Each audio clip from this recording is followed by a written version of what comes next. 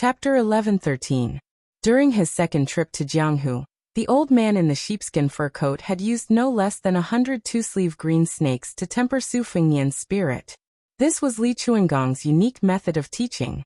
Later, after eating the purple gold bun given by the Beimeng's grand preceptor Yuan Qingshan, Su Fengnian had also let Su Yambing beat him with all his might to digest the purple gold qi brought by the bun.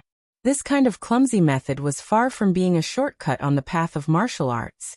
As long as one could endure it, it would definitely be a path that could lay a solid foundation.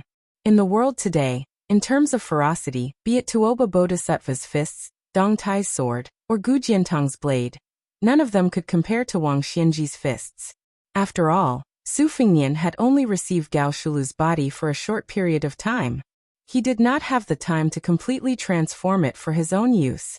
Therefore, Wang Xianji's attacks became the best way to forge it. Every generation of Baoyang's blade had to be tempered thousands of times before it was forged. It was done. Su Fengnian's wounds healed by 70 to 80% in an instant. This was a subtle sign that the fire had reached the right level. He slapped the ground with one palm and his body spun up, once again standing in front of Wang Xianji. Su Fengnian gritted his teeth as he waited for this moment. Wang Xianji was also fishing. If the bait was too small, how could he catch the big fish of the North Sea named Kuan? The hundreds of Wang Xianjis merged into one at the same time. Su Fengnian had already begun to charge forward. Almost at the same time, Su Fengnian, who had chosen to stand by and watch, merged with Su Fengnian and returned to his body, like a wanderer returning home. If the distance between them was 10 minutes, then Wang Xianji had charged forward for 6 minutes, while Su Fengnian only had 4.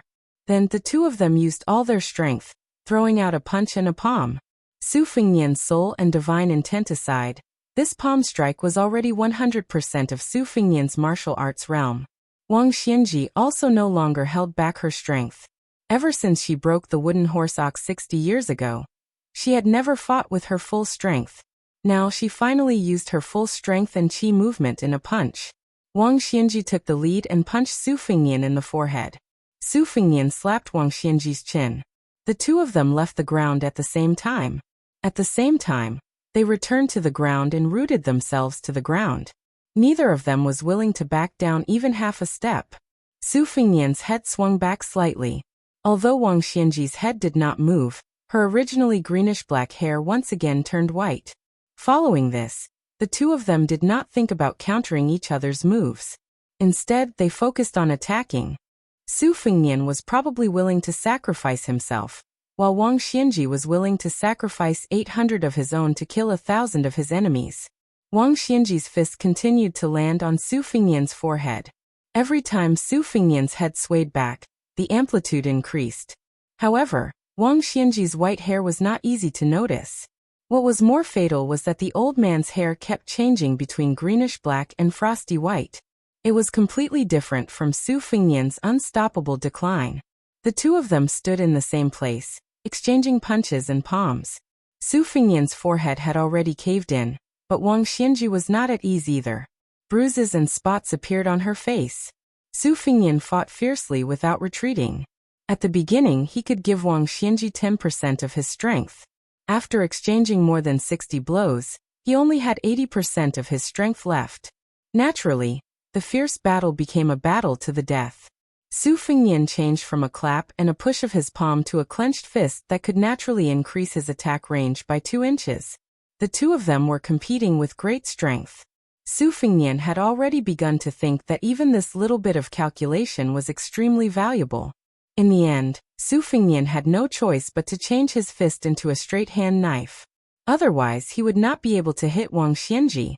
If it were any other opponent, Su Fengnian, whose cultivation was enough to rank among the top 3 in the world, had learned many different things. Naturally, he could use a sword with unparalleled ease. Using a saber with a powerful momentum, he could walk around with his bare hands as leisurely as he did now. How could he be so petty and haggling over every detail like he was doing now? Wang Xianji had been punching from beginning to end. Above the two celestial beings, the colorful clouds were roiling, gathering and dispersing randomly. Su Fengnian's last hand knife only hit Wang Xianji with the tip of his finger. Wang Xianji's mouth curved into a cold smile. An arrow at the end of its flight, a dying struggle. This time, the old man did not fight to the death from the very beginning. Instead, he went step by step. First, he poured half a bowl of water, then 8 portions of tea, and finally a full cup of wine. But being drunk was not losing his self-control. Wang Xianji was already at his peak. When Su Fengnian's head swung back in a semicircle, the old man was unexpectedly able to flourish even more. One punch to the end. With 11% of my essence, qi and spirit, I'll send you on your way. This old man's last battle in this world was not in vain. Su Fengnian, who was indeed an arrow at the end of its flight, no longer sent out a hand knife. Instead, he drained the pond to catch fish. His remaining qi surged out and suddenly slammed his head forward, taking the initiative to meet Wang Xianji's fist. Su Fengnian was sent flying by the punch. His entire face was like a porcelain that was about to shatter. It was extremely frightening. Not only his face, but his entire body was also in such a miserable state. After being hit, Wang Xianji did not feel good either. His footsteps were light and he staggered back. The arm that punched was hanging down. It was already fractured. Su Fengnian's body was about to fall, and he smiled. In an instant, the person from Daylily, who was not too far away, threw out an instant spear. After Wang Xiaoping died, the sword pierced through Wang Xianji's body. This spear, following the trajectory, happened to once again pierce through Wang Xianji's chest, who could not dodge. The instant spear pierced through Wang Xianji's tall and sturdy body. The spearhead nailed into the ground diagonally. Wang Xianji was enveloped by the power of the spear and flew backward.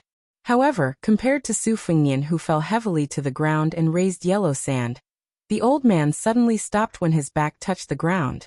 He strangely floated in the air, and then slowly stood up. Wang Xianji was expressionless. He looked at the second Su Fengnian in the distance, who had 1 soul and 2 spirits. He hurriedly returned to his senses, but he still did not stop thousands of blood vessels from flowing out of the cracks in his body. Those who deserved to die could not die. Those who wanted to live could not live. Blood soaked his clothes and dyed the yellow sand red. Su Fengnian lay in the blood just like that. The young king of Bailiang, who was on the verge of death, looked at the sky with blurry vision. Su Fengnian closed his eyes. His soul floated out in all directions, and even Gao Shulu's body was no exception. Together, they slowly swept towards Huang Longshi and Miss Hehe. He only hoped that the last bit of his cultivation could save the life of the silly girl, who always liked to carry sunflowers. Wang Xianji finally spoke. Do you have any last wishes? Su Fengnian, whose vitality was gradually fading, did not speak. Before he left Wudong, he had already set up a plan. Bailiang hid a puppet Su Fengnian that looked like him. Even if he died in the battle and Bailiang lost the real Su Fengnian, there was still the king of Bailiang. In this way, as long as the Su family's banner did not fall, the morale of Bailiang's army would still be there. They would not be defeated by the million-strong cavalry of Bailiang. The Central Plains would probably see the smoke of war later. Chapter 11:14. On the previously secluded desert bordering Yuzhou and Helian prefectures, some untimely figures appeared out of nowhere. A child in a tattered fur coat and a white scarf was busy driving the flock of sheep. The land at the border was barren. Fortunately, the spring grass was plump compared to other seasons. Even so, the 6 or 7 old goats were still thin and dirty, looking like a group of lethargic old people. The child had a straw rope tied tightly around his waist. His cheeks were dark and thin. He had a wooden pole under his armpit and an old sheep whip in his hand. He walked and stopped with the flock of sheep eating grass. When he stopped, he would hold the sheep whip in his mouth and hold the pole with both hands, waving it wantonly. Occasionally, he would imitate the posture of some adults in the village shaking the pole. Northern Liang worshipped martial arts, and its people were ferocious. There were many dens that were rich in hard martial arts. This was because the experts in the eyes of the common people were usually in a large group. Even the women and children knew some martial arts. For example, there was a saying in Yuzhou that 9 out of 10 sheep knew martial arts. This was the first half of the saying, and the second half was that only 1 out of 9 martial arts masters could be a great spear. It meant that it was easier to practice martial arts than spear. However, Since ancient times, the poor studied while the rich practiced martial arts. Such a poor child would not be able to touch the threshold of spear arts in his lifetime. After that, the child saw a frightening scene more than 10 miles to the south. The earth suddenly shook, the sand suddenly rose, lightning flashed, and the wind was calm. The child was curious and thought that the flock of sheep would not get lost, so he began to drag the pole and whip to the south. He was thin and sallow, but his legs were not weak. Baoyang was very cold. Children from poor families were really weak. They could not survive the winter and could not be lazy. Therefore, children who grew up eating sand in the northwest frontier fortress, no matter how short and thin they were, would definitely lose in a fierce fight with their peers in rich Jiangnan. The child ran to the south, bending his back and rushing forward. He was unusually fast. While running and taking a few breaths, there were inexplicable explosions not far away. It was human nature to seek advantages and avoid disadvantages. It was not that the child did not think of turning back, but there were a few times when his stubbornness overcame his timidity, and he gritted his teeth and continued running south. Just like that, the goat-herding child slowly approached the battlefield in a daze. Su Fengnian's soul floated over, and found Huang Longshi and Miss Hehe. When the calculative Huang Sanjia saw this scene, the old man holding Hehe could not help but be shocked and stunned. Was the most powerful vassal king in Liang really going to die like this? How many days had it been since he became the emperor of the Northwest? His way of dying was quite spectacular, fighting a battle to the death with Wang Xianji. However, the people of the world were fond of the 4 words, although defeated with honor, but they didn't like to die with honor. Huang Longshi sat cross-legged and gently held his silly daughter in his arms. He was a little emotional. In Taiyan City, he did not predict the choice of the wooden sword ranger. This time, he also did not predict the choice of another young man. But no matter what, the boy named Su still came as promised. The 2 souls of Su Fengnian held Jia Jiejia's hands respectively and transferred the last of their vitality to her. They tried their best to wash away the disaster planted by the old Taoist of Dragon Tiger Mountain. The girl's complexion gradually improved and became rosy. Huang Longshi had walked a long path in his life, and had seen too many things in the world. The old man had sneaked into Baoyang several times. Not only did he think that Chen Jibao was better than Su Fengnian, but he even appreciated Yuan Zuozong more than His Royal Highness, who was rotten on the outside. In the old man's eyes, the trick of hiding one's own stupidity was not a brilliant method worthy of admiration. This boy was born noble, so what if he was cursed? It was his fate to be constantly assassinated. Speaking of miserable endings, the people in Xiangfan City who were cooked by their relatives, were they not miserable? When the country was destroyed and their families were in exile, those children who were sold by their cruel parents according to their weight were not miserable. More recently, the little girl in his arms also had a miserable life. All living things were bitter, and most of them were unspeakable. Even when Huang Longshi saw that Su Fengnian had resolutely descended the mountain to stop Wang Xianji without a perfect plan, he was only slightly surprised. He took it even more as a matter of course. This was something he owed to the daughter in his embrace in the first place. He even felt that this kid was extremely scheming, hoping that he, Huang Longshi, would lend a hand. Only when the situation was settled did Huang Longshi truly show some emotion. He asked softly, "You don't regret it?" Su Fengnian smiled and shook his head. Although he opened his mouth without saying anything, it was enough for Huang Longshan to know the general meaning. The reason why I rushed here was not only because of the agreement, but also because I knew that even if I tried my best, I couldn't beat that old man. Since one of us would die anyway, I might as well let one live. Senior, you don't have to think too much. The 2 of them asked and answered. Why didn't you hide in the army at the border and avoid fighting? No matter how powerful Wang Xianji was, he would have to kill until his hands were tired before he could see you. I did think of that. But if I did, the army that Baoyang had worked so hard to gather would collapse. And if Wang Xianji chose to assassinate me in anger, I wouldn't be able to avoid it either. And if I was afraid of fighting, Gao Shulu's spirit would reject me even more. If I was caught by Wang Xianji, even if my 3rd soul returned from a long journey, I would lose my foundation and would be doomed to die the moment I saw him. Rather than die a cowardly death, It would be better to have a proper fight. It would be best if he could survive. Even if he died, with Wang Xianji's magnanimity, she would not personally say that the new Prince Liang died at his hands. At that time, it would appear that I am a fake Prince Liang, and it would be useful. You're about to die, and you still want the Su family to continue guarding the northwest gate for the court? People speak the truth when they're about to die. It seems that in the past, this old man was measuring the stature of a gentleman with his own yardstick. Naturally, it's not guarding the gate for the emperor of the Zhao family. It's not even for the people of the Central Plains. It's just Su Zhao's family business. I promised him that I would take it. It's that simple. On top of that, it's a good thing if the South can suffer less and have fewer people die. First there was Chen Jibao, then there was Wang Xianji. These two mountains are not much lower than the mountains that the emperor of the Zhao family is facing with Su Xiao and Zhang Julu. Do you understand the grievances here? Removing the vassals is the general trend. It's just that the Su family and the Zhao family are on opposite sides. I don't deny that the one in Great Peace City is a wise ruler. On the contrary, he can not only establish a country like his ancestors, but also revive the dynasty. Even if he's at the end of a dynasty, he might be able to turn the tide and continue the dynasty. But this doesn't prevent me from being his mortal enemy. However, he wants Zhang Julu to die a horrible death. He should be going against the current. The poor people in the wilderness are constantly entering the court and squeezing out the positions of the Chinese families.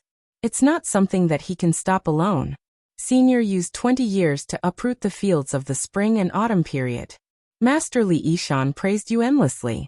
In the last years of Yonghui, Senior sneaked into Beiliang for the third time. After meeting with Chen Jibao, Su Xiao secretly mobilized most of the elites of the Fushui Association and 700 Autumn Water Light Cavalry, led by Lu Qiu, and Su Yanbing. They were determined to keep Senior here. But Master was determined to stop them, so they didn't move. There's such a thing. Yes. Many people have praised me in private, but Li Yishan's comment about me being a man of great ambition and extraordinary talent was the only one who hit the mark. Do you know why? I don't know. As they chatted, one of the two Su Fengnian absorbed the tribulation in Miss Hehe's body like a whale, and the other helped her to fill in the divine will. Huang Longshi smiled and said, "It's okay if you don't know." In another book, an ancient person named Kong Jigui wrote an ancient text called Northern Mountain Translation Text. The 8 words in it are very suitable for me. The sun is bright, and the frost is cold in autumn. Later, Huang Tingjian extended it and wrote a sentence. When young and talented, he will accept noble visits, but when old, he will be loyal and righteous. The two Su Fengnian were a little puzzled, but they didn't think too much about it. Huang Longshi thought for a moment, and stretched out his palm to flatten the yellow sand at his feet. He used his finger to write 14 words. The lantern of the house of the rich is bright, and the moon of the poor is bright. The old man then muttered to himself. It can be said that the taste of the imperial edict is profound, and the feelings of the world are extremely clear. As a person who forgot worries, the soul of the Su Fengnian nodded. Huang Longshi continued to use his finger as a pen and the sand as paper to write the second sentence. But with others, the fish knows that the water is cold and the water is warm. If one is not satisfied, one will often be 8 or 9, regardless of whether the flowers bloom or fall in spring. The soul of the Su Fengnian, who had borrowed Wang Xiaoping's sword, laughed it off. Huang Longshi quickly wrote the third sentence. There is no end to numbers, and there is no long misfortune. The old man then raised his head and looked at the Su Fengnian. The Su Fengnian nodded and then shook his head. Huang Longshi lowered his head and looked at the little girl in his arms who had turned around and returned from the gates of hell. He said softly, "This old man once used Wenhua to scheme against you. Don't you bear a grudge?" "How could I not bear a grudge? It's just that there are differences in the size of the grudge, and there are differences in the order of revenge." "That should be the case."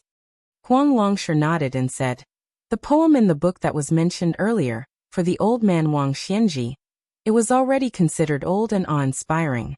But he is 100 years old, and is the most powerful person in the world. In the end, bullying a younger person who hasn't even reached the age of 30 is not an act of kindness." The Su Fengnian, who had rushed to the battlefield with the spear of Xana, stared tenderly at the girl. Everyone has their own way of living, but some fundamental principles are the same. It's just that Wang Xianji had one sentence that blocked all the words. His fist is hard so he can ignore the principles of others. Since I have lost, there is no way for me to reason with him. At this point, the girl was about to wake up. The two Su Fengnian did their best, stood up, and left. Chapter 11:15. When Huang Longshi saw the two of them leaving, his expression turned serious. He looked at the sky and gently put down his daughter who was slowly opening her eyes. He stood up and muttered to himself, "This old man doesn't trust anyone, and is used to judging others with the greatest malice. You, Su Fengnian, are in a situation where you have nowhere to retreat to, yet you still do things to satisfy this old man. It seems that this old man has indeed misjudged you in the past." Huang Longshi smiled and turned his head, seemingly answering his own question. "Su Fengnian, you definitely don't know that the reason why the last person who was spiritually traveling to the spring and autumn period could not leave the spring and autumn period was because this old man purposely closed this book. That was why he could not leave that page. Now that things have come to this old man can no longer hide it. Helping you is also helping himself." The old man lamented. "Who will wake up first? Only you will know." Huang Longshi took a deep breath. This old man could have achieved the realm of Confucian Saint long ago, but he purposely suppressed it. Otherwise, there wouldn't have been a fleeting Xianyuan Jingqing after the spring and autumn period. This old man will give you a true carefree journey. Huang Longshi raised his arm, drew strokes and pointed at it. He wrote 8 words. "I write the spring and autumn period to respect the heavens and earth." He flipped open the book and opened the door. It was as if a door opened behind Huang Longshi. A person stepped out and answered softly, "The heavens and earth naturally respect me." Morning farewell, White Emperor. Colorful clouds. White Emperor, one of the 5 celestial emperors in the ancient book, was in charge of all the gods of the West. Wang Xianji looked at the colorful clouds gathering and dispersing above her head. She had an epiphany and roughly understood her background. No wonder she was at odds with the Jinwu Great Emperor of the North. When Jinwu's law form descended to the spring god lake, Wang Xianji, who was in the martial emperor city, hated it bitterly. Wang Xianji did not stop Su Fengnian's soul from escaping, nor did she stop them from returning. Sensing the weak aura of Su Fengnian lying in a pool of blood, Wang Xianji looked at the northern sky and asked loudly, "Fight again in the sky?" The sky did not respond to Wang Xianji's question. However, someone in the human world replied with 2 words, "No need." A huge firefly crashed into Su Fengnian's bloody body. Wang Xianji frowned and turned to look in that direction. Su Fengnian knelt on the ground with one knee and one hand on the ground. He said softly, "We don't have to fight in the sky." Wang Xianji narrowed her eyes and stared at the young man who had perfected the divine will. She was a little puzzled. She was not dead yet. The old man looked at Huang Longshi's situation and quickly understood. This young vassal took a different path from Yuan Qingshan of Beimang. He wanted to merge the 3 religions of Confucianism, Buddhism, and Taoism. Unfortunately, he lacked the most important style of Confucianism. Wang Xianji did not think there was anyone in the world who could make Su Fengnian understand this realm. If Chao Chongqing gave up his cultivation, well, there was a 50 to 60% chance. However, this official in black wanted to restore the country. Even if he liked Su Fengnian very much, he would not let his emotions affect his decisions. He wanted to restore the country in West Chu and give it to someone else. However, Wang Xianji did not expect that the cold-hearted Huang Sanjia would do such a thing, and really let the last wanderer of spring and autumn win. This meant that this kind of gift of inheritance could not be accepted by the other person, just because one person gave it to the other. Just like when Su Fengnian first went to Mount Wudong to practice the blade, Wang Zhongluo did not hesitate to give away the cultivation of the Great Yellow Court. However, in the end he only gave away 60 to 70%, which was a serious loss. It was far from letting the young His Royal Highness achieve immortality in one step. Huang Longshi's action was no different from gambling. However, if he gave away the realm but could not make Su Fengnian accept it completely and only made half of the Confucian sage, which was useless in the end, then it would be the biggest joke in the world. Wang Xianji's injury was not fatal, but it was not light either. Especially that instant spear, which could be considered the most embarrassing time since he reached the top of martial arts 60 years ago. The old man still could not let it go. It was not a matter of the severity of his injury, but that no matter how Wang Xianji deduced afterward, he could not avoid it. Su Fengnian grabbed a handful of sand, stood up, and opened his palm. The yellow sand was blown away by the wind, and was thrown into the sky. A line went far away and seeped into the colorful clouds. Like mud sprinkled on brocade, it scattered the wind in an instant. Su Fengnian's 3 souls and 6 spirits had returned to his body. Although his face, which was torn apart by Wang Xianji, had not healed, it was still shocking. However, his momentum was majestic and incomparable. Wang Xianji's expression was calm, but there was a slight ripple in his heart. However, his will to fight had never been as high as it was now. This was like a person standing alone on the highest floor, and finally seeing a second person walk up to the top. There was no first place in literature, so they despised each other. There was no second place in martial arts, so they killed each other. Wang Xianji, who had always let the younger generation show off all kinds of amazing moves, took a step back and a step forward. This was the first time she took the initiative to make a fighting stance. Su Fengnian took a step forward, and a short knife appeared in his hand. He held the spring thunder upside down. The second step was a long one. He held the winter-embroidered knife, which was slightly longer. The 2 knives given or borrowed by Bai Huer's face accompanied him through the 2 Jianghu in Liang and Beimang. Spring thunder on the left and winter-embroidered knife on the right. Su Fengnian rushed to the front of Wang Xianji with 2 knives in his hands, and chopped down with the winter-embroidered knife. Wang Xianji raised her hand, and held the winter-embroidered knife, which did not emit any blade light. Her right hand was about to blast out in an attempt to smash the boy's chest. The young man's will had reached the peak, but Gao Shulu's body was still on the verge of collapse. However, before Wang Xianji could make a move, the spring thunder knife came horizontally. It was actually faster than Wang Xianji's by 11%. The 2 knives looked light and easy. Other than the word fast, there seemed to be no other mystery. However, Wang Xianji unexpectedly used her elbow to block the knife, and then retreated. Su Fengnian followed like a shadow, and always kept a distance of 1 knife from Wang Xianji. The winter-embroidered knife stabbed Wang Xianji's wound, which was made by the instant spear. Wang Xianji was not afraid. She let the dangerous knife stab her, but her fist smashed toward Su Fengnian's neck. Su Fengnian's figure swayed, and the embroidered saber left his hand, barely dodging Wang Xianji's heavy punch. His body drifted past Wang Xianji, and then he grabbed the embroidered winter saber that came out of Wang Xianji's body.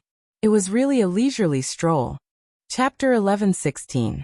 Since he did not manage to plant a follow-up chi in the winter-embroidered saber, the saber strike seemed to have severely injured Wang Xianji, but it was more of a humiliation. Wang Xianji was finally forced to the point where he could be calculative. He did not turn around to pursue the attack. Instead, he tapped the ground with the tip of his foot, and used his back to crash into Su Fengnian.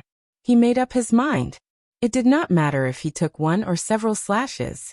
As long as he could completely crush Su Fengnian's body, the outcome would be decided. Su Fengnian, whose back was facing Wang Xianji, took a few steps to the side and brushed past Wang Xianji again. When their gazes met, Su Fengnian slashed his saber at Wang Xianji's neck. Wang Xianji suddenly sped up. Not only did he lower his head to avoid the bright blade, but he also staggered towards Su Fengnian's side. He pushed his palm forward and pushed it towards Su Fengnian's shoulder. Su Fengnian twisted the tip of his foot, and spun half a circle. He used the inverted spring thunder saber's blade to block Wang Xianji's palm. Wang Xianji clenched his fist and clamped the blade between his thumb and index finger. He was about to break the short saber. Unexpectedly, Su Fengnian casually swung his winter-embroidered saber horizontally. The tip of the saber brushed past the hilt of the spring thunder saber. The latter kept spinning.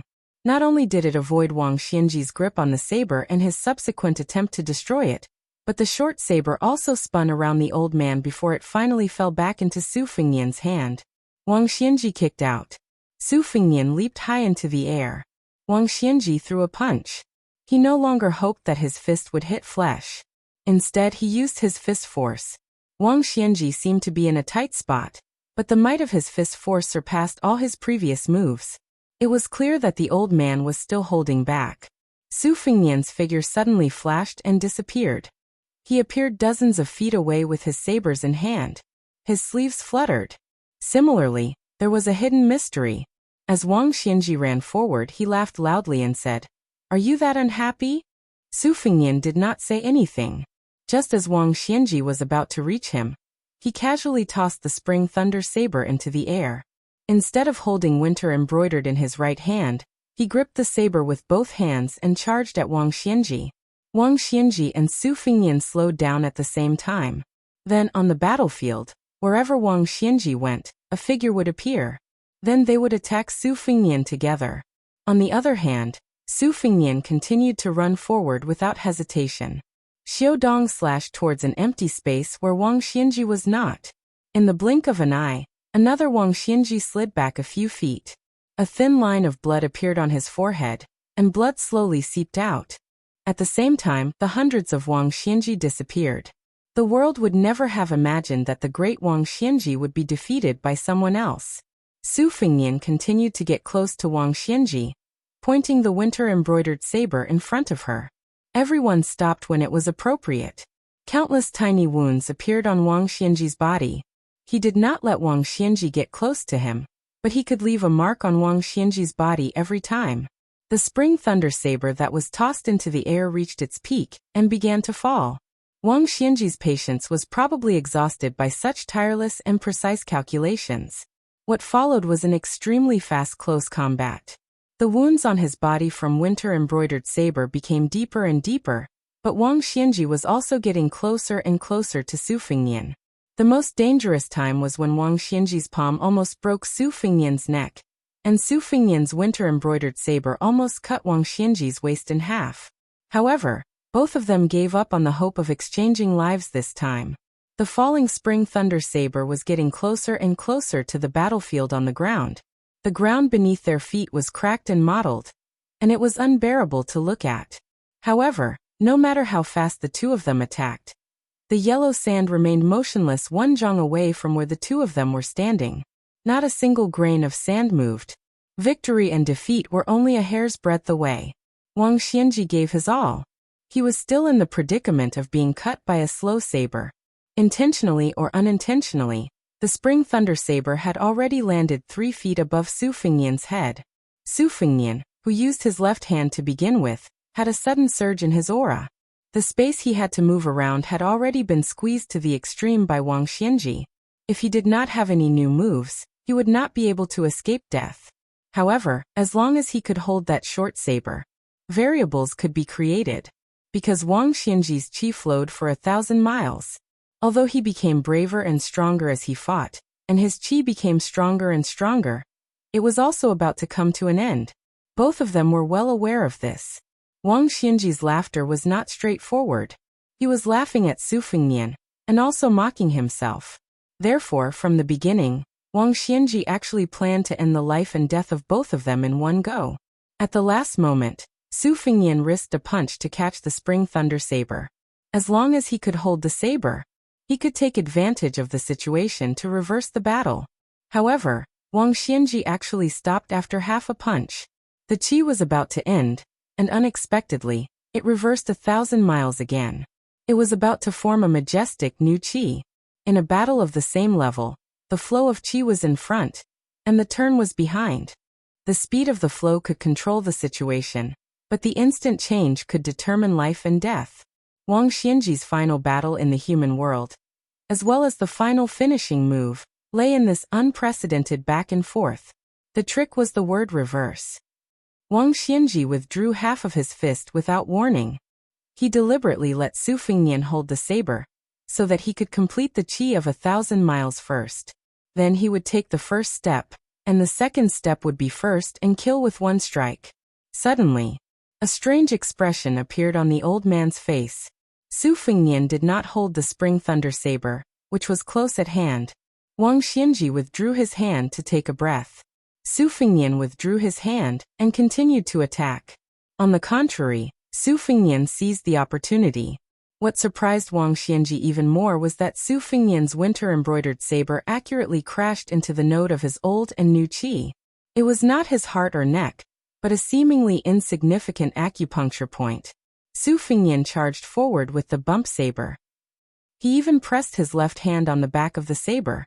Wang Xianji was forced to retreat dozens of feet just like that. No matter how old he was, he could not stop the arrival of the new winter season. Wang Xianji's qi was rapidly dispersing. His white hair fluttered wildly. Su Fengnian lifted his saber diagonally and returned the favor. He lifted Wang Xianji's burly body off the ground. He did not pull out the winter-embroidered saber, which was used to suppress qi.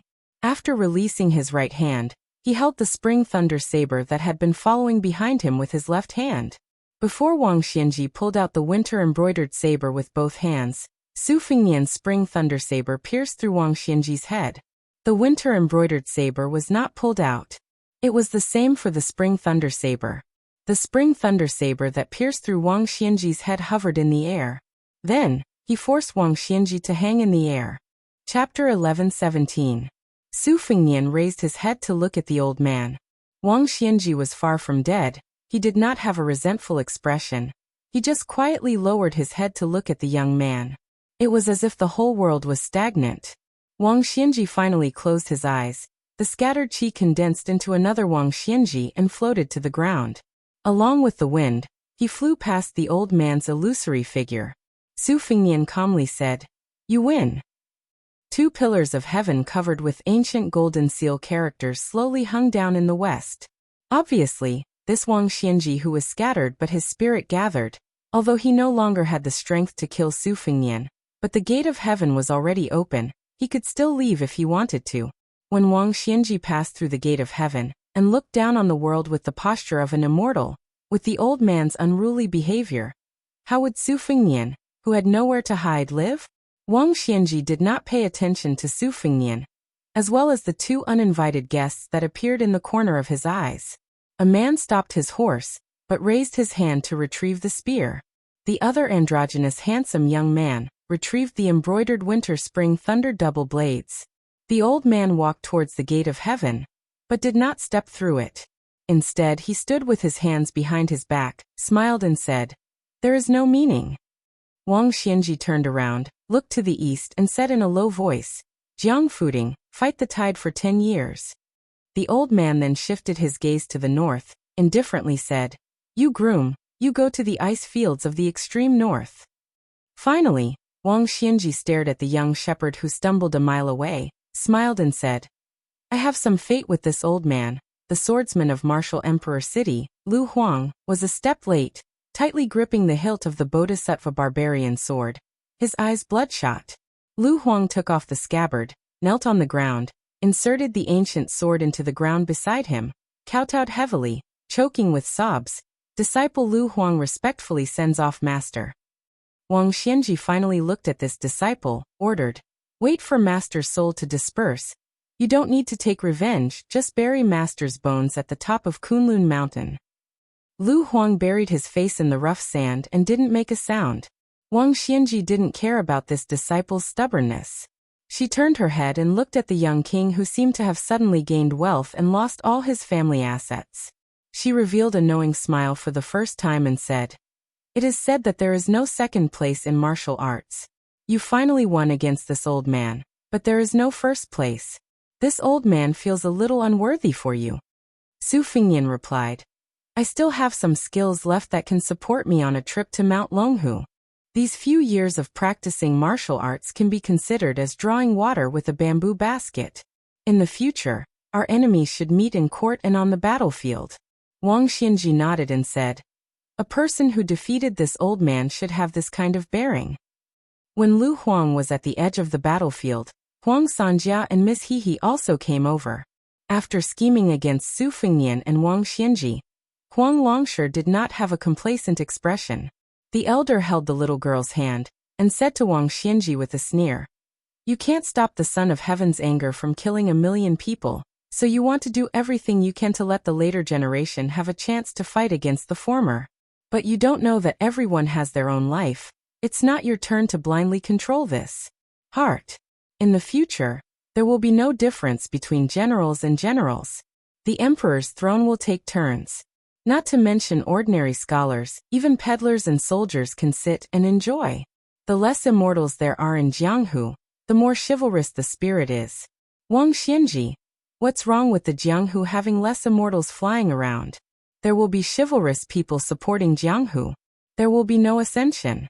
But the Jianghu's origin isn't in the sky, so naturally it won't die. Wang Xianji smiled and said, "Good."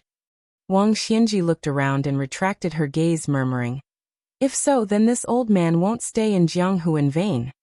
Wang Xianji lightly shouted. Her soul split into three and turned into a rainbow and left. The magnificent divine gate gradually dissipated. Wang Xianji didn't ascend, reincarnate, or live an ignoble life, but generously gave 3 opportunities to the Jianghu in the future. One went to the faraway Eastern Sea Martial Emperor City. One went to the faraway Grand Peace City, and the last one went to the nearby Shepherd Child. Lu Huang abandoned his long sword and walked empty-handed to his master's corpse on the ground. He gently carried it on his back and walked further and further north. Huang Longshi held his daughter's hand and walked towards the east. There's a beginning and an end. After this old man dies, remember to find this old man's daughter and take good care of her. Baihuo wore the embroidered winter-spring thunder, walked to Su Fingyan and asked, "You're going to Mount Longhu?" Su Fingyan nodded and asked, "Then what about you?" Baihuo smiled and said, "I don't have the habit of owing debts. Since you killed Wang Xianji for me, then I'll try to kill Tuoba Bodhisattva." Su Fingyan whispered, "Don't die." Baihuo smiled and dismissed it. Su Fingyan said to Su Yambing, "Uncle Su, please bring that child back. I plan to take him as my disciple." Su Yambing nodded and rode north with his spear. He found the skinny shepherd boy who fainted on the ground because he couldn't bear the burden. Mount Longhu. A middle-aged Taoist was fishing by the deep pool. The purple bamboo fishing rod had no hook or bait. A green leaf was floating in front of him. The Taoist Zhao Huangchao occasionally stared at the wandering veins in the leaf, and occasionally raised his hand to calculate the fate. At first it was mostly within the framework. Zhao Huangchao's expression was relaxed. The veins in the leaf turned bright and dark a few times. The Taoist who cultivated in seclusion frowned, but didn't turn pale, until the leaf turned yellow in an instant, and was cut off along one of the veins. Zhao Huangchao was speechless. He looked at the 2 pieces of the leaf floating on the deep green pool. His face was pale. Zhao Huangchao suddenly raised his head, and looked towards the northwest. He said angrily, "Old man Wang is useless." A red rainbow smashed into the deep pool. Zhao Huangchao decisively threw away the fishing rod and rushed up the mountain. He wanted to climb over the mountain and rush north. He wanted to rush to the Earth Lung Mountain where he had raised an evil dragon in the #1 paradise of Taoism. The guest from afar knocked away most of the water in the bottomless pool. It was as if a huge green lotus had bloomed in Mount Longhu. Zhao Huangchao stepped on the canopy of the towering ancient trees, as if he was walking on flat ground. His body leaned forward and his Taoist robe fluttered in the wind. The great Taoist master rode the wind. However, a cold killing intent enveloped his back. Knowing that things were not going well, Zhao Huangchao made a gesture with his fingers, and was about to recite the word formation. That would turn out to be a prophecy when one of his legs was grabbed by the monster behind him whose face he had yet to see clearly. The visitor from Mount Longhu sneered, "Go back." In the end, Zhao Huangchao's body was lifted high and then thrown into the deep pool where the water was rippling. The Taoist priest didn't have time to dissipate the force. His back crashed into the water. The visitor was determined to beat him up. He landed in the pool almost at the same time as Zhao Huangchao. He appeared beside the Taoist priest and pressed the Taoist priest's head down with his 5 fingers like hooks. One standing and one lying down, they broke through the water and fell into the pool together. In the blink of an eye, Zhao Huangchao's head and back crashed into a blue stone that suddenly appeared at the bottom of the pool. The blue stone instantly shattered. The person raised his arm slightly and still grabbed the Taoist priest's head. He then slammed it into the stone wall on the side of the deep pool. Zhao Huangchao seemed to have been nailed into the stone wall. The person was still unwilling to give up. His 5 fingers retracted and then pushed again. This repeatedly. The Taoist priests had crashed into the stone wall again, and again like a bell. No less than 100 dull and terrifying sounds of the bell rang in Mount Longhu.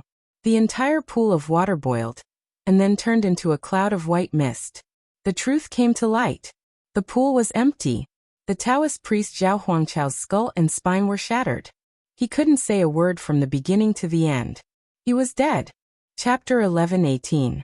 With such a big movement under the nose of the Taoist master mansion, the Taoist masters of Longhu Mountain arrived one after another. However, there were no nobles dressed in yellow or purple. The 3 Taoists who arrived first were not old.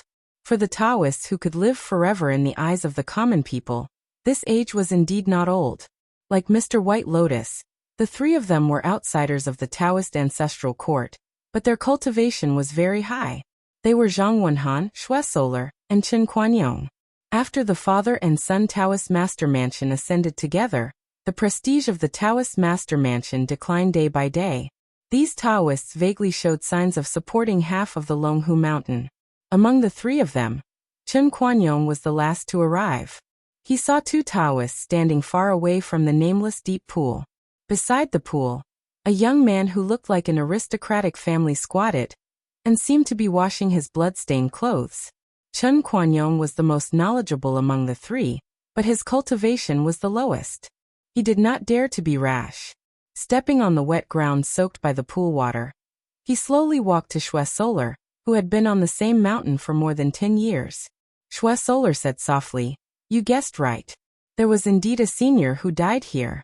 When I arrived, the senior tried to fly to the Earth Lung Mountain in the north, but he was stopped by the young man."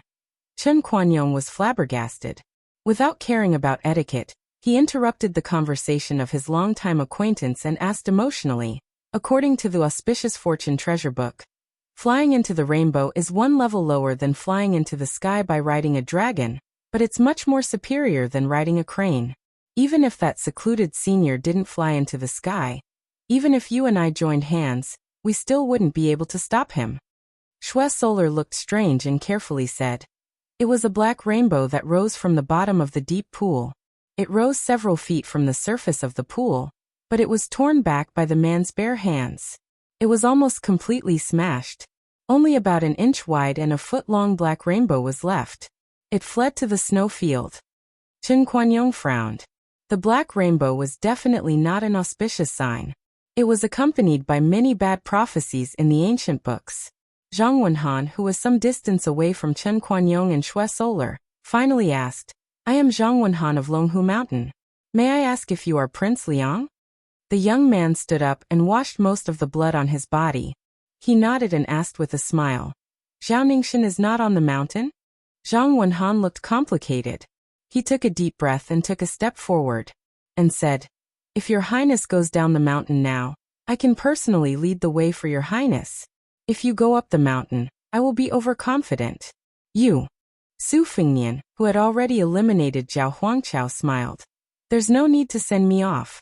Send my regards to old perfected Zhao Shituan on my behalf." Zhang Wenhan felt as if a heavy burden had been lifted from his shoulders. He bowed deeply. "I will definitely pass on your message, Your Highness." Such wording seemed to be respectful, but in fact, it was no different from an eviction order. However, the notorious young king didn't seem to care, and walked straight down the mountain. Among the 3 of them, Xue Solar was the most straightforward. He had a bad impression of the Prince of Northern Liang, who had provoked Longhu Mountain. Even though he had seen how the Prince of Northern Liang ended the fight with his own eyes, he still had his own calculations. Observing the situation, he knew that the young Prince of Northern Liang was already weak. Xue Solar didn't want to miss this once-in-a-lifetime opportunity. He didn't mean that he had to severely injure the powerful Prince of Northern Liang, but he wanted to avenge Longhu Mountain. He couldn't let Su Fingnian come and go as he pleased. Did he think that just because immortal Qi Xuanjin was no longer in charge of the demon-slaying platform, anyone could come and show off here? So Xue Solar took a step to the side and blocked Su Fingnian's path down the mountain. Then, without waiting for Zhang Wenhan, who was said to be only 1 step away from the finger-profound realm, to warn him, Chen Kuanyong saw the Duke of Northern Liang disappear in a flash. Then, Xue Daoyou's body was lifted off the ground. It was as if his head was pierced by an arrow. He was almost upside down when his head touched the ground, and then he fell limply to the ground. Zhang Wenhan hurriedly rushed to Xue Solar's side and squatted down, slowly instilling a long breath into him, trying to protect his turbulent heart. Chen Kuanyong found that Xue Solar's face was as pale as gold paper, and his complexion was extremely poor. Zhang Wenhan angrily said in a stern voice, "The whole world knows that Wang Xianji wants to fight to the death with this person. Since Su Fengnian can come to Mount Longhu, not to mention that he defeated Wang Xianji gave him his last battle in the mortal world. It can be seen that even if he came to Mount Longhu to seek revenge before the battle, he is not someone you and I can belittle. If we annoy this person and he is driven to desperation, he will break into the Taoist master's residence and go on a rampage, destroying the foundation of Mount Longhu. The three of us are not of the same surname, so how can we bear the responsibility?" Some of the Taoists who were of lower seniority gradually gathered around, and there were also a few Taoists who were yellow and purple. Seeing this scene, they were somewhat at a loss. Zhang Wenhan did not explain anything, and only asked Chen Kuanyong to report the details to the Taoist master's residence on the mountain. He then carried Xue Solar to a secluded place to treat his injuries. If he was unlucky and fell ill, it was destined to affect his Taoist root. On the mountain, people of different surnames had always been united. It was not easy to have a new atmosphere, and they should have climbed the mountain together.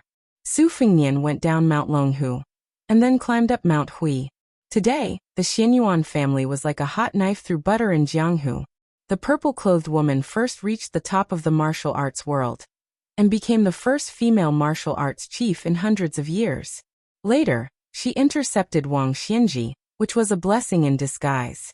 Her cultivation was temporarily damaged, but in the more important matter of the realm, she went one step further, causing Mount Hui to become more and more crowded. At the mountain gate's archway where one had to pass to go to Bull Mound and Snow Plateau, there was a newly erected sword comprehension stele, which was somewhat similar to the city wall of Martial Emperor City. If the challenger lost, he would have to leave behind his weapon and leave the mountain. Chapter 11:19. Su Fengnian walked unhurriedly on the mountain path. There were many strange people in Jianghu, so he was not too eye-catching. Beside him was a coquettish woman who deliberately wore a big white fox fur coat at the end of spring. In front of him, there was a bald man who dragged a huge horse-chopping sword up the mountain. Su Fengnian went up the mountain this time mainly to prevent the cunning Zhao Huangqiao, who had more than 3 burrows, from having a backup plan. That streak of black light that escaped the net eventually fell into the missing moon tower on the Great Snow Plateau. Although Zhao Huangqiao was undoubtedly dead and could not rise from the ashes, Su Fengnian had to be careful and personally make sure that he turned into ashes. Moreover, he wanted to make a deal with Xianyuan Qingfeng. Su Fengnian had fought 2 battles in a row. Not to mention Wang Xianji, Zhao Huangqiao was also an earth immortal, and he had killed 2 people in a row. It was no wonder that Xue Zhili of Mount Longhu thought that he was a pushover. Su Fengnian now only had the body of a tall tree, and his soul and spirit were in a mess. The former could not be obtained anymore, but the latter was like a dried-up pond in a dry season. As long as the pond was still there, there would be no water for a short period of time. However, as long as there was a few rains, there was still hope that the pond would be filled up. This was also the unique insight that Su Fengnian had comprehended after successively entering the false realm.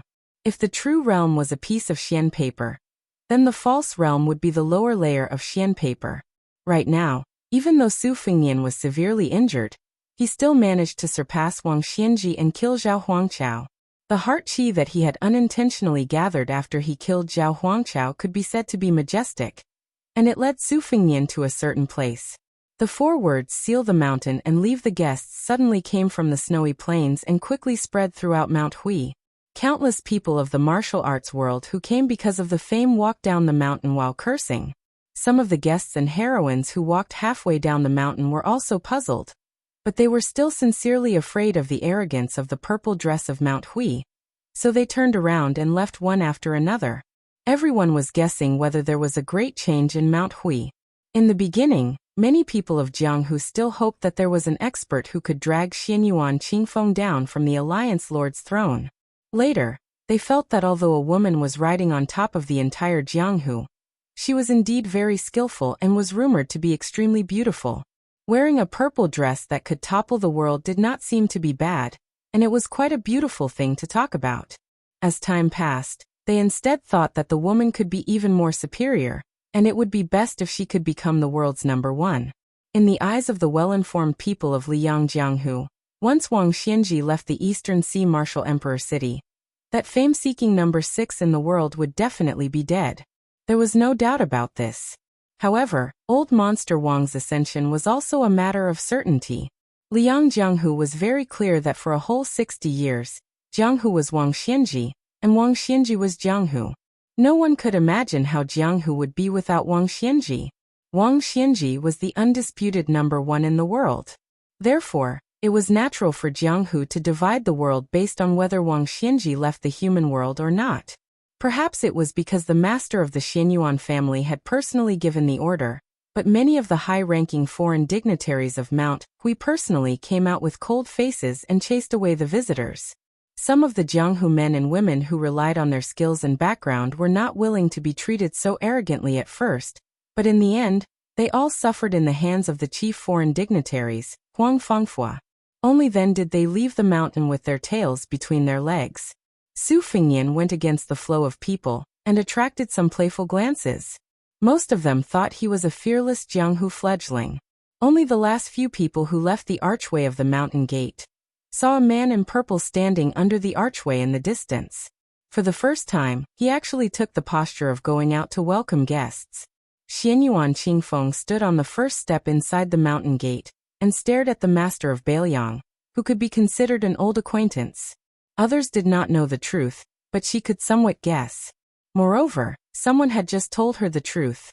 She calmly said, "Don't worry. That Taoist is already dead. As for why he came to Mount Hui before he died, if you want to know the answer, you can take advantage of the situation and fight with me. I'll only tell you if I lose." Su Fengnian leaned against the jade pillar of the archway, and looked at the magnificent scenery outside the mountain with his hands folded in his sleeves. He sneered. "You really are a shrewd businessman.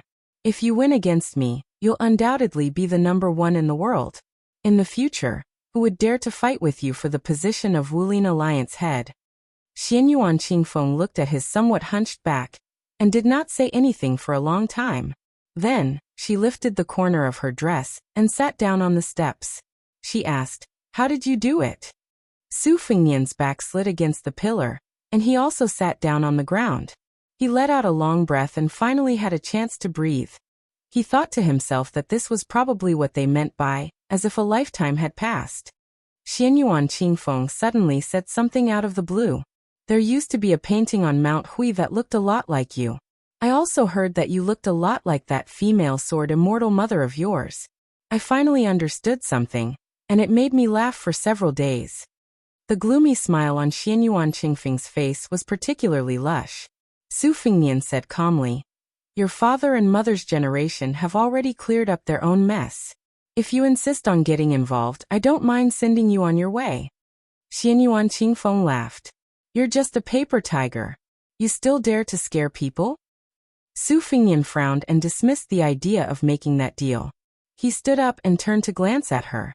"In the future, you should pay more attention to Jiang Fuding of Martial Emperor City, and that groom you who went to the north.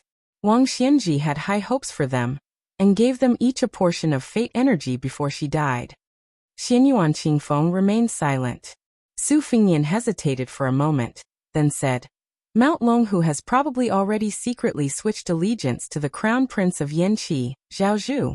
Even if the celestial master residence does not have the courage, that White Lotus will still bet on Zhao Zhu. If you dare to make a bet, Zhao Zhu is a good choice. In the future, the Jianghu will become more and more inseparable from the imperial court." Xianyuan Qingfeng remained expressionless. Su Fengnian went down the mountain twice in a day. He went to Martial Emperor City alone. Chapter 11:20. There was not a soul in the carriage. The coachman was a young man dressed in plain clothes. If he were the son of an official, based on his appearance and if he could write well, he would most likely have a smooth career in the officialdom. It was a pity that he was from a lowly family who was not allowed to study for the imperial examinations. Li Yang reorganized the provinces and established the roads. In terms of the various roads and territories, the king of Yanqi oversaw the southern border, which was the most vast. The Guangling Road, which the vassal king Zhao had his eyes on, was close behind. However, the degree of richness of the two could not be compared. Half of the world's taxes came from Guangling, which was not a lie. It was just that Guangling Road was not peaceful at the moment. In the past, there were still people who could rely on their connections to pass through the post house. However, now that a storm was coming, it was obvious that a war was imminent. The dozen or so main post house roads around Guangling Road were abnormally strict. They did not allow anyone other than soldiers to invade. Once discovered, they would be exiled from the Tu Liao. At the border of Guangling Road, there were many checkpoints with swords and halberds. One could only leave but not enter. It was obvious that the rebels of West Chu were the first to fortify their walls. Later, the matter of clearing the wilderness was handed over to Li Yang in order to catch a turtle in a jar. Several vassal kings carrying Jingnan's banners were stationed at the border. Most of them cherished their feathers, so the soldiers under their command did not violate the law. However, some of the second and third class generals who held little military power, but were unable to participate in the war immediately smelled the fishy smell. Horses would not grow fat without night's grass. Around the border, there were many bandits fishing in troubled waters. It was true that there were a few rebellious acts, but it was absolutely not as serious as reported by the local government. As a result, first there was a small-scale rebellion, and then there was the chaotic scene of bandits passing through like a comb. Immediately after that, the soldiers who were suppressing the bandits heard the news and moved into action. This was the true meaning of soldiers passing through like a string of beehives, causing many wealthy families who had the strength to complain incessantly. In the end, even the envious heads of the provincial and county government suddenly became bold. They did not care about their table manners, and wantonly sent their trusted aides and advisors to the aristocratic families outside of their in-laws. Nominally, they were distributing protective talismans, promising that when the bandits roamed, the government would definitely send troops to protect the border and the people. Nobody was stupid, so they could only obediently squeeze out a smile and send boxes of gold and silver as a means of averting disaster. Nowadays, even the banknotes of the big money houses with roots in the capital were useless. As long as it was real gold and silver, the latter could only resentfully curse the officials in private. If he wanted to get to Eastern Sea's Martial Emperor City, he would have to go through Guangling Road and take the easternmost Wild Road. Su Fengnian, who had become a coachman, had already crossed the border. Along the way, he had seen several robbers taking advantage of the chaos to make money, all of which happened in the area between Dechu and Li Yang's Prince of Guangling, Zhao Yi. Among them, there was a group of 30 robbers, each of them riding a horse and wearing armor.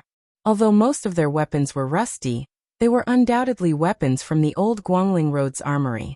It was enough to show how the Li Yang officials, who had come from outside, did not pay attention to the outside world and only cared about the wealth of the people. However, when Su Fengnian arrived at the east, the situation began to improve. At first he walked on foot, but later on, he encountered a group of fierce bandits who were chasing a wealthy family far away from trouble. At that time, more than a dozen young and strong guards were killed. Su Fengnian killed a few bandits who were about to attack the women and children, and a few more who were out of their minds. However, he did not chase the bandits down and let them escape. At that time, a young man who was wearing a scholar's robe, who was about to kill his savior, stared at Su Fengnian gloomily and said that he was willing to pay 100 jin of gold to kill all the bandits and avenge his family. Su Fengnian ignored him. The young man was about 13 or 14 years old and was a jiren of the imperial court, but he had not yet passed the examination. He was probably a local prodigy and was highly regarded by his family. They were all eagerly waiting for him to bring glory to their family, so it was inevitable that he developed a condescending arrogance. When the young man saw that this young man who traveled in Jianghu was not chivalrous and had suffered a tragedy himself, he did not cover his mouth and said a few very unpleasant words. Su Fengnian was too lazy to argue with a child, and continued on his way. However, The old man of this small noble family was kind and quickly came forward to reprimand his eldest grandson's rudeness. He gave him a carriage as a gesture of gratitude, and carefully gave him a small stack of silver notes. The old man originally wanted Su Fengnian to help escort him to a safer place further south, but after testing him, he did not force him.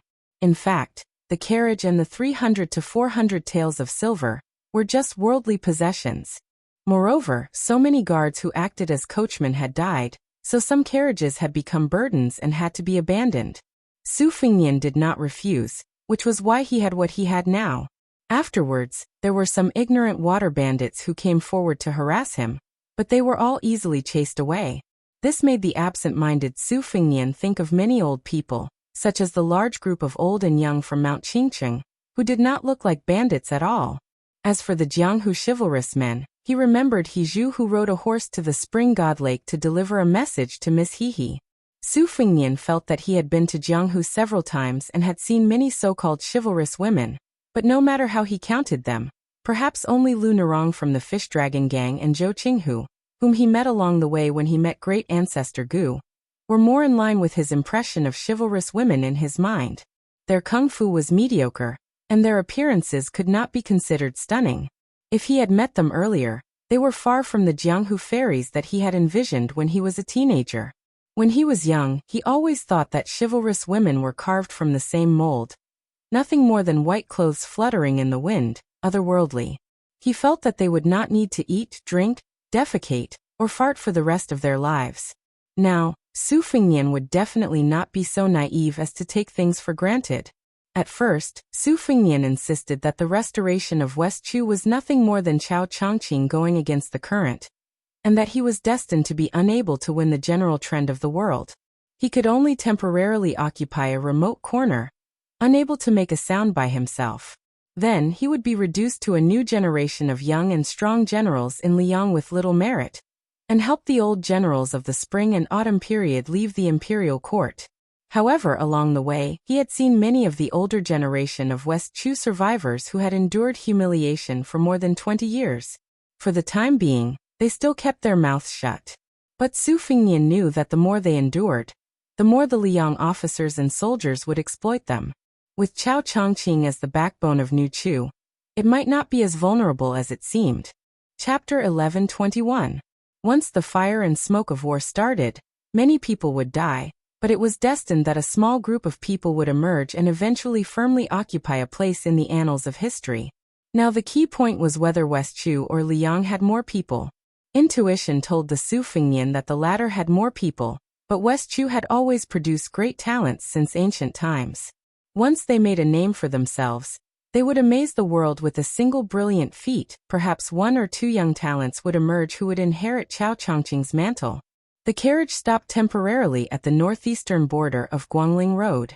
At this time, the entrances and exits around Guangling Road had been completely closed. This was the last hidden exit of Guangling Road. A lot of people with Jianghu background and connections had flooded into Wuwu City to take refuge. One of the vassal King Zhao Yi's trusted aides was guarding this place. Probably because he had received his master's instructions, he was not afraid of being impeached by the imperial censor, and chose to turn a blind eye to it. Of course, if someone wanted to leave the country, it was impossible to do so without ruthlessly losing a layer of skin. Conservatively speaking, Zhao Yi's spring snow building had earned more than 2 million taels of silver in a short span of 20 years, not to mention the countless antiques, treasures, calligraphy and paintings, which were all being transported to the end of Guangling River by cart. There were probably 3,000 strong elite Zhao family's light cavalry guarding the place. Although the road here was crowded, it was not chaotic. As for the wealth of the family, as long as there was enough money, the young general of the spring snow building, Song Li, who had 3,000 cavalry, could even allow people to enter the courier road to hasten their journey. If there was not enough money, it was not a problem. As long as there were beautiful women in the family, they could offer them with both hands. Everyone in the Guangling path knew that the distinguished scholar Song Li was fond of women, and did not like dead objects. No matter how valuable an object was, he would give it away as he wished. Only he was fond of collecting beautiful women. Song Li, who was not yet 30 years old, was not satisfied even when he was already drunk on the lap of a beauty. It was rumored that there were no less than 20 stunning beauties in his family. There were women from the imperial family of a fallen country who had wandered among the common people, young heroines from Jianghu sex, and even women from aristocratic families who were willing to have an affair for him. Among these women, there was no doubt that the most famous was Banana Deer, who was ranked 6th on the New Rouge ranking. This delicate woman could be said to have had a difficult life. Originally, she had passed through the hands of many people, but fortunately, she was not labeled as a beautiful woman with a short life. Song Li's origins had always been unclear. He gave people the feeling that he had inexplicably become the new celebrity of the Guangling Path's important military location, the Spring Snow Building. However, after that, he had always been deeply trusted by the vassal king, and was even close to His Royal Highness, Zhao Yuang. What was even more inconceivable was that Zhao Yuang, the grandson of the Zhao family with such a bad reputation, was able to remain calm in front of the beautiful women in Song Li's family. He was even able to respectfully address Banana Deer as sister-in-law. Furthermore, the Spring Snow Building was divided into 2 camps. Lu Sheng, who had already entered the capital and been promoted, was in the same camp as Zhang Erbao and the other generals. He had always been at odds with the chief advisor, who had a bumpy career because of his ugly appearance. Song Li, on the other hand, was able to make friends with both sides. Su Fengnian stayed at an inconspicuous inn in the military town. The price had already increased by many times. It cost 30 taels of silver a day, and it was not even enough to stay in a second-class room. Furthermore, because there were so many people coming and going, even if the bedding was carelessly washed, one could smell a strong sour smell of sweat. The horse grass used to pull the carriage had to be charged separately. It was even more expensive than the meals of the guests staying at other places. However, still, no one dared to complain. Su Fengnian's room was at the end of the corridor on the 2nd floor. It was narrow and dark. Along the way, the initial banknotes had to be converted into money and had long been used up. Afterwards, he had cut off some real gold and silver from a group of bandits, which was more or less enough to cover the cost of crossing the border. If Su Fengnian wanted to reach the ownerless Eastern Sea Marshal Emperor City as soon as possible, it would be a piece of cake. However, the current timing was not right. If he wanted to truly succeed, it was better to go at the right time than to go at the right time. That way he would appear to be leisurely and carefree. Furthermore, he also wanted to take advantage of this period of time to take a few more glances at the people of West Chu. At dusk, Su Fengnian went downstairs to make do with dinner. After chewing and swallowing slowly, he ordered a pot of tea. The waiter said that it was this year's Spring God Lake new tea, but the tea in the cup was yellow and truly unbearable to look at. Inside the building, most of the guests were talking loudly. There was wine and tea. Su Fengnian discovered that there were almost no survivors of West Chu who had left their homes and headed north. After the spring and autumn period, the territory of Liang was vast. Because there were so many powerful vassals who had been given territories by the previous emperor, a lot of news, neither light nor heavy, was blocked by the region. However, there were still some things that interested the entire court. One person spread to 10, and 10 to 100. With the support of the relatively unobstructed post office, the news spread extremely quickly. For example, who was the top 3 in the court examination that appeared only once every 3 years? As for the martial arts and rouge reviews, there was no need to talk about them. However, in this month, there were only 2 things that the people of Liang looked forward to the most. One was when West Chu would rise in rebellion, and the other was when they would hear the news of the death of the young vassal of Beiliang. This news of death was of course great news. In the eyes of many people, even though Beiliang had the surname Su for more than 20 years, since the butcher Su Xiao was dead, they might as well give it to Chen Jibao, who had been the vassal for a period of time. Only then would everything be fine. In the eyes of the people, the new Liang prince was the scoundrel who occupied the magpie's nest. The king of Shu, Chen Jibao, could very well rule over 2 lands. The western front of Liang would be peaceful and peaceful. It was better than letting the prodigal Su Fengnian squander 300,000 cavalrymen for no reason. At this moment, everyone in the inn was discussing the second matter. After all, most of the people in the inn had a grassy atmosphere. As long as no one was implicated in the restoration of Westchu's country, it would not be a big deal. However, Wang Xianji, who had been given land without a single soldier, was an old monster who was called the Emperor, on the same level as the Emperor of the Zhao family. When they talked about this martial emperor, everyone was excited. In the inn, there was a table of guests with a different demeanor from the people of Jianghu. They were solemn and full of murderous intent. Most of them carried sabers of the same style. Anyone with a discerning eye could tell that this table belonged to a family of officials. Moreover, there were several retainers outside the inn with similar sabers. Their eyes were sharp, and they looked at everyone with the arrogance of a human looking at a dog. There were 3 men and 1 woman at the table. The woman lowered her head to eat and occasionally raised her head. Her appearance was ordinary, but she had a pair of spiritual eyes that made people forget the vulgarity. Especially when she looked around, it was enough to add a lot of color to her. Sitting beside her was a short and sturdy man in his 30s. The other 2 were carrying sabers, 1 old and 1 young. The old man was dressed in brocade. When he heard the boastful talk in the inn, he could not help but have a mocking expression. It was probably the expression of a person at the mouth of a well mocking a frog at the bottom of a well. Chapter 11:22. The young man rolled his eyes. He was wearing a Guangling saber wrapped in green silk. It was an imitation of Beiliang's 3rd-generation Su family's saber. In terms of sharpness, it lost to the 1st-generation Su saber, and in terms of lightness, it lost to the 2nd-generation Su saber. Relatively speaking, it was most similar to the 3rd-generation Su saber. However, experts in the art of war knew that there was no such thing as the best saber in the world. There were only sabers that were most suitable for the soldiers of the family. Just like the soldiers in the northwest region of the dynasty, they were usually tall, had long arms, and had outstanding physical strength. The soldiers of the Guangling path were inferior by a notch. This was a natural disadvantage that could not be changed by human resources. Regardless of whether Zhao Yi's reputation was good or bad, regardless of his skill in raising soldiers, he was at least one of the best among the vassals. Otherwise, no matter how thick-skinned this fat pig was, he would not be so shameless as to compete with Beiliang for the title of the world's best soldier. The Guangling path had the brand new armor and horses from the Liang dynasty, and had also quietly produced the newest Guangling saber. However, it had not yet been released on a large scale. The saber that the young man was wearing was a new saber that had not yet been made public. It would be named either the Spring Snow Saber or the Elo Saber. It could be seen that Zhao Yi and the higher-ups of the Guangling path had high hopes for this saber.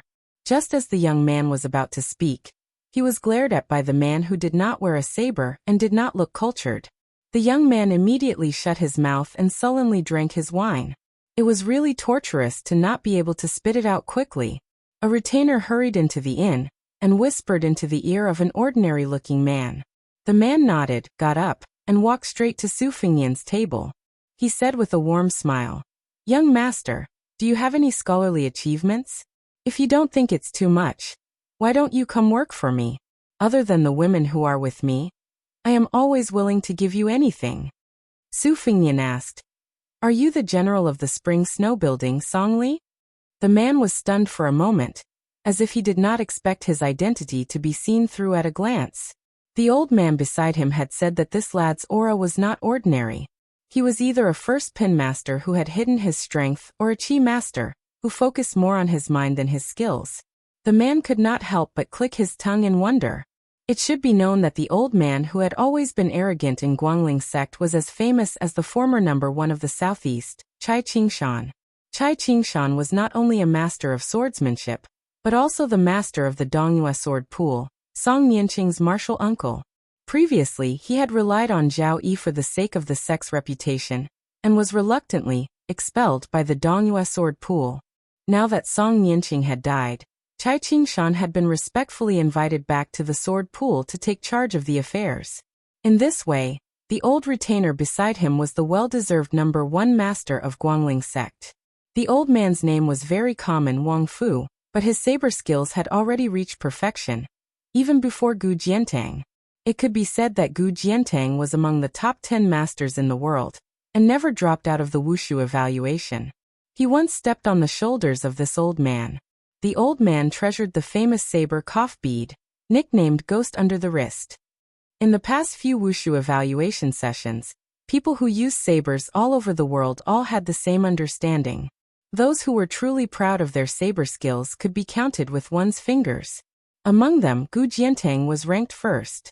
Mao Shulang, who was from Nanjiang but was still strong despite his age, had already completely sealed his saber.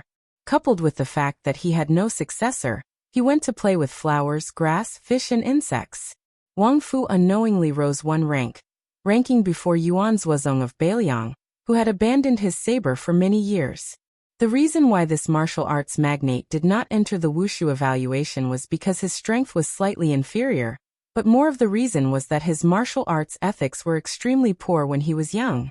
When he encountered masters, he never knew what elegance was and used all kinds of sinister tricks. Years ago, in order to disturb the enemy's state of mind, he had people kidnap the enemy's wife and child before the battle. When he showed up, he threw the enemy's child's thumb. The enemy, who had always been calm and peaceful, lost the support of his state of mind and finally died under Wang Fu's saber. Even though he was old, he still did not act like an old man. His temperament was extremely devious. His bladesmanship was a dark path, and he was especially diligent in slaughtering those talented Jianghu juniors. He would kill almost everyone he saw.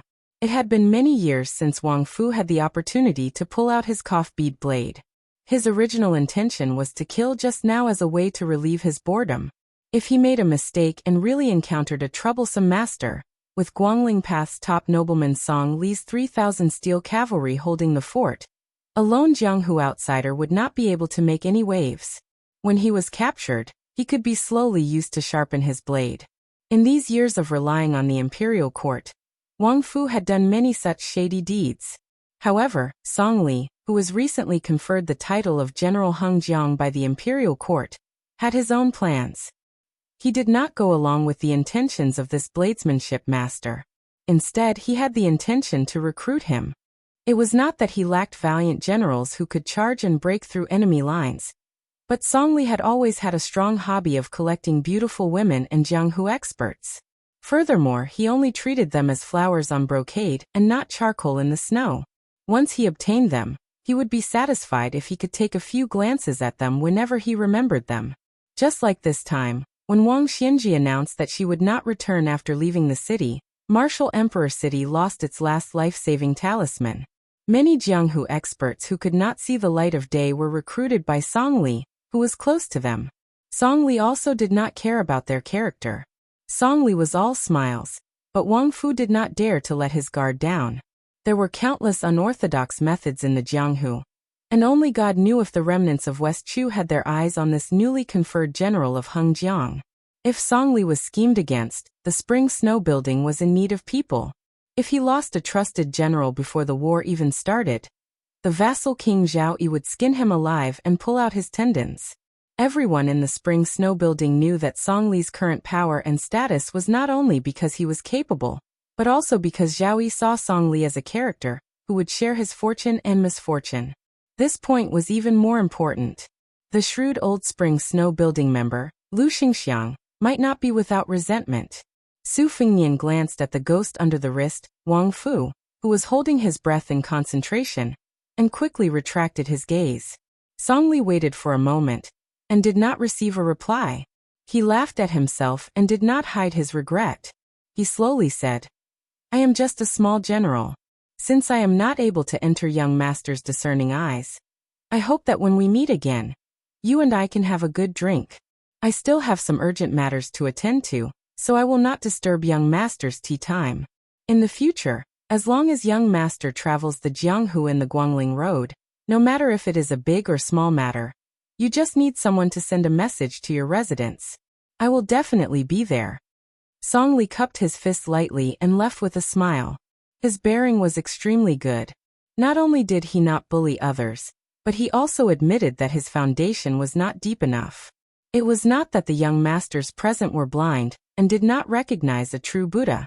If it were other heroes of the Jianghu, even if they were not deeply grateful, they would inevitably have a good impression of a general who lowered himself and treated them with respect.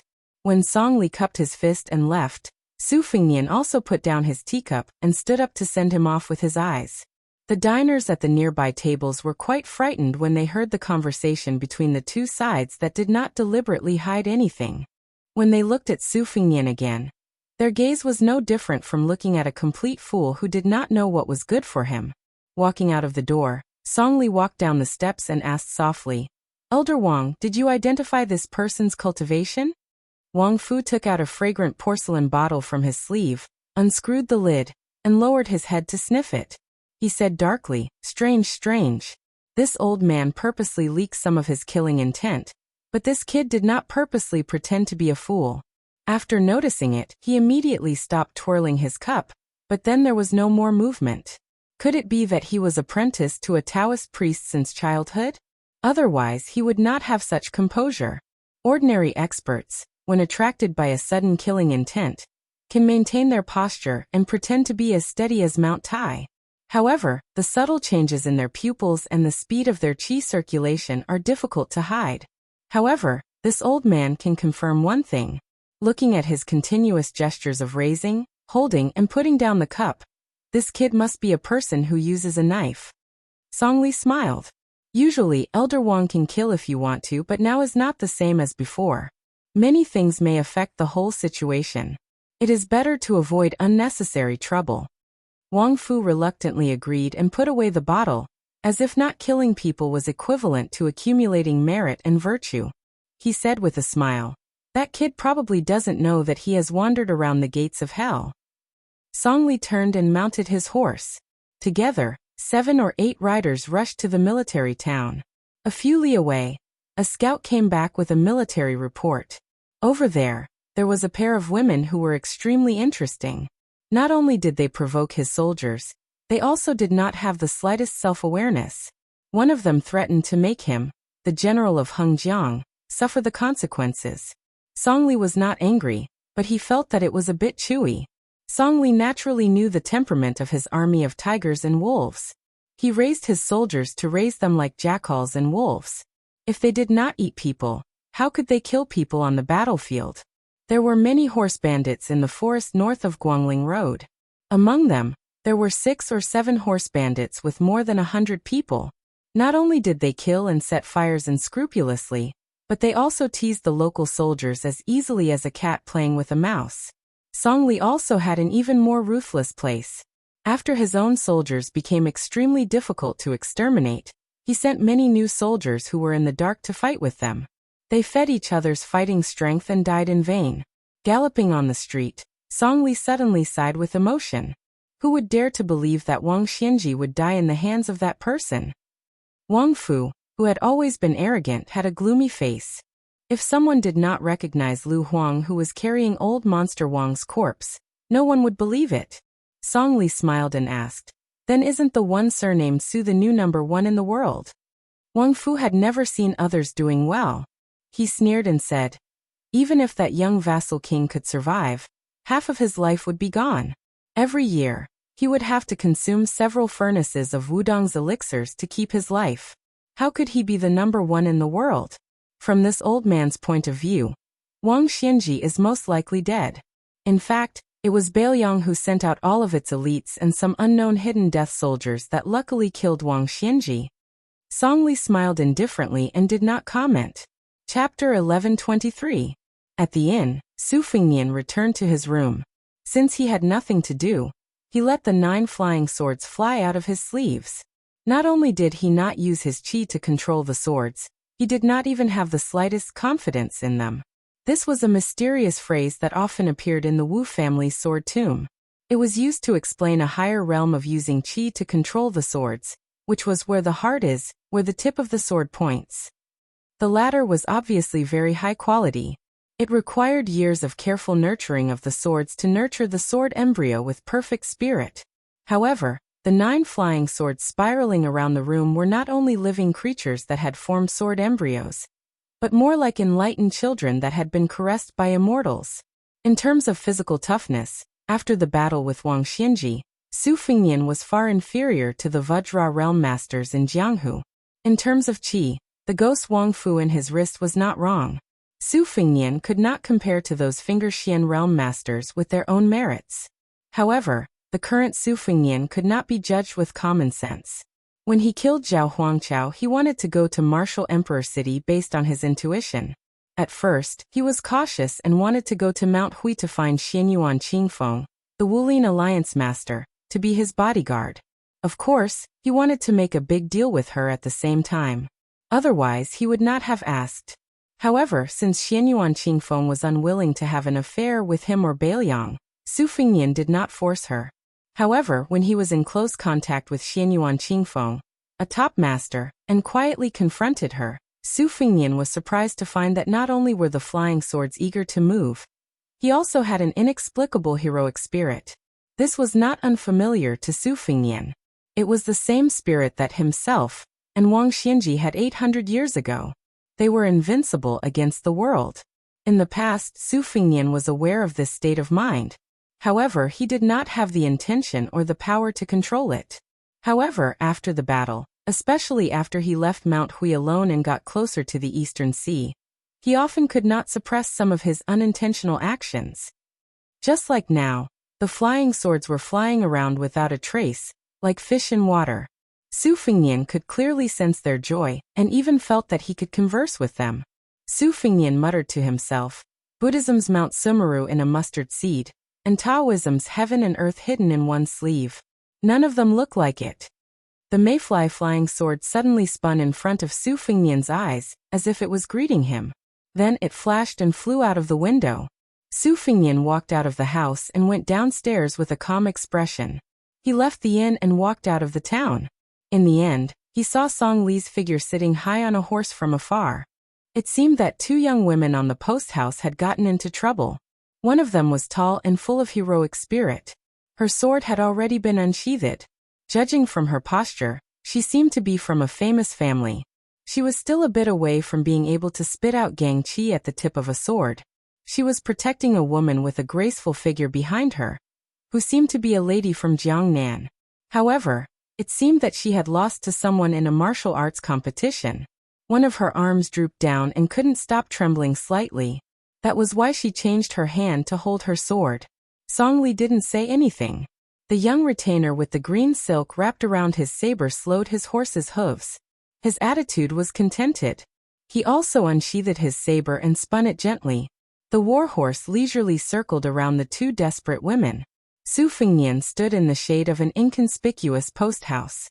He heard the swordsman, who was obviously a woman from the north, say sarcastically, I thought that the Guangling underworld wasn't a nest of snakes and rats.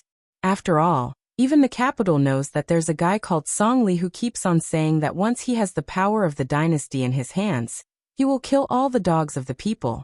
Unexpectedly, hearing about him is not as good as seeing him in person.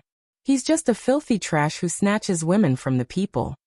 Hearing this, Song Li chuckled and finally said, Heroine, I have nothing to say about you injuring 20 soldiers with your own ability. However, Liang Meigong then openly made a bet with you. He lost, so we let him go. You lost, so you have to hand over the woman behind you. If you agree to a bet, you must accept your loss. Heroine, your swordsmanship is good, but your gambling character doesn't seem to be much. Hearing this, Su Fengnian prepared to turn and leave. The graceful woman behind the heroine was about to speak when she was stopped by her gaze. She turned her head and stared at Song Li.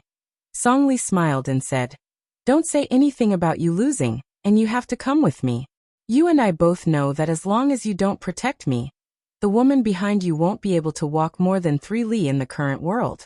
I am not a good person, but I am an honest person. I can make it clear to the two ladies that as long as she passes through the Song family's gate, I will let her go. I won't touch a single strand of her hair. However, I have to say the ugly words first. The entire Guangling underworld knows that whether or not I touch her body is not important. But in the future, she will be considered my woman. The tall and heroic woman sneered and said, Song Li, do you have the ability to go to the capital and say such shameful words? Song Li waved his hand on the back of the horse and laughed. How would I dare? Song Li gradually withdrew his smile and said, No matter if it is you or the woman behind you, none of you are pretty girls from humble families. You are probably from a large family in Great Peace City. But since you have entered the countryside, you have to follow the customs. No matter how big the gold branch or jade leaf is, I can eat it without leaving a trace afterwards. So you should think about it carefully. Don't really annoy me." The sword-wielding woman exhaled and said in a deep voice, "I have come to Guangling Underworld to find Zhao Zhu." She had left the capital to travel, other than wanting to roam the Jianghu alone. She had also prepared to see that young person who liked to build the capital. The woman behind her was her close friend, but the person she was going to meet was a heartless childhood friend. That man who had originally had a bright future seemed to have disappeared from the world for no reason, after his family had changed.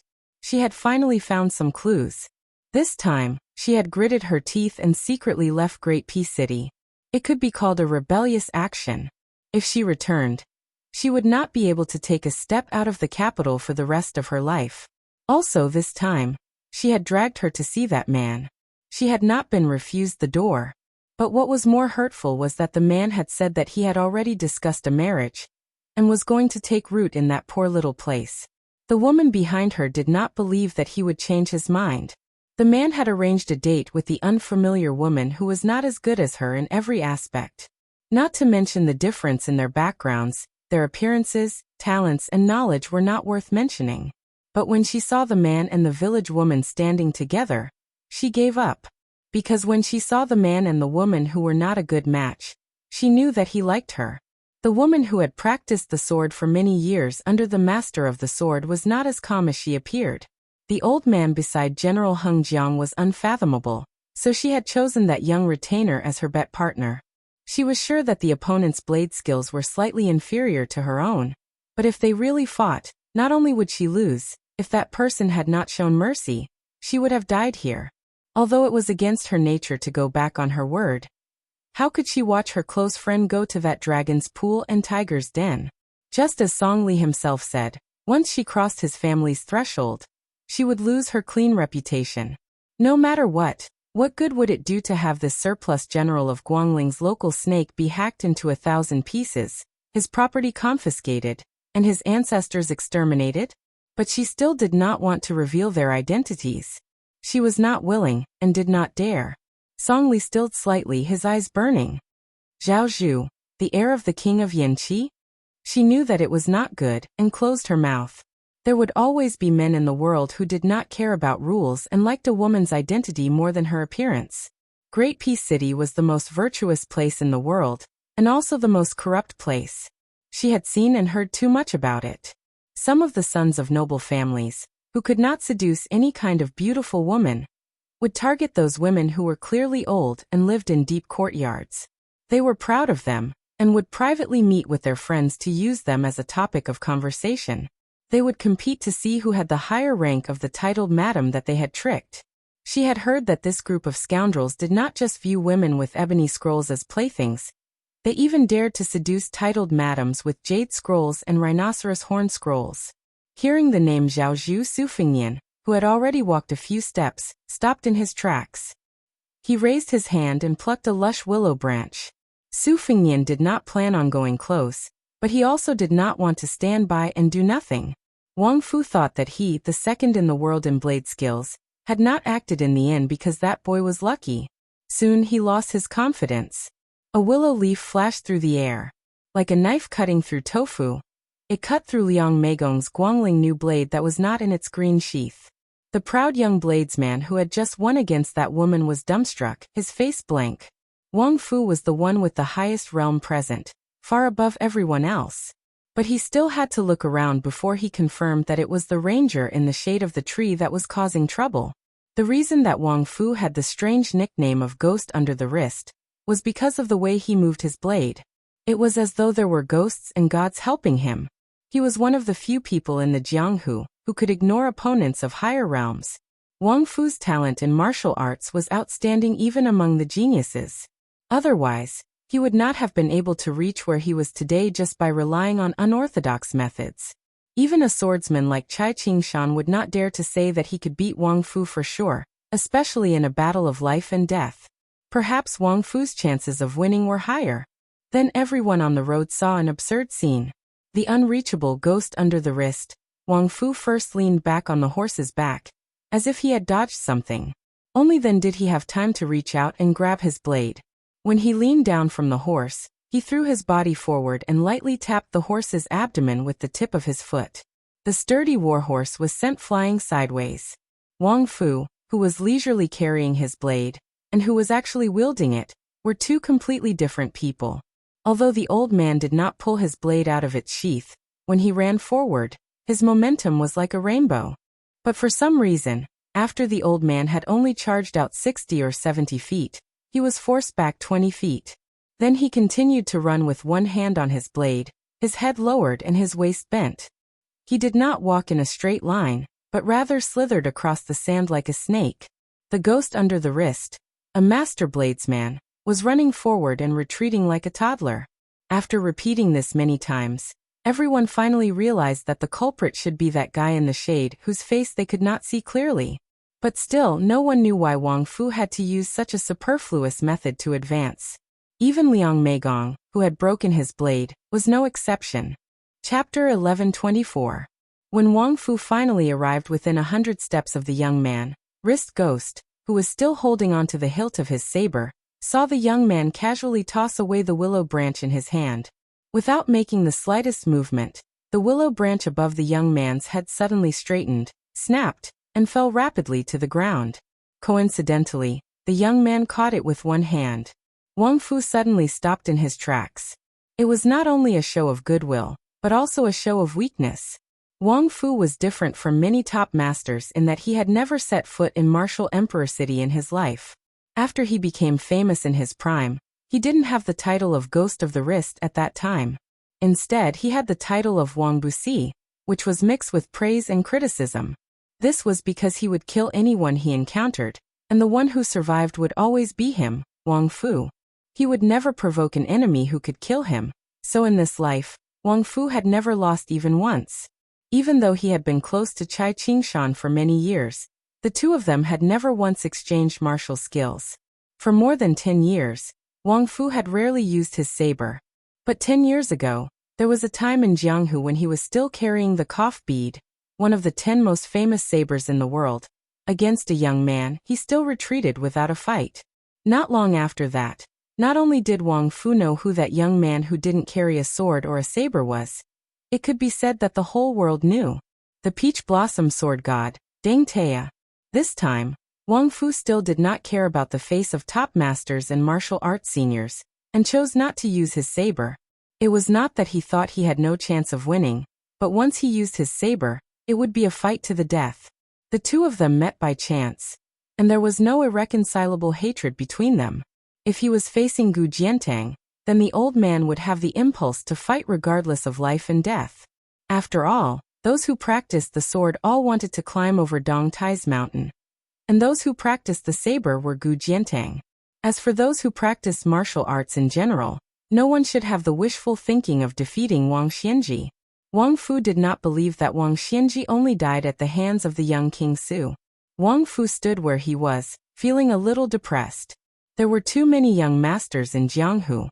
Many of them had died at his hands, but they were like weeds that grew again when the spring breeze blew. The young master that he had underestimated earlier didn't push his luck either. Instead, he twirled the willow branch between his fingers. It didn't seem like he would take the initiative to shake hands and make peace. It was as if he was waiting for Wang Fu to take the initiative to attack. This junior who popped out of nowhere was too arrogant. Wang Fu's thoughts fluctuated several times, but he did not pull out the Guangling saber at his waist. If he really had to fight to the death, he would feel uncomfortable if he didn't bring along his cough pearl knife. Song Li rode forward and came to Wang Fu's side. This extremely daring general had a complicated expression as he slowly said, "No wonder this young master is unwilling to pay attention to me." The cool breeze blew gently, and the dense willow leaves made the shade of the tree seem deep. The young man didn't say anything. Song Li smiled. "Since young master has made a move, I'm not a fool who won't turn back until I hit the south wall. As long as those two women are in the Guangling Taoist realm east of Shizi County, I will promise them a safe journey. How about it?" Song Li couldn't see the face of the man under the shade, but Wang Fu, who was facing a great enemy, saw it clearly. That guy had a faint smile, but it was especially playful. Song Li tilted his head, then suddenly lifted the reins, turned the horse around, and faced the hundreds of elite light cavalry soldiers. He raised his arm, indicating that they should retreat. Although Wang Fu's 5 fingers left the hilt of his saber, he didn't turn around. His body retreated. After the cavalry had gone some distance, Liang Meigong looked at the bleeding wound on General Song Li's cheek. It was a ghastly sight. Liang Meigong carefully asked, "General, should we mobilize 1,000 cavalry to encircle this person?" Song Li didn't nod but asked Wang Fu, "Elder Wang, is 1,000 cavalry enough?" Wang Fu sneered. 1,000 cavalry to kill a wooden stake that doesn't move. No matter how hard the stake is, it's probably enough. After all, no matter how many masters there are in the world, there aren't many immortals like Li Chungang. But do you think that guy will stand still and fight 1,000 of our cavalry? Song Li didn't fly into a rage out of humiliation. Instead, he smiled and asked, "Why don't we use all 3,000 cavalry and ask Elder Wang to block that person's retreat?" Wang Fu sneered. "Is it worth it for 2 women of unknown origins? Even if we take a step back, the identities of those 2 northern women are probably not simple. Aren't you afraid of getting into trouble after eating them? This isn't like the blood on your face that can be wiped off just because you want to." Song Li sighed. That's right. Wang Fu probably also realized that he had lost his composure. He shouldn't have taken advantage of his seniority in front of Song Li. He took out the exquisite porcelain bottle that was filled with crushed spices and sniffed it hard. With an amiable expression, he said, "Our emperor still has to worry about Chao Qingyi and be on tenterhooks, afraid that he will suddenly appear at his bedside one day. General Song, this old man knows that you didn't care much about the power of Jianghu in the past, and only treated it as raising cats and dogs for fun. However, there are some words that weren't easy to say in the past, but now you can say it. Everyone says that when a man gets angry, blood will splash 10 steps away. Perhaps there will be people who will ask why Chao Chongqing was unable to break into the imperial palace so many times, and why the Su family still died of old age after slaughtering their enemies all over the world. This wasn't because the masters of Jianghu were useless, but because Great Peace City not only had Han Diaoxi and Lu Haoshi, but now there was a large group of gatekeepers led by the Wu family's sword tomb. Baoyang was no exception. Su Yambing, Yuan Zuozong, which one of them wasn't a match for 10,000 people? In the end, it's a matter of whose virtue is 1 foot high and whose devil is 10 feet high. In these 20 years, there have been too many masters who didn't follow the rules and didn't cherish their lives. They all died, not at the hands of armored soldiers, but at the hands of other masters. Speaking of this, Wang Fu, who was under his wrist, joked, "Does General Song want this old man to be like a concubine servant girl, guarding your room day and night? Even if this old man is willing, General Song's wives won't be." Song Li gently pressed his thumb on the wound and smiled. Chapter 1125. At his side was the young woman who was traveling with him. It was only because of her pair of limpid eyes that Song Li had taken a liking to her, that she was exempted from the gold and silver that her family needed to pass through the border. She was nothing more than a concubine's daughter, so it was the same as being sold for a high price of several tens of thousands of taels of silver. Moreover, she was able to establish a relationship with Song Li, a popular figure in Guangling Path. It wasn't just the landowning household that was secretly delighted. Even the woman was happy inside. Normally, when marrying, one had to pay particular attention to matching social status.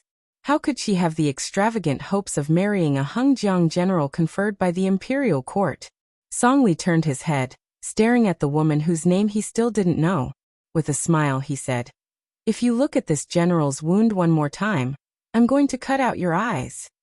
The woman, who originally only knew a bit about horsemanship, and whose face was slightly pale from the bumps, was immediately horrified to the point where her face was devoid of color. The pair of women on the post-house road could be considered to have seen a glimmer of hope at the end of the tunnel.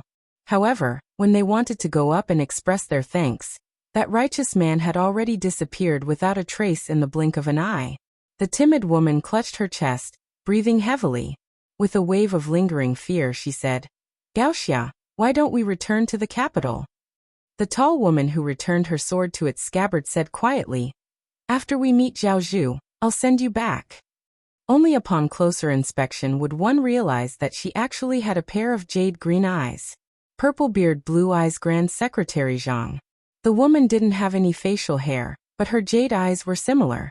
She was also someone from the capital, so her identity wasn't hard to guess. She was Zhang Julu's daughter, Zhang Gaoxia. Meanwhile, the woman at Zhang Gaoxia's side was a genuine relative of the imperial family, the most noble woman under the heavens. She admired that Song family's young phoenix, and Zhang Gaoxia just happened to want to roam the Jianghu, which was why she snuck out from Great Peace City. During the initial stages of their journey south, it was generally like a spring outing. Occasionally there were disturbances, but they were all dealt with by Zhang Gaoxia's sword arts. Before they entered Guangling Path, they even made a trip to Martial Emperor City to watch the excitement. Because after Wang Xianji left the city, Yu Groom's building, Huang Linya, and the other disciples also abandoned the city and roamed far away. Without anyone to suppress the experts in the city, at first, they didn't dare act rashly. However, when it was confirmed that Martial Emperor City had indeed become an ownerless land, there were people who began to stir up trouble. However, soon after, a cavalry army was stationed outside the city. Only then did things calm down a bit. However, the inner city walls filled with weapons suffered a calamity. Even with the Wang family's old servant watching over them, there were still a few famed swords and blades missing every day. However, for the time being, not a single weapon inserted on the walls had been stolen. Zhang Gaoxia had brought her to the Martial Emperor City to relax, but also because she had to personally see the divine weapons on the wall. She practiced the sword, so she stood at the foot of the wall and observed for a full 2 hours, searching for those legendary ancient swords. On the top of the wall, there was the great sword of the Yellow Cottage, the thin sword of the Mothfish, the sword of the Donghua sword pool, the sword of Thrushimai that was hung by a pair of immortal couples 300 years ago, and the extremely inauspicious break with June. There was also the strange half-shoulder small-pointed sword of the Guanyin sect of the Southern Sea, and the swords of the 2 sword crowns of the Wu family sword tomb. Seriousness and reassurance. There were too many to count. If it were not for the fact that her close friend found it boring, Zhang Gaoxia could have stayed at the foot of the wall for a day and a night. Each sword represented a peerless swordsman, and a shocking defeat. The woman asked curiously, "Gaoxia, who was that warrior? Did you recognize him? Did you see him clearly?" Zhang Gaoxia shook her head regretfully. "No." The woman sighed. "If we were in Great Peace City, we could have repaid his kindness." Zhang Gaoxia muttered to herself. "After this, there won't be anything to do with Jianghu. If there really is, then it's just people who don't care about their lives dying on the battlefield." The woman suddenly said angrily, "This person is called Song Li. He's really detestable." Zhang Gaoxia hesitated for a moment, but in the end, she did not say it.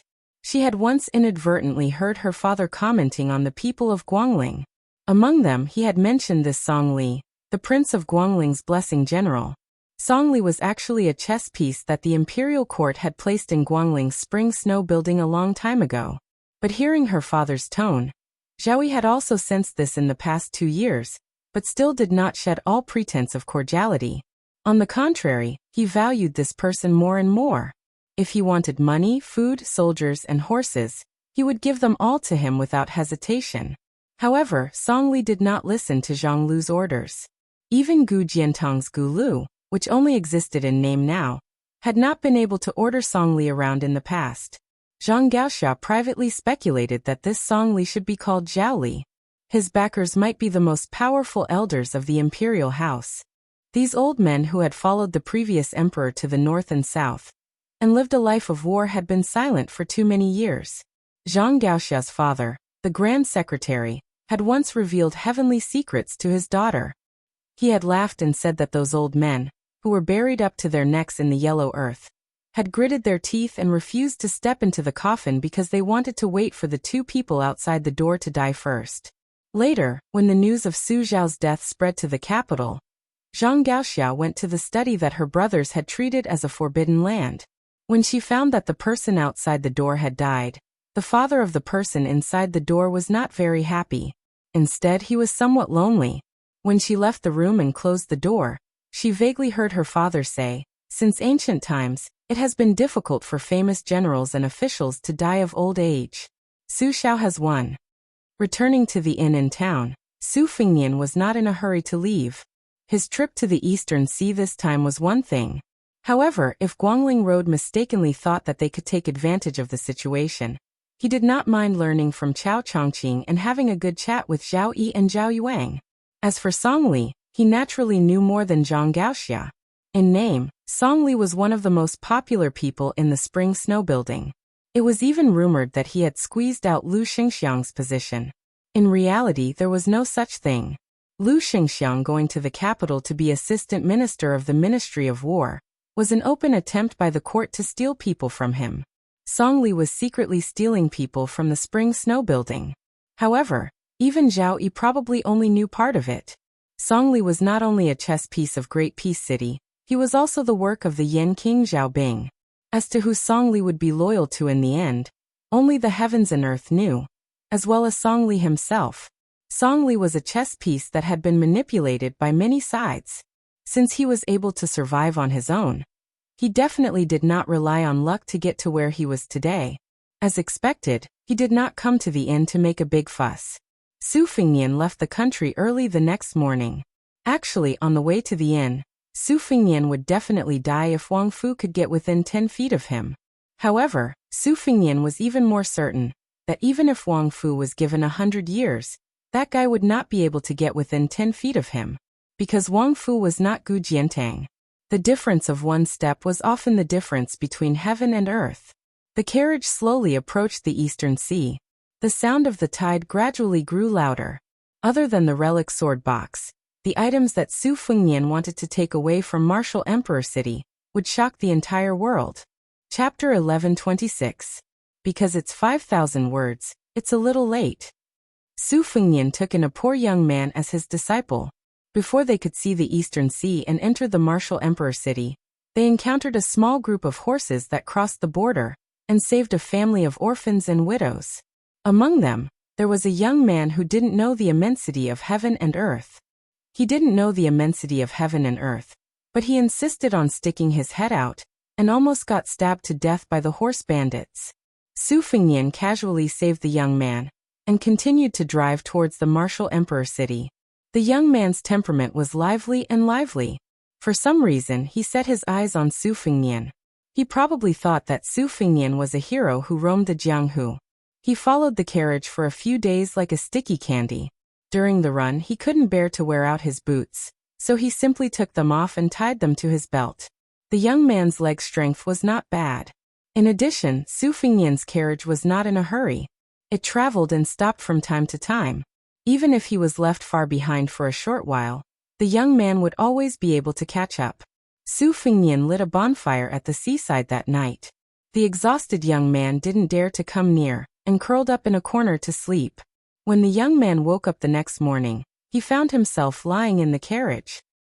He carefully lifted the curtain and sat cross-legged against the carriage wall. For a moment, he didn't know how to address that young master. He was hesitating whether he should call him hero or mister. It was that young master who took the initiative to ask. After asking 2 questions, the young man shook his head desperately. The third question made the young man even more confused. The young man asked if he wanted to be his disciple.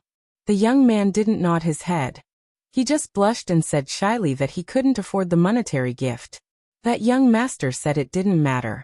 Along the way, the two of them became master and disciple.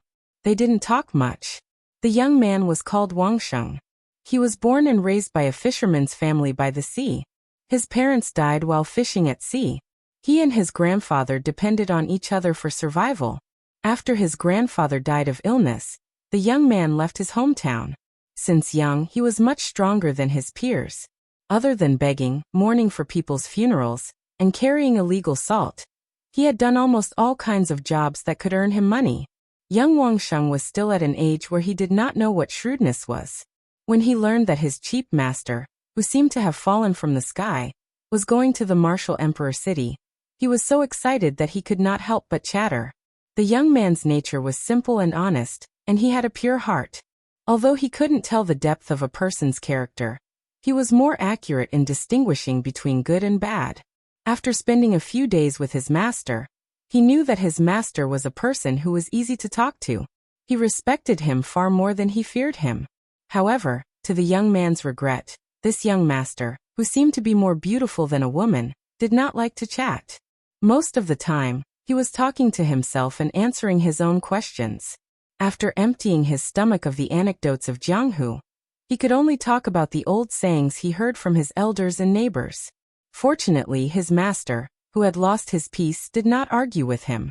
He taught him a set of obscure incantations and soft fist techniques. He could not remember the incantations, which gave him a headache, but the fist techniques were soft and powerless. However, the young man was content with what he had. He was satisfied to be able to practice martial arts. When he left his hometown 2 years ago, he saw an old man selling secret manuals at a stall in the Jian province. He handed over the 3 taels of silver he had saved with great difficulty. The old man was easy to talk to. He opened his bamboo basket and allowed Wang Sheng to choose. Wang Sheng was illiterate, but when he heard the names of the books, they all seemed to be peerless martial arts. It gave him the feeling that if he could master 1 or 2 moves in the book, he would be able to make a name for himself in the Jianghu. In the end, Wang Sheng chose a sword manual. The inexperienced young man did not know much about worldly affairs, but after all, he was not a fool. He quickly realized that the secret manual was fake. However, he was not angry. He kept that nonsensical sword manual in his bosom and treated it as if he had learned 100 words. It was only a day's journey away from the martial emperor city. The sea breeze came and went, easily dispersing the heat of the early summer. The young Wang Sheng grew up by the sea, so he did not feel that the sea breeze was slightly fishy. He only felt that it was familiar and comfortable. It was probably because he had left his hometown for a few years and remembered his deceased relatives. Wang Sheng fell silent. The reason why Su Fengnian did not talk to this disciple was not because he regretted accepting his first disciple, or despised him for his mediocre aptitude. It was because he did not know whether to laugh or cry. After interacting with him, he realized that this sturdy young man was actually a girl. What was strange was that her chi flow and pulse did not seem like a girl's at all. In Buddhism, women could not become Buddhas.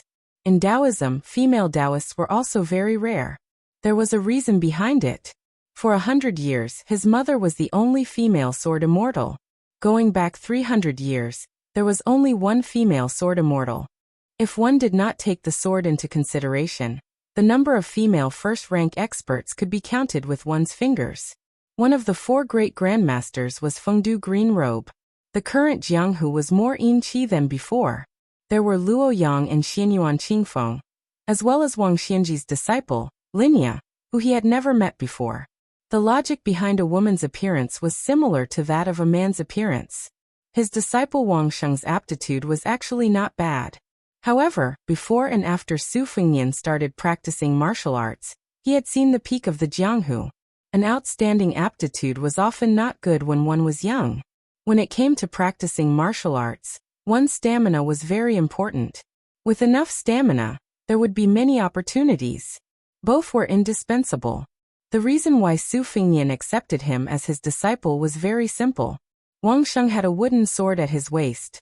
In the first question, Su Fengnian asked Wang Sheng if he was willing to exchange the wooden sword for food.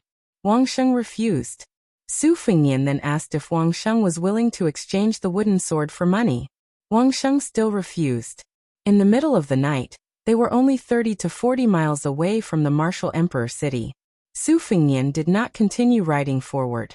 Instead, he ordered Wang Sheng to pick up dead branches and light a big bonfire by the sea. The roaring flames shone on the faces of the master and disciple. Su Fengnian gave Wang Sheng half a piece of beef jerky the size of a child's palm. The night sky was bright and full of stars. Wang Sheng lowered his head and chewed the beef. When he looked up, he saw his master staring at the starry sky in a daze.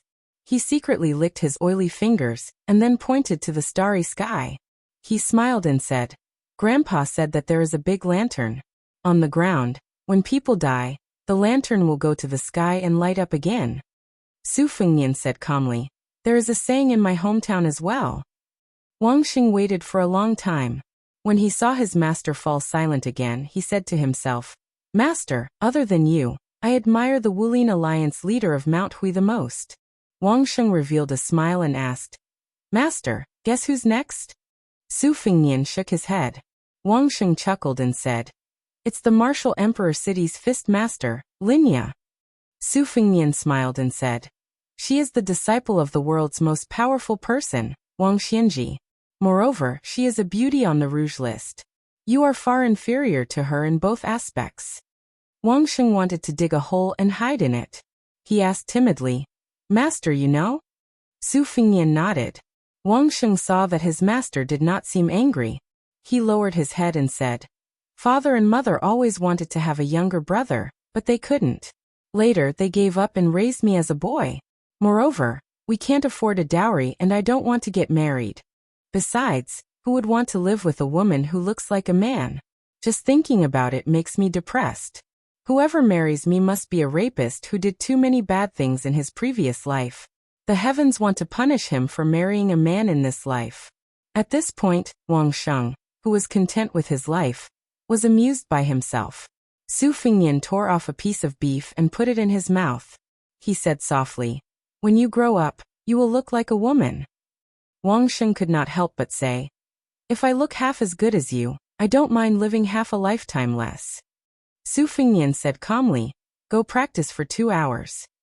Wang Xing knew that he had said something wrong. He took the wooden sword from his waist and went to the beach to practice with a bitter face. He obediently practiced 6 times, but there were many mistakes and he often forgot the routine. However, from the corner of his eyes, he saw that his master did not care about his stupidity and did not show any strange expression. Wang Sheng practiced for another hour before sitting across from his master. He picked up the wooden sword and placed it on his knees. Su Fingnian asked, walking the Jianghu with a wooden sword, "Don't you find it embarrassing?" Wang Sheng was puzzled and asked, "What's there to be embarrassed about?" Su Fingnian did not say anything.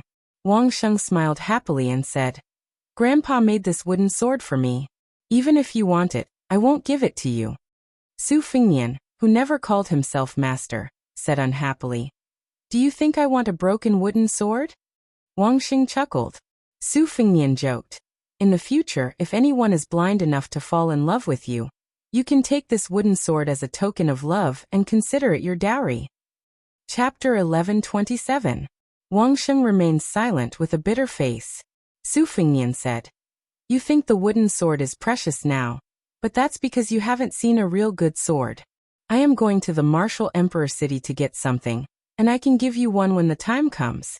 However, you can only keep one sword. You decide for yourself. Let me say the ugly words first. I will not bring a poor disciple who only has a wooden sword to wander the martial world. I can't afford to lose face like this. Besides, you won't be able to practice any superior sword arts with a wooden sword. Wang Sheng, do you want to use this broken wooden sword to wander the martial world alone, breaking your head and bleeding? You won't be able to make a name for yourself for the rest of your life. Or do you want to accept a famous sword that everyone covets and learn profound martial arts from me? You will make rapid progress on the martial Tao. Don't be in a hurry to answer me. You can tell me your thoughts tomorrow morning." After Su Fingnian finished speaking, he went back to the carriage to rest, leaving behind a disciple who looked as if he was struck by lightning. The next day, the fog was heavy at dawn. The majestic Martial Emperor City in the distance fell into the clouds and fog.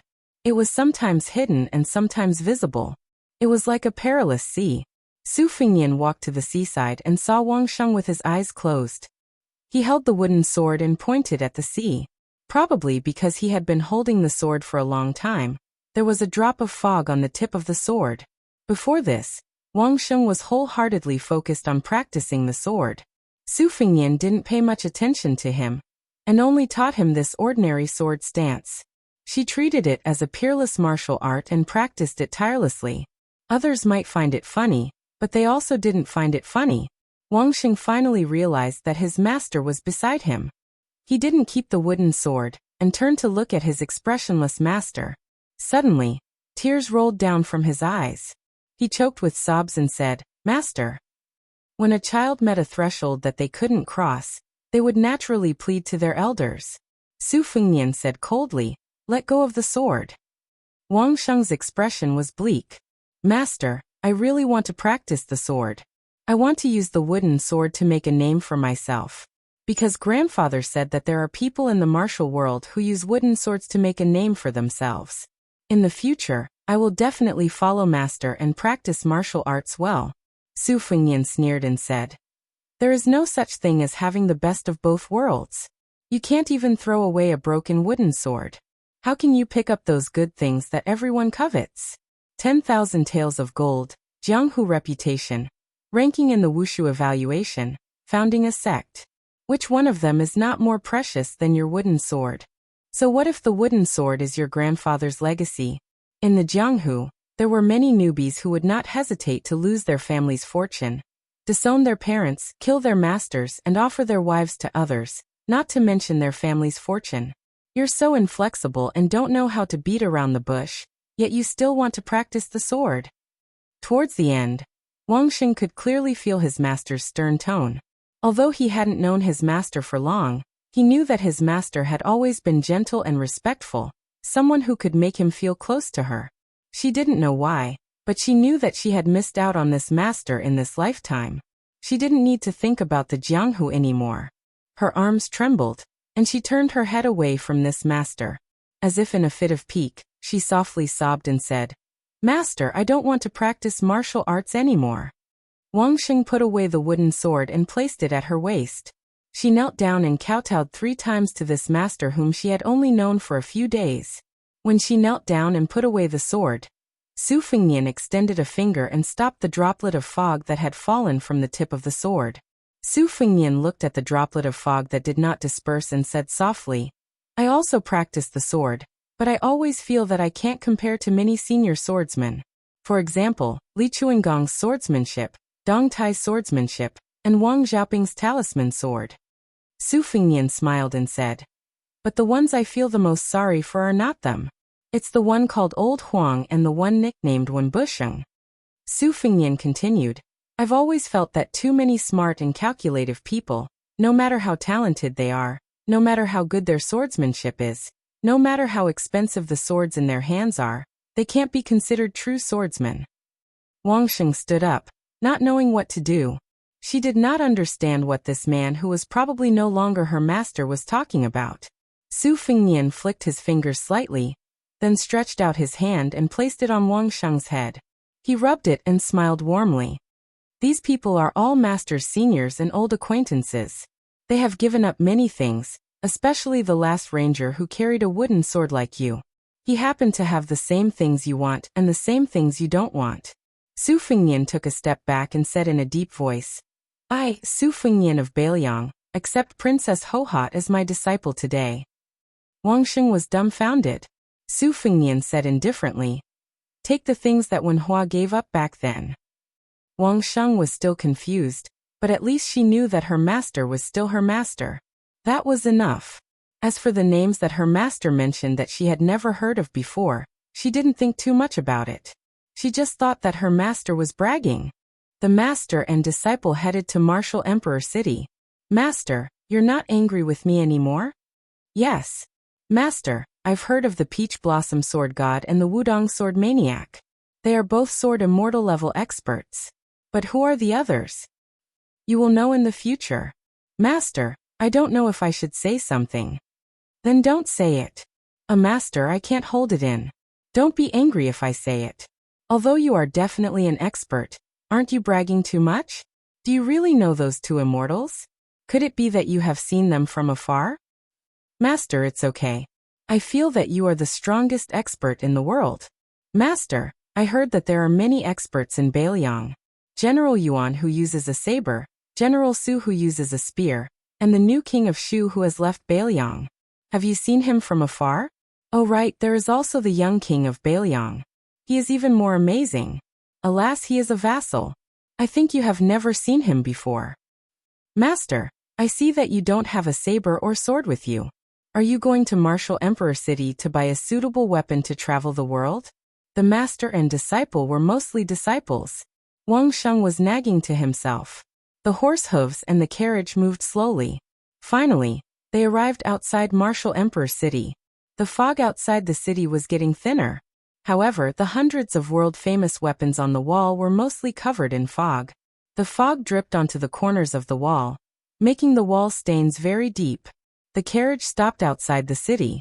Su Fengnian finally spoke to his disciple who was sitting outside the carriage with his legs crossed. Lift the curtain. Remember not to block the door of the carriage. Wang Xing didn't know why, but he did as he was told. He lifted the curtain and squatted at the side. Su Fengnian sat cross-legged and looked at the open city gate of Martial Emperor City. Wang Xing suddenly opened his eyes wide.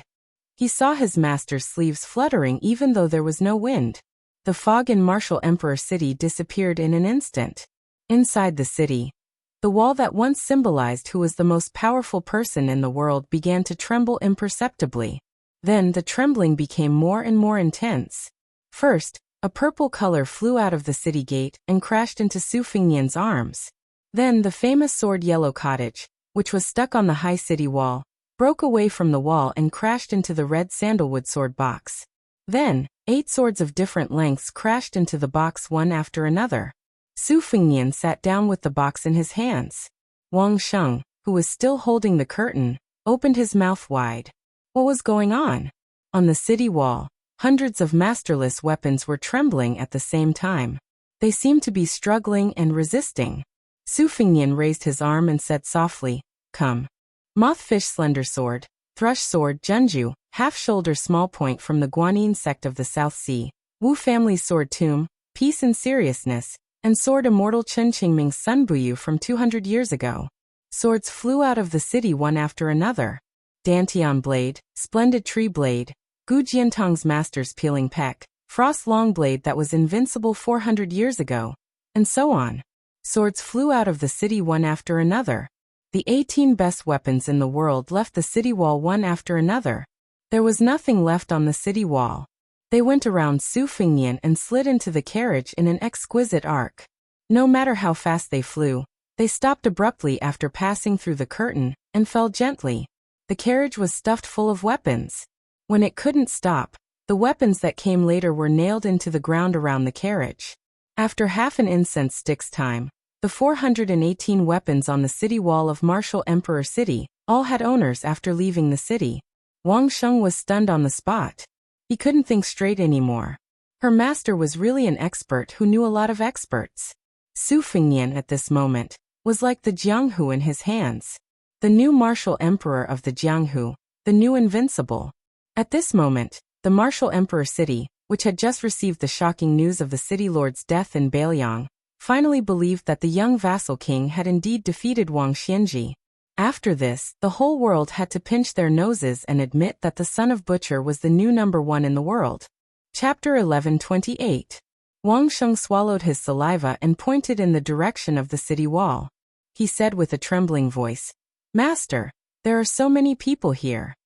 Su Fengnian, who was hugging the red sandalwood sword box, asked with a smile, "Are you scared?" Wang Sheng muttered with a bitter face, "How can I not be scared?" Su Fengnian said softly, "This time, we don't have to run away in a hurry."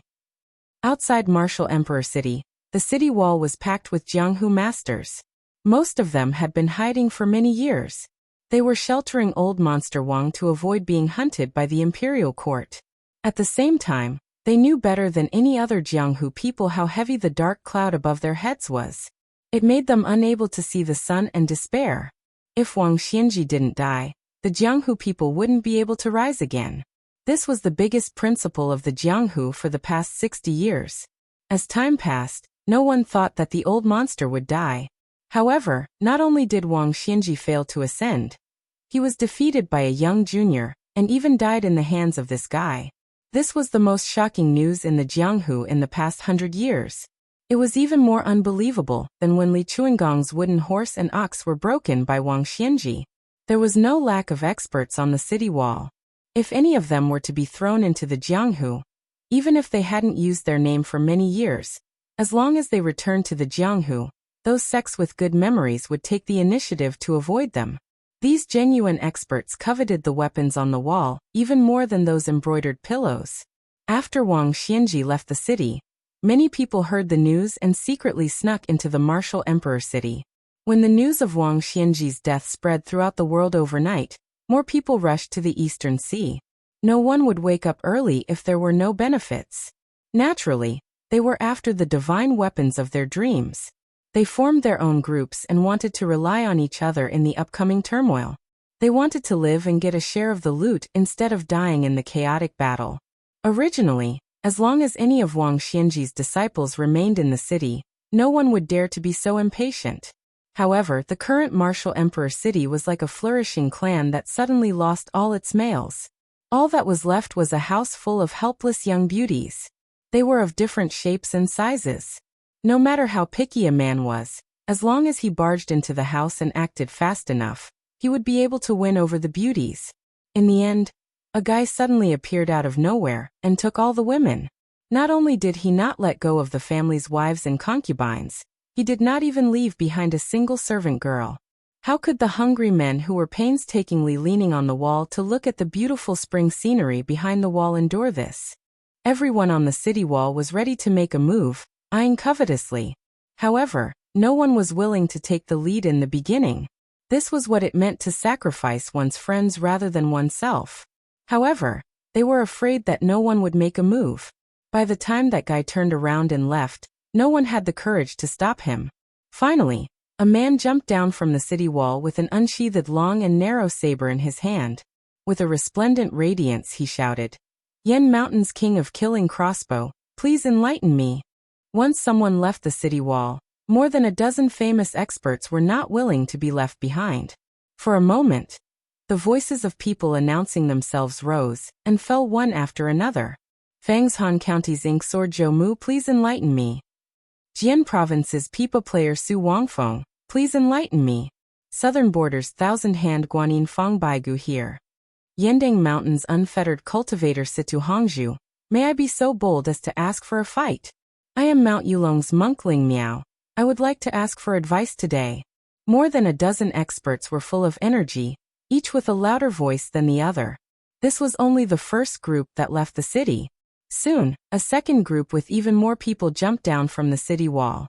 Compared to the first group, these men were more reserved. Most of them jumped down from the city wall without making a sound. When the first group of experts almost touched the ground and ran forward, the second group was still in the air, but the third group began to jump down in a single file. It was like a curtain of a cascading waterfall, decorated with large and small pearls. This dazzling and magnificent scene was destined to be passed down in Jianghu for a long time. Wang Xing put down the curtain and sat closer. He said in a low voice, "Master, many of them are famous heroes and devils. Even I have heard of them." Su Fengnian nodded and smiled. "Then I will tell you some you haven't heard of." Su Fengnian looked in one direction and calmly said, 60 years ago, the Northwest's #1 swordsman, He Baichuan's sword Elm Pod. His gaze shifted slightly and he continued, Dongyue Sword Pool's Song Yanqing's fourth sword, Mo Shangcao. He looked in the third direction. Nanzhao's #1 Wei Miao once wielded the ancient spear, Dragon Winding Beam, to fight in Jianghu for 3,000 li, Jiang Baishi's sword Peeling Peck. Over 100 years, the great frost sword that was used by more than a dozen swordsmen. 2 generations of swordsmen of the Sword Tomb carried their swords in Jianghu and died in Jianghu. Don't worry first, then get serious. Su Fengnian calmly said the names and origins of more than a dozen weapons, as if he were counting soldiers on the battlefield. Every time he said one, a weapon would either fly out of the carriage or rise from the ground. Su Fengnian looked around and smiled without saying anything. Today was an eye-opener for the newborn calf Wang Sheng. He no longer wondered why his master could do such an unprecedented feat if he really wanted a reason. It was very simple. It was his master. Wang Sheng looked at the Jianghu masters rushing over like a tide and quickly reminded his master. They are only 100 feet away. Su Fengnian chuckled and said, I am now a paper frame. But the question is, can they get close enough to dismantle me? Su Fengnian raised his hand and clapped lightly. Chapter 1129. After the applause, not only were there famous weapons such as Elm Pod, Strange Grass, Big Frost, and Long Saber, there were more than 20 weapons that had been silent for many years. Every weapon was like a spiritual object of the Xian realm. They either flew at a low altitude, fell in an arc, or wandered in an orderly manner. They found an enemy and flew away. None of the first group of more than 10 people were left behind.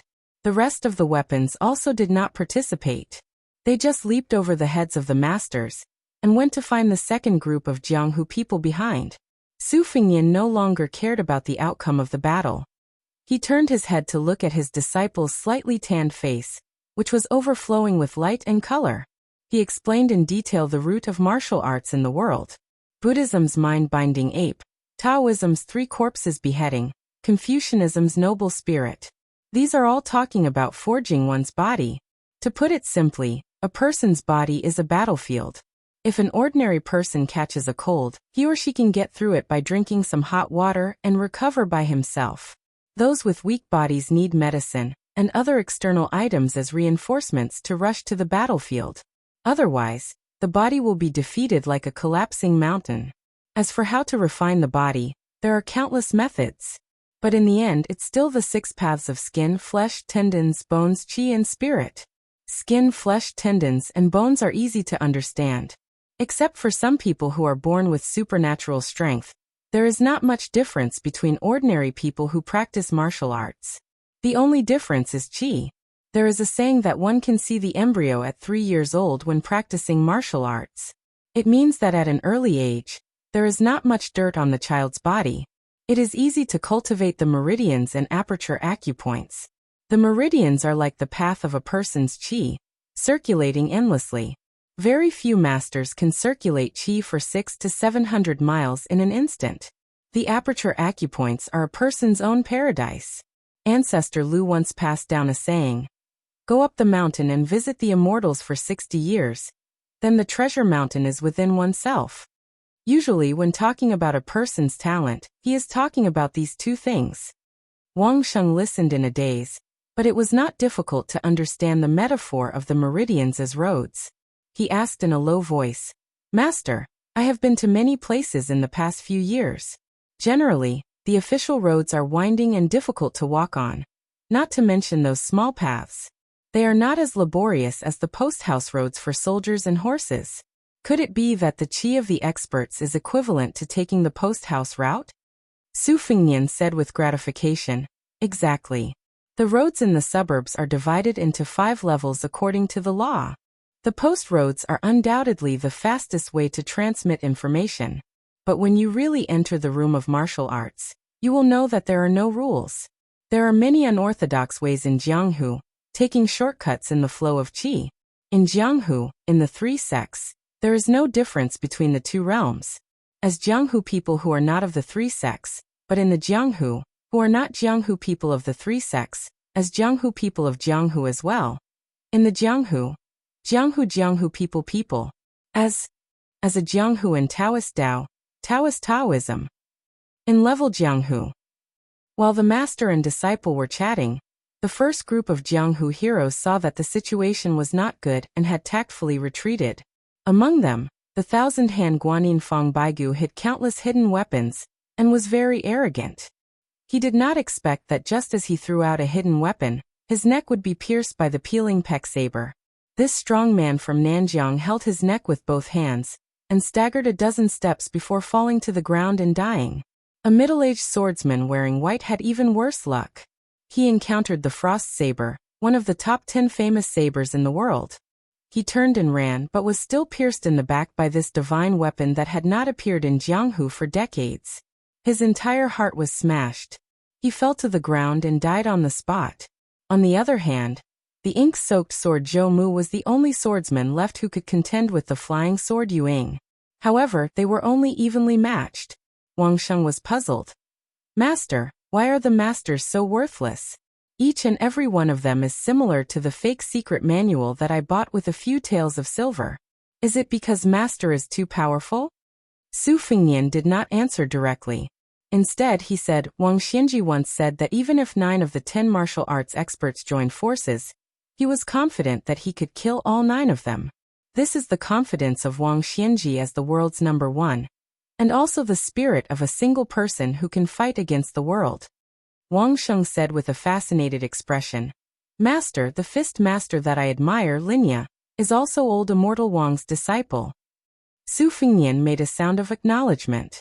Someone on the city wall shouted, "Let's join forces and kill that brat together. Whoever succeeds will take the lion's share. I don't believe that we can't kill one with a few hundred people." Soon, someone else fanned the flames and agreed, "Yes, let's call our friends in the city. With hundreds and thousands of people, we can drown that brat with just a mouthful of saliva." Wang Sheng said angrily, "Master, these people are too shameless." Su Fengnian smiled. He stood up and put the red sandalwood sword case upright. With one hand on the case and the other raised high, he said in a low voice, "Please." After the death of a legendary figure like Sheepskin Fur who only appeared once every 500 years, who would care about the two halves of the wooden horse ox? What about Peeling Peck, which was once held by Jiang Baisher? What about the two sword crowns of the sword tomb? Jiang Hu had forgotten. Su Fengnian wanted Jiang Hu to remember them again. After the word "please," the 9 swords in the case rushed out first and lined up in front of Su Fengnian in a line. The weapons that had rushed to the top of the martial emperor city turned back. The weapons in the carriage and around the carriage bloomed with their own brilliance at the same time. 418 weapons, 418 strands of energy. The qi was soaring. Heaven and earth were moved. More than 400 weapons lined up in a line. In front of Su Fengnian, and outside the martial emperor city, there was a line of tide. Who could get close? Chapter 1130. No one dared to leave the martial emperor city anymore. Su Fengnian did not push his luck. He bent his fingers several times and guided several weapons into the air. For example, the elm pod sword was nailed into the ground a few feet in front of the ink-stained sword Zhou Mu. The great spear dragon winding around the beam was nailed into the ground in front of a spear master. The slender crimson short sabers flew to the top of the city wall and fell into the hands of a machete man. More than a dozen weapons had new owners. After a brief moment of shock, these people, without exception, cupped their fists and bowed to Su Fengnian outside the city to express their gratitude. This was not only because they were happy about Su Fengnian's gift, but also because they were grateful for his recognition of their talents. Among the crowd, a nameless, thin teenager was the most eye-catching. He had actually obtained the great frost-long saber that had been returned to its sheath. After being gifted the saber, the teenager could not control the heavy saber that was as heavy as a living thing. He was dragged by the saber for dozens of steps before falling to the ground. Only then did he hug the great frost-long saber tightly and grin foolishly. No one could laugh. The teenager was born in the city. His parents were a pair of top assassins who had retired from Jianghu. A few years ago, they had died in a bloody attack by unknown enemies. The teenager ran out of the city with the saber on his shoulder. He told the guy who treated all the masters in the city as nothing that he would follow in the future. As long as he was willing to teach him how to use the saber, he, Lu Yunzhang, would be willing to work for him. Su Fengnian asked for 3 spacious carriages to carry the goods. An old spy of the Whisking Water House who had been hiding in the martial emperor city for many years came out of the water and drove the first carriage. He could not stop crying as he drove. Lu Yunzhang had mingled with people from all walks of life in the martial emperor city since he was young. He was proficient in everything. He was in charge of the second carriage. His disciple Wang Sheng, who had learned how to drive, was in the rear. Su Fengnian sat beside her and continued to talk to her about the basics of martial arts. In addition to the carriage, the old spy also had to take care of 6 horses. The carriage's load was beyond imagination, so horses had to be changed frequently. The 4 people, 3 carriages and 12 horses, along with more than 400 weapons, leisurely drove out of the East Sea. Then, along the southern border of Jingji and Pingfan, they made a small arc. When the team reached the top of the arc, Su Fengnian stood on a mountain near an isolated city pass and looked at the scenery of the south for a long time. Wang Sheng and Lu Yunzhang, who were of the same age, did not get along well. Wang Sheng could not stand Lu Yunzhang's mischievous smile, and he did not behave properly in front of her master. Lu Yunzhang, on the other hand, did not like the pedantic young man. The two of them were at loggerheads. As long as they met, they would quarrel non-stop. However, Lu Yunzhang was not most afraid of the immortal who had given him the saber. In the wise young man's opinion, since the immortal was an expert of the land of immortals, he naturally would not argue with him. However, the slippery Lu Yunzhang was scared to death of the old man who always liked to whisper to the horses. The reason was simple. The old man was an extremely powerful figure in martial Emperor City. Rumor had it that he slept in mountains of gold and silver. Even bridegroom Yu had borrowed money from this old man surnamed Lu, who was nicknamed the Old Oil Seller. When Su Fengnian stood at the highest point of the terrain and looked to the south, not far away, Wang Sheng, in addition to the wooden sword at her waist, was also carrying the red sandalwood sword case on her back. She also had 4 swords tied to the city wall with ropes. They were the moosefish sword, the 3-inch sword dogwood, personally forged by the old northern Han Confucian sage Chao Yi, the talisman sword Wild Crane of the Taoist loose immortal Huang Sis Han, and the long sword Biting Pearl that had once pierced through the abdomen of the emperor of Dongyue. The sword aura was awe-inspiring and cold. It seeped into Wang Sheng's skin and caused her lips to turn purple from the cold. Her master didn't say why she had to suffer, only that she would have to carry another sword on her back in less than half a year. In contrast, Lu Yunzhang was too relaxed and content. He carried the large frost saber all day long to show off, as if he had married a beautiful wife. Even when he slept, he would hug her in his arms. At this moment he was beside Wang Sheng. The youth had been imbued with many of the habits of Jianghu. He also knew that in the sect, seniority was important. Although he and Wang Sheng didn't get along well, he didn't want his relationship with this immortal disciple to be too strained.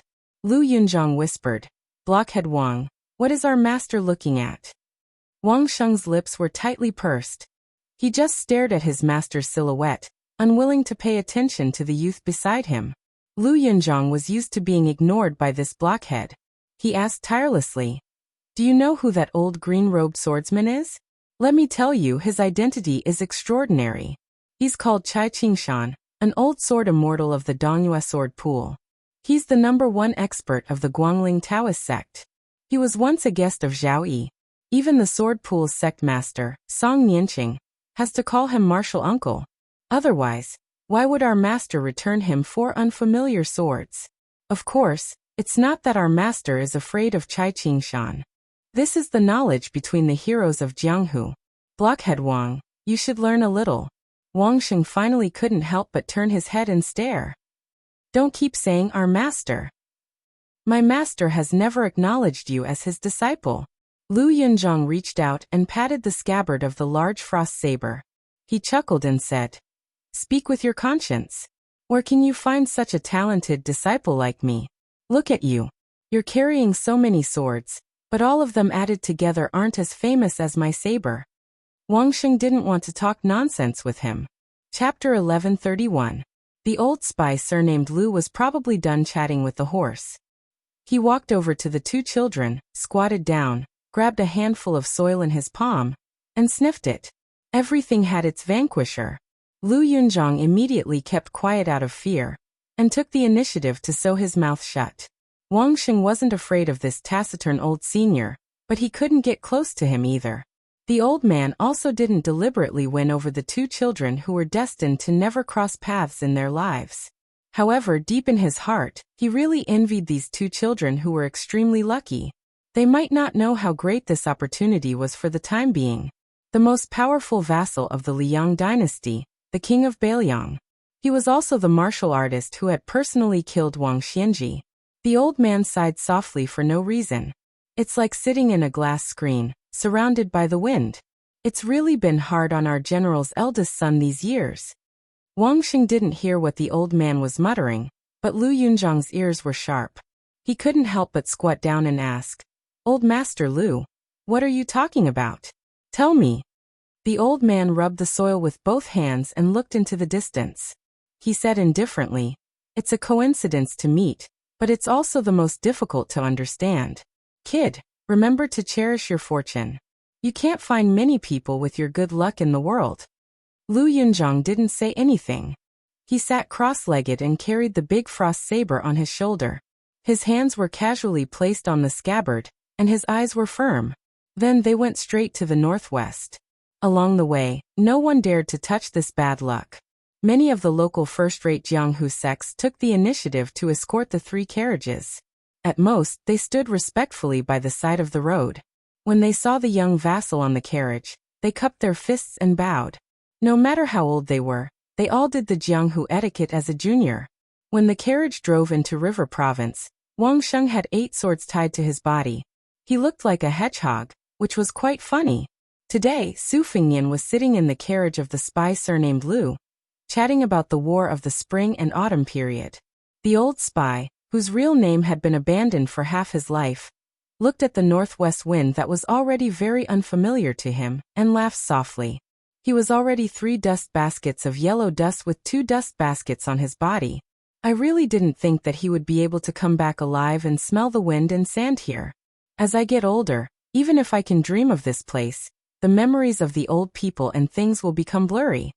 Su Fingyan said calmly, Martial Emperor City is no longer the focus of the southeast spies. Beimeng will soon invade the south. We need you here. The old man nodded. Even if we take 10,000 steps back, as long as we can die here, it's better than anything else. Su Fingyan smiled and said, Master often mentioned you when he was alive. The old man lamented. There are many green mountains and clear waters in the southeast. Although they are warm-hearted, they are cold. On the other hand, in the northwest, the sky is cold and the ground is frozen, but they don't feel cold. Su Fingyan smiled and said, No wonder Master always says that you like to drop bags of books, and privately calls you the sour peddler. The old man was stunned for a moment before he burst into laughter. The old man's expression suddenly turned solemn. Su Fingyan waved his hand and said, Go on ahead. Don't wait for me. A thin old man appeared on the road. He was empty-handed, but his sword intent was so strong that it was almost as strong as Li Chungang, an earth immortal. Su Fingyan got off the carriage and moved forward slowly. The 3 carriages brushed past the old man with an inconspicuous appearance. When Su Fingyan was about 10 feet away from the old man took a step back. Su Fingyan also stopped. Su Fingyan asked, Tomb Master didn't bring a sword? The old man with a calm expression did not speak. He just stared at the young man who had turned the Jianghu upside down. The old man finally said slowly, You're going downhill. Su Fingyan said indifferently, It's reasonable. Tomb Master has indeed chosen a good place and a good time. The old man smiled and said, Also, did you choose a good opponent? Su Fingyan did not speak, but a cold smile appeared on the corner of his mouth. The Wu family's sword tomb, the current head of the family, the true owner of the second most famous sword in the world, Su of Gojoseon Wu Jian. An old man who had almost never fought with experts outside the sword tomb, but had become a worthy grandmaster of the sword. To be honest, Su Fingyan was related to the old man. However, when his mother gave up her identity as the sword crown and violated the rules of the Wu family, the sword attendant aunt's face was slashed by countless sword auras. Thus she had no choice but to wear armor. Su Fingyan did not have a good impression of this old man who his mother said liked to go to the sword tomb mountain year after year to count, wash and sharpen his swords. Li Chungang had once gone to the sword tomb to obtain the wooden horse and ox sword. Dong Tai was the illegitimate son of the Wu family. He had once lived and died on the sword mountain. In the end he established his own sect, raised his own flying sword, and became the Peach Blossom Sword God. The top swordsmen of 2 generations had not been able to bypass the sword tomb where countless famous swordsmen were buried. Perhaps because Li Chungang was in front of Dong Tai, the old man on the road could not be called the #1 swordsman. However, there were not many people who could let their guard down. In the past, only Wang Xianji could. Su Fingyan, who had defeated Wang Xianji, could naturally do it as well. However, he could not do it now. The old man's qi was restrained. He did not have the demeanor of an expert. He smiled as if he was chatting with a junior and asked pleasantly, You asked me why I did not bring my sword? Su Fingyan frowned, but quickly felt relieved. The old man finally took a step forward. When he came, his sword came. So what if he did not have the Su of Gojoseon? Chapter 1132. The 3 carriages were ordered to stay away from the disturbance, but they didn't go far. The most experienced old spy quickly stopped the carriage. Wang Sheng and Lu Yunzhang didn't know what was going on, but they did as they were told. One old man and two young men stood side by side. Lu Yunzhang saw Wang Sheng sweating profusely, his lips turning purple, and his body trembling uncontrollably. Just as Lu Yunzhang was about to laugh at this kid's cowardice, he saw the 7 swords tied to Wang Sheng's body. Each of them was slightly unsheathed, especially Wang Sheng's newest sword, goose yellow. It was tied to his waist, and 2 faint yellow sword auras were coming out from the 2 ends of the scabbard. Lu Yunzhang was experienced and knowledgeable. He knew many bizarre stories of the martial world in Martial Arts City. He roughly guessed why the immortal young master asked Wang Sheng to add a sword every once in a while. It was because he wanted this unnamed disciple to be immersed in the sword aura and gradually connect with those sword embryos. The more the better. Through this, Wang Sheng would be able to hone a natural and vigorous sword intent. The old spy said in a deep voice, "Wang Sheng, try your best to use your divine intent to suppress Goose Yellow's sword aura. If you want to cultivate a superior sword, you have to be able to control the sword and not be controlled by the sword." The pale Wang Sheng tried his best to nod, but it was a pity that he couldn't do it. Goose Yellow's sword aura was getting denser and denser, and the brilliance was lingering around Wang Sheng's waist. The young lady looked like she was wearing a yellow jade belt. The spy with the surname Lu frowned. He knew that these famed swords were attracted by the old man at the post house. Wang Sheng was just a beginner in the sword Dao and naturally couldn't restrain it. The old spy originally thought that by stopping here, he could deliver the weapons to the young vassal king in the shortest time possible, and also have enough distance to resist the old man's sword intent. The old spy sighed in his heart. That sword Dao master was too experienced, and Wang Sheng was too immature. Lu Yunzhang asked curiously, "Old man Lu, who is that 50 or 60 years old guy? Is he worth Wang Sheng's and my immortal master's help?" Back then, even Chai Qingshan was polite and didn't dare to put on the airs of a senior in the martial world. The old spy sneered and said, "Regardless of sword intent or sword arts, how can Chai Qingshan be comparable to the person in front of us? He isn't some old man in his 70s, but an old man in his 90s. Lu Yunzhang said in shock. Even the #1 person in the dynasty's southeast, Chai Qingshan, can't compare? How many swordsmen in the world can scare people like that? That old man doesn't look like the peach blossom divine swordsman Dong Tai. I heard that divine swordsman Dang is very young. Even if he doesn't carry a peach blossom branch, he will probably ride a little donkey in Jianghu." The old spy said in a heavy tone. "He is the tomb master of the Wu family's sword tomb. In terms of seniority, your master should call him great-grandpa." Lu Yunzhang was most annoyed by those who practiced the sword in the martial world. They practiced for decades and still didn't have any great achievements. How could they have the spirit to drag someone away with a swing of their saber? Playing with a saber was more enjoyable. However, the Wu family's sword tomb was a place shrouded in clouds and fog. The youth had only heard that there was a large group of half-dead withered swordsmen sitting there. The old spy kept sizing up Wang Sheng as he spoke. He saw that her cultivation was still too shallow. Not only was she unable to suppress the eruption of Goose Yellow's sword aura, but the 4 swords of Mothfish, Dogwood, Wild Crane and Pearl were still relatively quiet. The 2 new swords, Little Dizzy and Youthful Swim, were all showing signs of being completely unsheathed.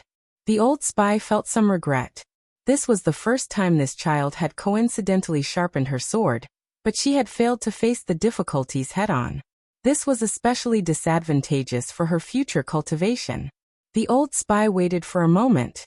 He didn't want Wang Sheng and the sword executors to be defeated because of their personal feelings, so he planned to retreat. At this moment, Wang Sheng seemed to be very angry.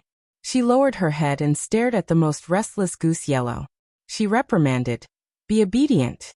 Lu Yunzhang rolled his eyes, and the old spy didn't know whether to laugh or cry. However, the 2 of them were surprised to find that the famous sword had indeed calmed down. Most of the sword aura had been withdrawn and returned to its sheath. The remaining sword aura floated up and flowed around Wang Sheng's 10 fingers. The girl's fingertips were like a yellow flower. The corner of Lu Yunzhang's mouth twitched. He said helplessly, "This works too." Although the old spy's face was calm, he was terrified. In every generation of the martial world, there would be a handful of geniuses. Among these rare geniuses, Buddhism and Taoism were the most mysterious. It was rumored that Qi Xuanjin had the mysterious ability of prophecy. Back then, on the demon-slaying platform, he had single-handedly fought the 6 skyscraping demons of Zhulu Mountain. 3 of them had died under the great immortal Qi's incantation. The white-robed monks of the 2 Zen temples were also said to have a secret mantra that could determine one's life and death. As for the people of the Way of the Sword, they could make many famous swords of spiritual Qi feel close to them. They were called natural sword embryos. While the old spy felt relieved, he couldn't help but mock himself. When he was young, he was also regarded by many seniors as having outstanding talent. It was just that he had never been taught by a true master. As a result, he had no interest in instructing others. What he learned was a mixture of different things. In the end, he was unable to go far on the martial path. Regardless of one's aptitude, having a guide often determined one's level of achievement. The old spy hesitated for a moment before saying, "Wang Sheng, follow me for 10 steps."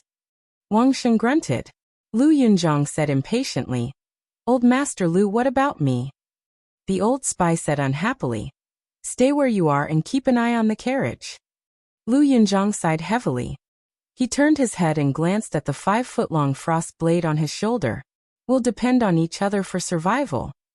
At the front of the post house, after the head of the Wu family took a step forward, there was no more movement.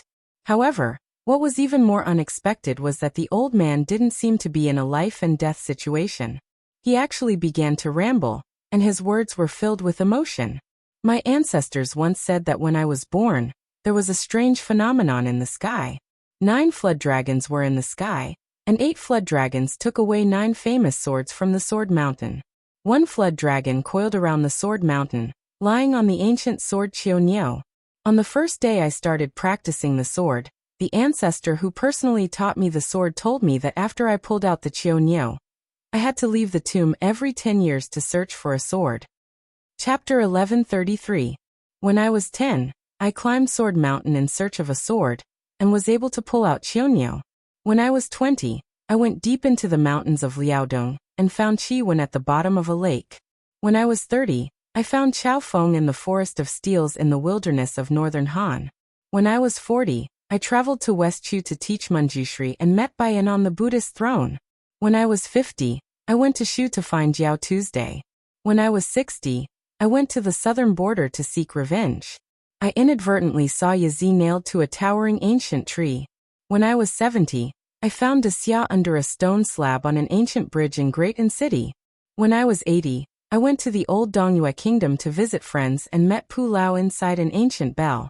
When I was 90, I entered Great An City and saw Paixio. Now I have gathered 9 swords. My life should have been complete. When the old man reached this point, he smiled. In this life, other than searching for swords, I have only ever searched for swords. I have never asked why I practiced the sword. Every 10 years, I would ponder how to abandon the sword and obtain its intent. 10 years after 10 years, I have truly missed many people and many sceneries. Su Fengnian raised his head and gazed at the sky. In his field of vision, there was a sea of golden clouds. Sunlight sprinkled down like feathers, gorgeous and moving. Afterwards, the sea of clouds was like a piece of satin that had been ruthlessly pierced through by an awl, creating a slightly slanted opening. Su Fengnian did not move at all. However, a dozen or so famed swords from a carriage flew towards the opening in the sea of clouds. A massive sound exploded in the sky, like the striking of a bell, shattering one's eardrums. One could faintly see that the dozen or so famed swords that had been uprooted from the ground were all broken, and fell to the ground. Wind and high spirits flew out from the sea of bamboo in western Shu. With Su Fengnian as the center, they circled around in a large circle, forming a prison and trapping Su Fengnian. Then sword Qi swept out from northern Han, transforming into 10 fragments. Each fragment was a sword, and the 10 swords became 1 Qi.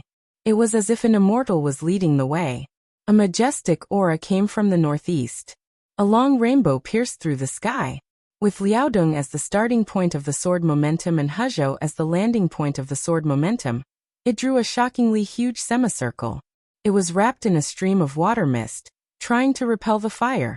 Then, a chi appeared from the distant southeast. The sword chi, filled with an ancient intent.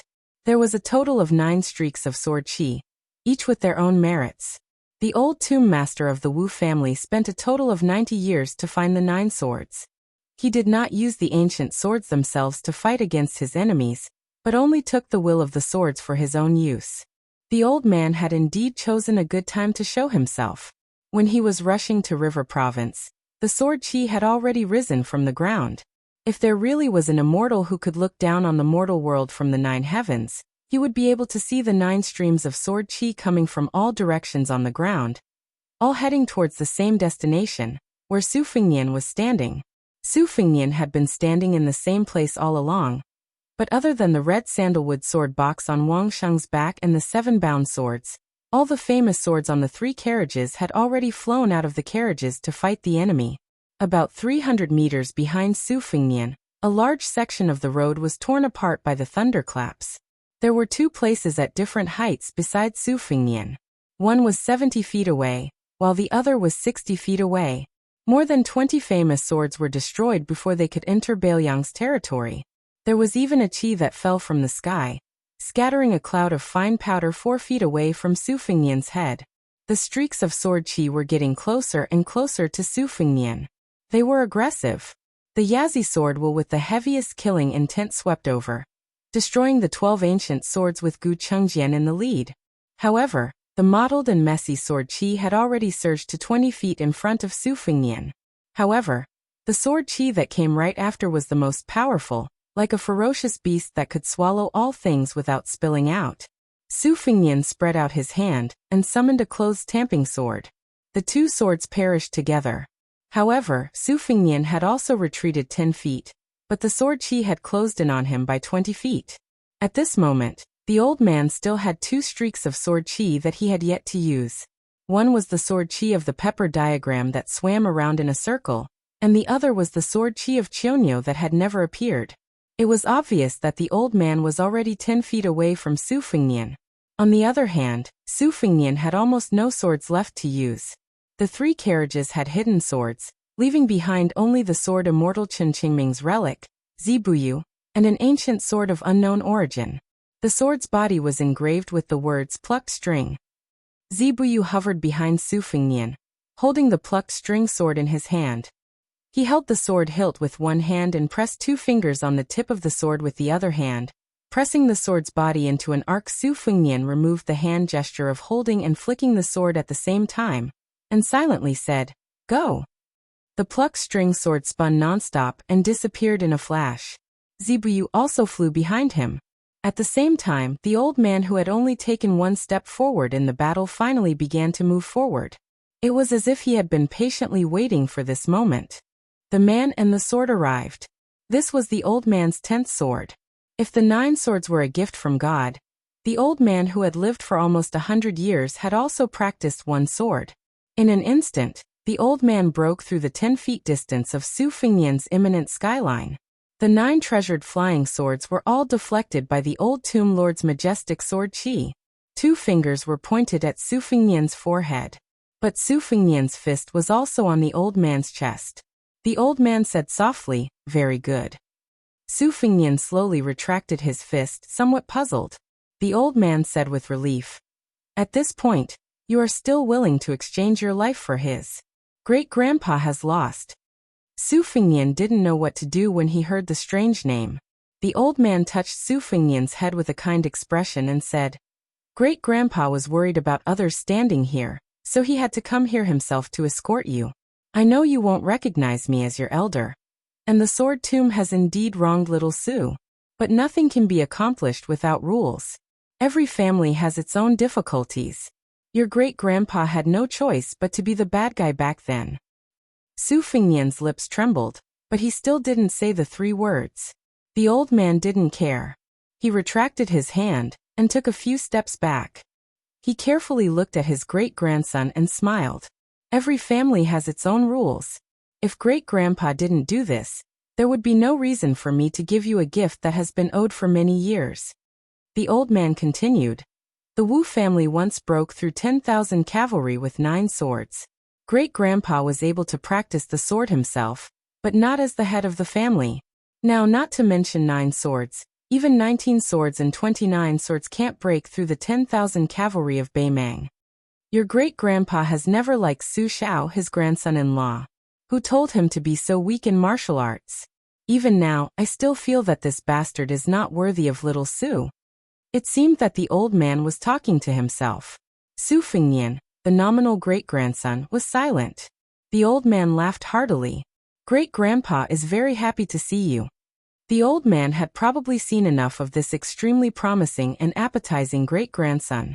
When he passed by the young man, he patted the young man's shoulder and said, "Don't shoulder everything by yourself." The old man walked away with his back to the stubborn young man who still hadn't called him great-grandpa. One day, more than 100 people will leave the sword tomb of the Wu family and enter Beiliang on horseback with swords. Chapter 1134. After the battle, Lu Yunzhang reluctantly followed the 3 to pick up the broken limbs of the famous swords. The youth really couldn't understand why his immortal master was so fussy about daily necessities like a housewife when he already had such a wealth.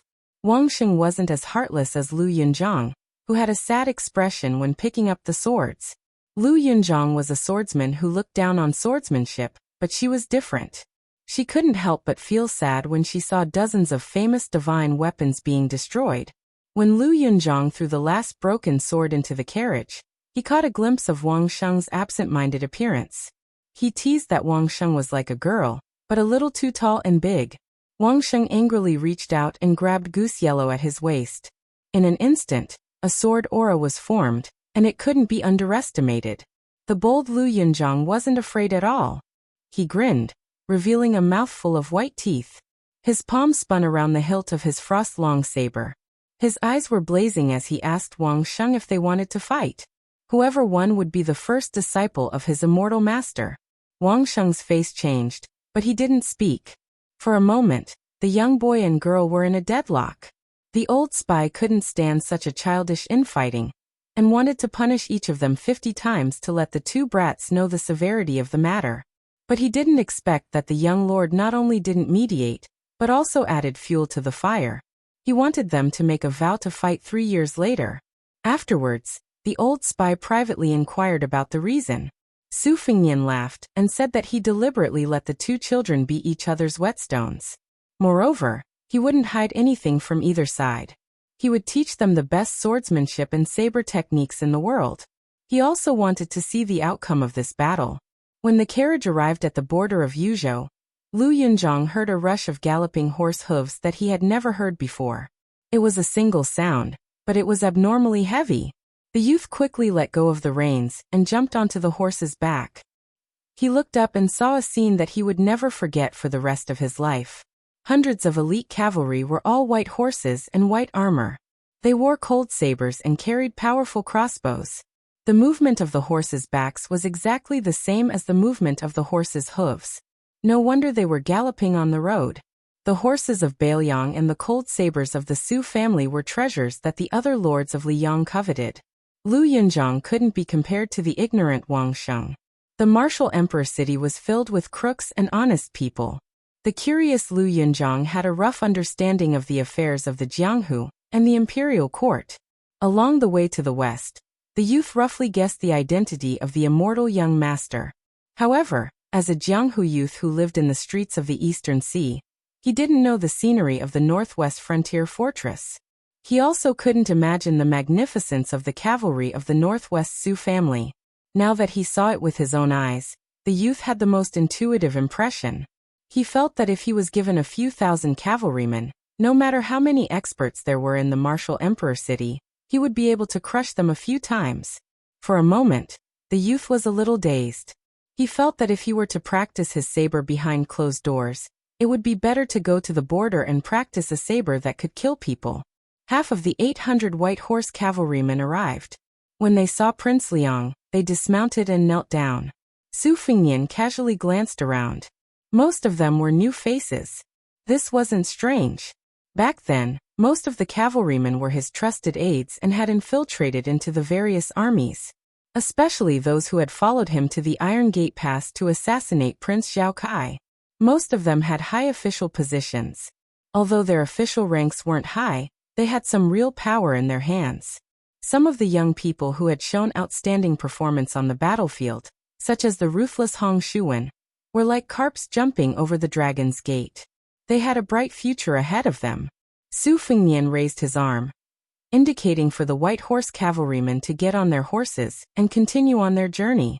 Su Fengnian didn't go straight to the prince's residence in Liangzhou. Midway, he turned south to Lingzhou. He only brought Wang Sheng and Lu Yunzhang with him.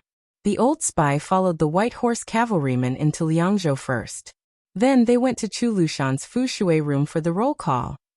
Su Fengnian was going to see the Tangerine provincial governor, Su Beiji, whom he had kidnapped from Beimang.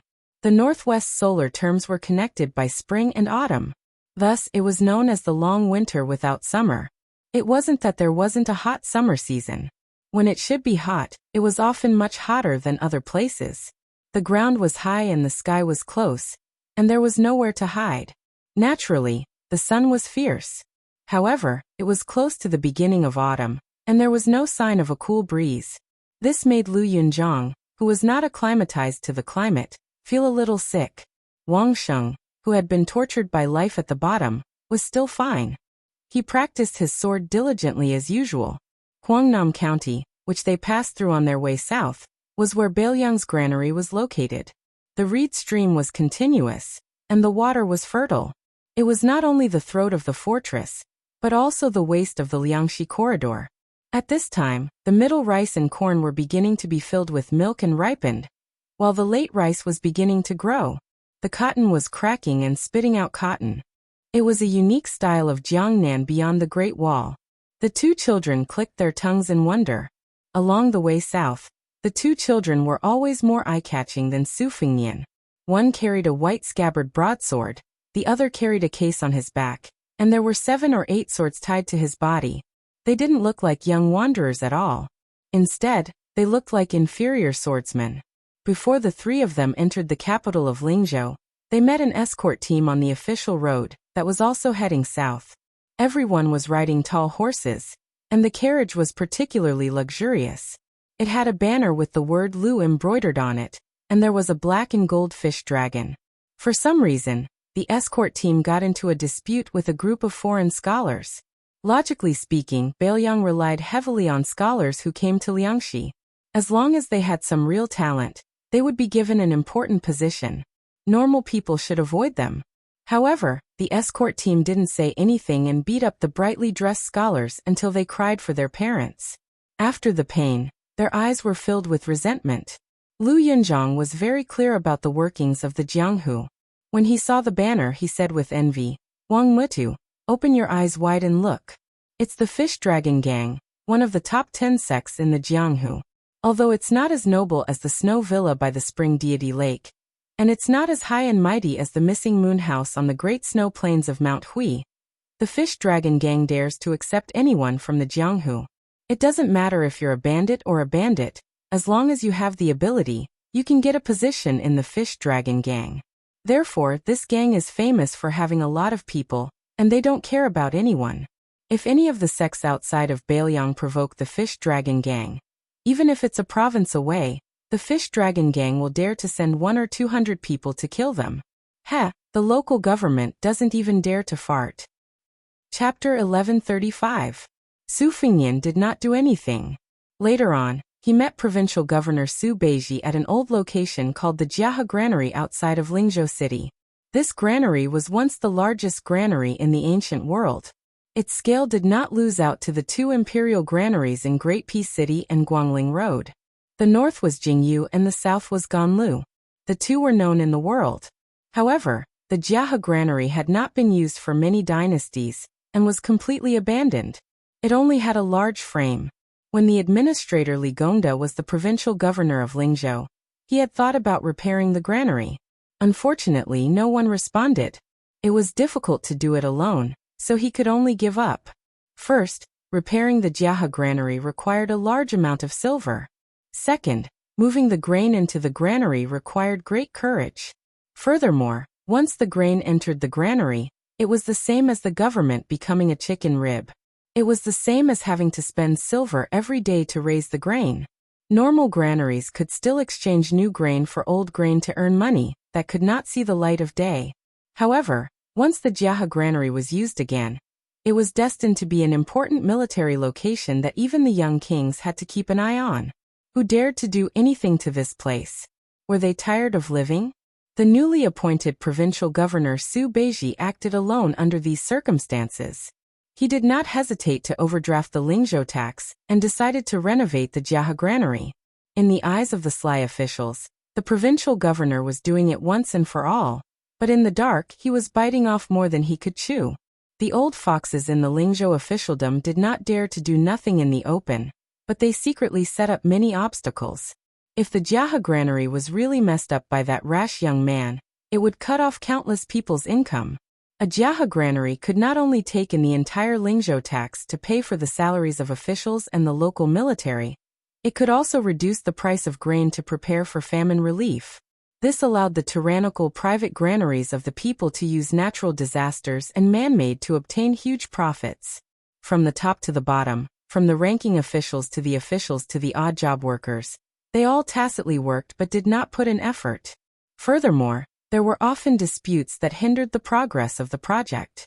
Sir Su, who was mocked as the provincial governor of Grain Province, did not fly into a rage over this and did not punish the chicken to warn the monkey. He only borrowed 2,000 armored soldiers from the general of Lingzhou, and then asked for 3,000 strong corvée laborers from Huangnam County and Longqing County that he could control. He almost completely ignored the orthodox officialdom in Lingzhou. At the same time, he sent Song Yan to clean up the official granaries in Lingzhou. Once he found that there were illegal actions, he would not make a big fuss. At most, he would remove the official hat and replace it with a foreign scholar with a clean background. Most likely, the Lingzhou officialdom did not suffer unbearable turmoil. However, a small group of insightful people finally realized this, and began to frequently go to the much quieter official residence in Lingzhou. The Jiahe granary was heavily guarded. Su Fengnian also did not reveal his identity. He only asked a young military officer to help him pass on a message, saying that the prefect of Bishan County of Yinji County in Yuzhou was an old acquaintance of the provincial governor. Su Beiji, who had been sleeping and eating in the open at the old site of the Jiahe granary, quickly rushed over. He was even more travel-worn than Su Fengnian. The youngest provincial governor in Bailiang history looked exhausted, but he seemed to be in good spirits. After seeing Su Fengnian, he was not surprised and silently walked side by side. This gave the military officer a fright. The construction of the Jiahe granary was in full swing. Su Beiji was seen as the prodigal son of Lingzhou. He raised his sleeve to wipe his dusty face and said as he walked, "The Jiahe granary was the second granary of the Qin dynasty 800 years ago. It was only slightly inferior to Luo Yang's granary. It was called a granary, but in reality, it was no different from a city with both offensive and defensive capabilities. The granary city was 1.5 li from east to west and 2 li from north to south. There were more than 300 granaries and no less than 50 granaries. However, this was not all. When it was renovated, one could clearly see the ancient words carved on the bricks describing the source of the grain, the time it was stored in the granary, and the name of the official who was conferred the granary. Every era of the Qin dynasty had declined, and all of this could be traced. I originally thought that worshipping the past was a bad habit, but after coming to the Jiahe granary, I realized that there were some things that the ancients did better." Su Fengnian smiled and said, "The wisdom of the people has gradually developed, and there are both good and bad. Otherwise, the ancestors of Taoism would not have brought up the saying that the saints had abandoned wisdom, and that the morals of the world were declining with each passing day. It will be mentioned more and more in the future. There are already very few scholars in Bailiang, but they are still very clever in the officialdom. If you were in Jiangnan where the rich and powerful families intertwined with each other, you would truly not be able to display your talents. Here, after all, there is still the suppression of military officials, and the time for civil officials to raise their heads is, after all, short." Su Beiji sighed and said in a deep voice, "As long as the Jiahe granary is completed, with this year's harvest in the 3 provinces as a source of grain, it will be enough to support the war on the border for 2 years. However, The prerequisite is that the various provinces and counties do not embezzle from one another, and the people withdraw their claws and do not get involved. Otherwise, not to mention 2 years, even half a year is an extravagant hope. Time does not wait for me. Actually, if we can plan slowly, I can even have the local grain merchants go to other provinces to buy grain at a high price to fill the cold. This bit of silver is nothing. Once the war starts, not to mention gold and silver, even land will not be as valuable as ready-made grain. However, 20 years of peace within Bailiang has become their confidence for being short-sighted. It is really laughable. Those who brought their children and grandchildren out of the country have even spread the word that even if the grain in the granary rots to the ground, they will not sell a single grain of good rice to the Jiahe granary at a high price. This reminds me of what Grandpa said about the disputes between neighbors. If you only have 1 cent of silver and your neighbor gets 3 cents of silver, then you would rather everyone not earn a single cent than let the other family get 2 cents more. No matter how angry he was, Su Beiji's tone was always calm and indifferent.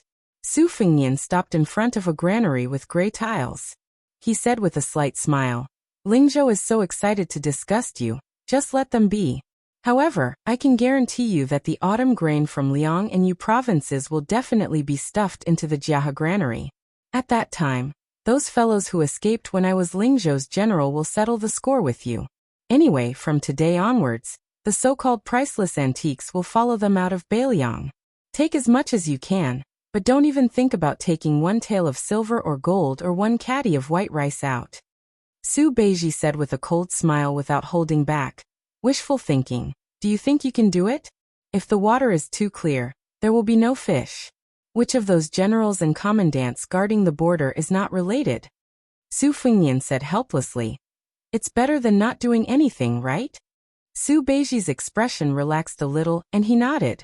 When the vassal king beside him swaggered out of Lingzhou, he did not really touch the bottom line of Lingzhou's officialdom. With the Lingzhou general and His Royal Highness protecting him, no one really dared to fall out with him. However, when Su Beiji personally took charge of Lingzhou, where dragons and snakes were mixed together, it was hard to avoid touching the bottom line of the local officials and families. Furthermore, Su Beiji was not like Li Gongda, an old man in Bailiang who suddenly became a noble. Even with Song Yan and the 4 Wang families helping him out and the Lingzhou general helping him, the officialdom had always been complicated and hard to predict. Laws, relationships, clan rules, and all kinds of rules were mixed within. They all had conflicts and were a mess. The so-called cutting the Gordian knot with a knife could only succeed for a while, and would leave behind a long-lasting disaster. Su Beiji was in the middle of it.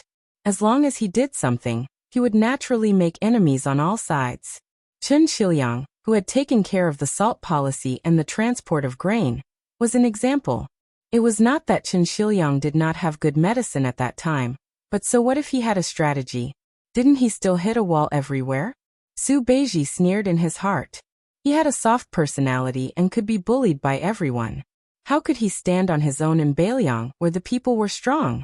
In Liuzhou, the 4th province of the land of refugees, even if Chen Shiliang successfully defended the city and did not let nearly 10,000 horse gang break through, he was still criticized for being indecisive and soft-hearted.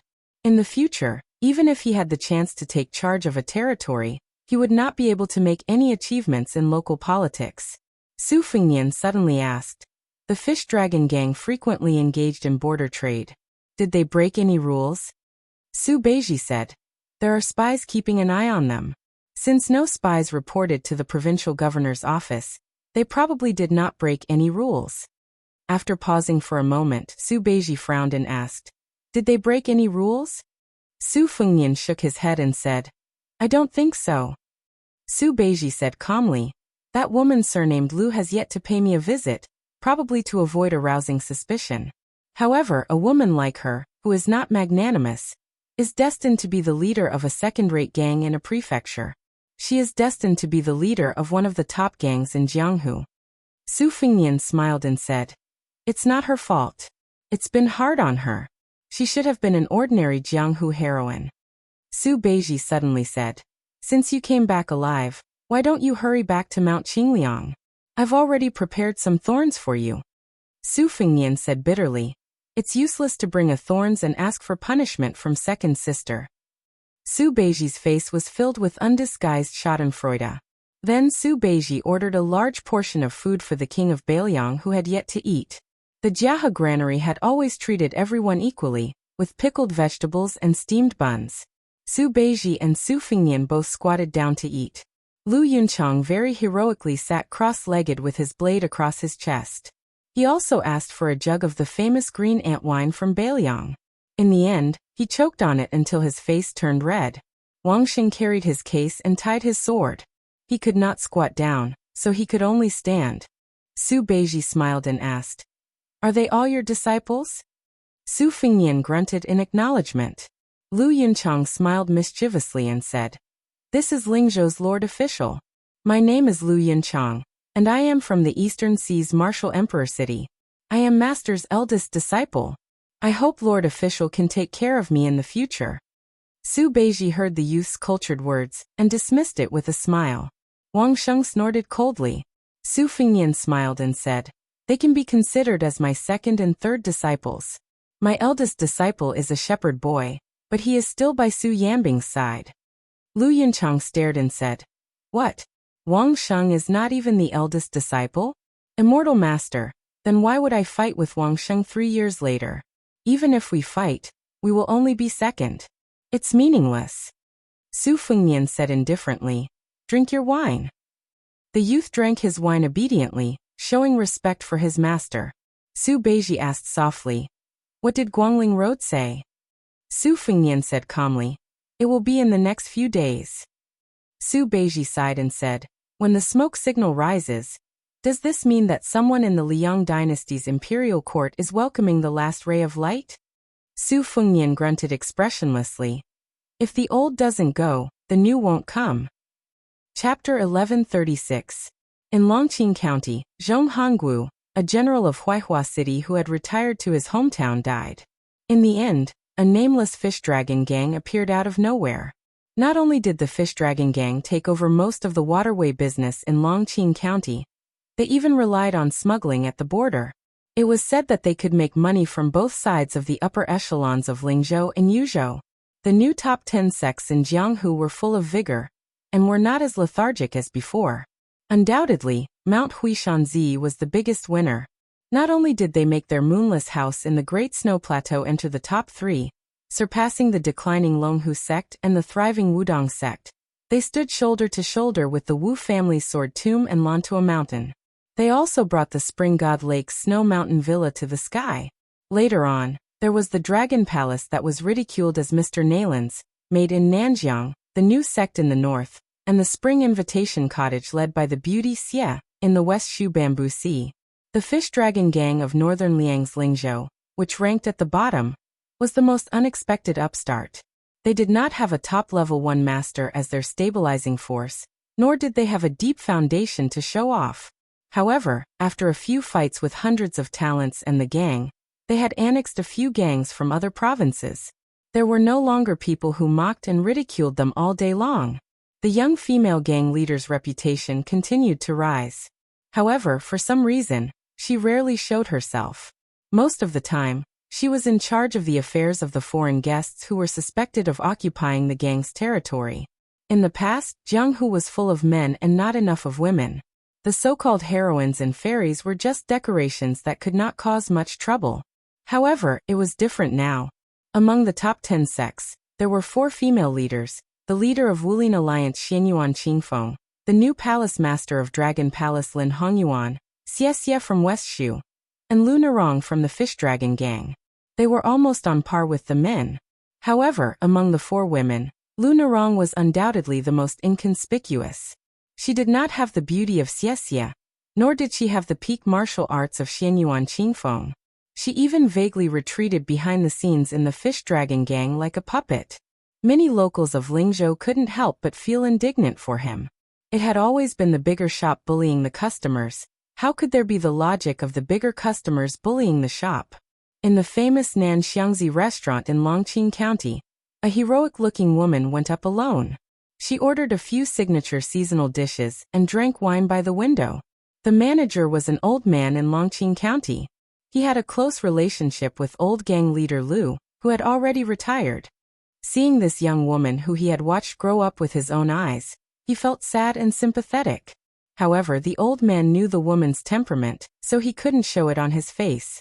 He could only ask someone to find a good wine that had been stored in the cellar for many years. He personally opened the mud seal and accompanied the woman to drink a bowl of hot, strong wine. They talked about the Jianghu deeds of old Master Lu when he was young. When the old shopkeeper saw the group of people arrogantly climbing up the stairs, he sighed and silently got up to leave. Every family had its own difficulties, not to mention that the Fish Dragon Gang today was not something that an old wine seller like him could meddle in. The woman looked up and saw that the three people were the guests who had joined the Fish Dragon Gang in 2 batches. The burly man in his prime was originally a notorious machete man in Yuzhou, who carried a famous knife called zongi. The old man was one of the top internal experts in Huzhou. He was close to level 2 and had the reputation of being a painter. The young and handsome man was the most powerful of the 3. He was also good at using subtle hidden weapons, which made it impossible for people to guard against him. He was the top Jianghu talent in Gangnam-do. At present, the Fish Dragon Gang claimed to have 4 great masters and 18 guests.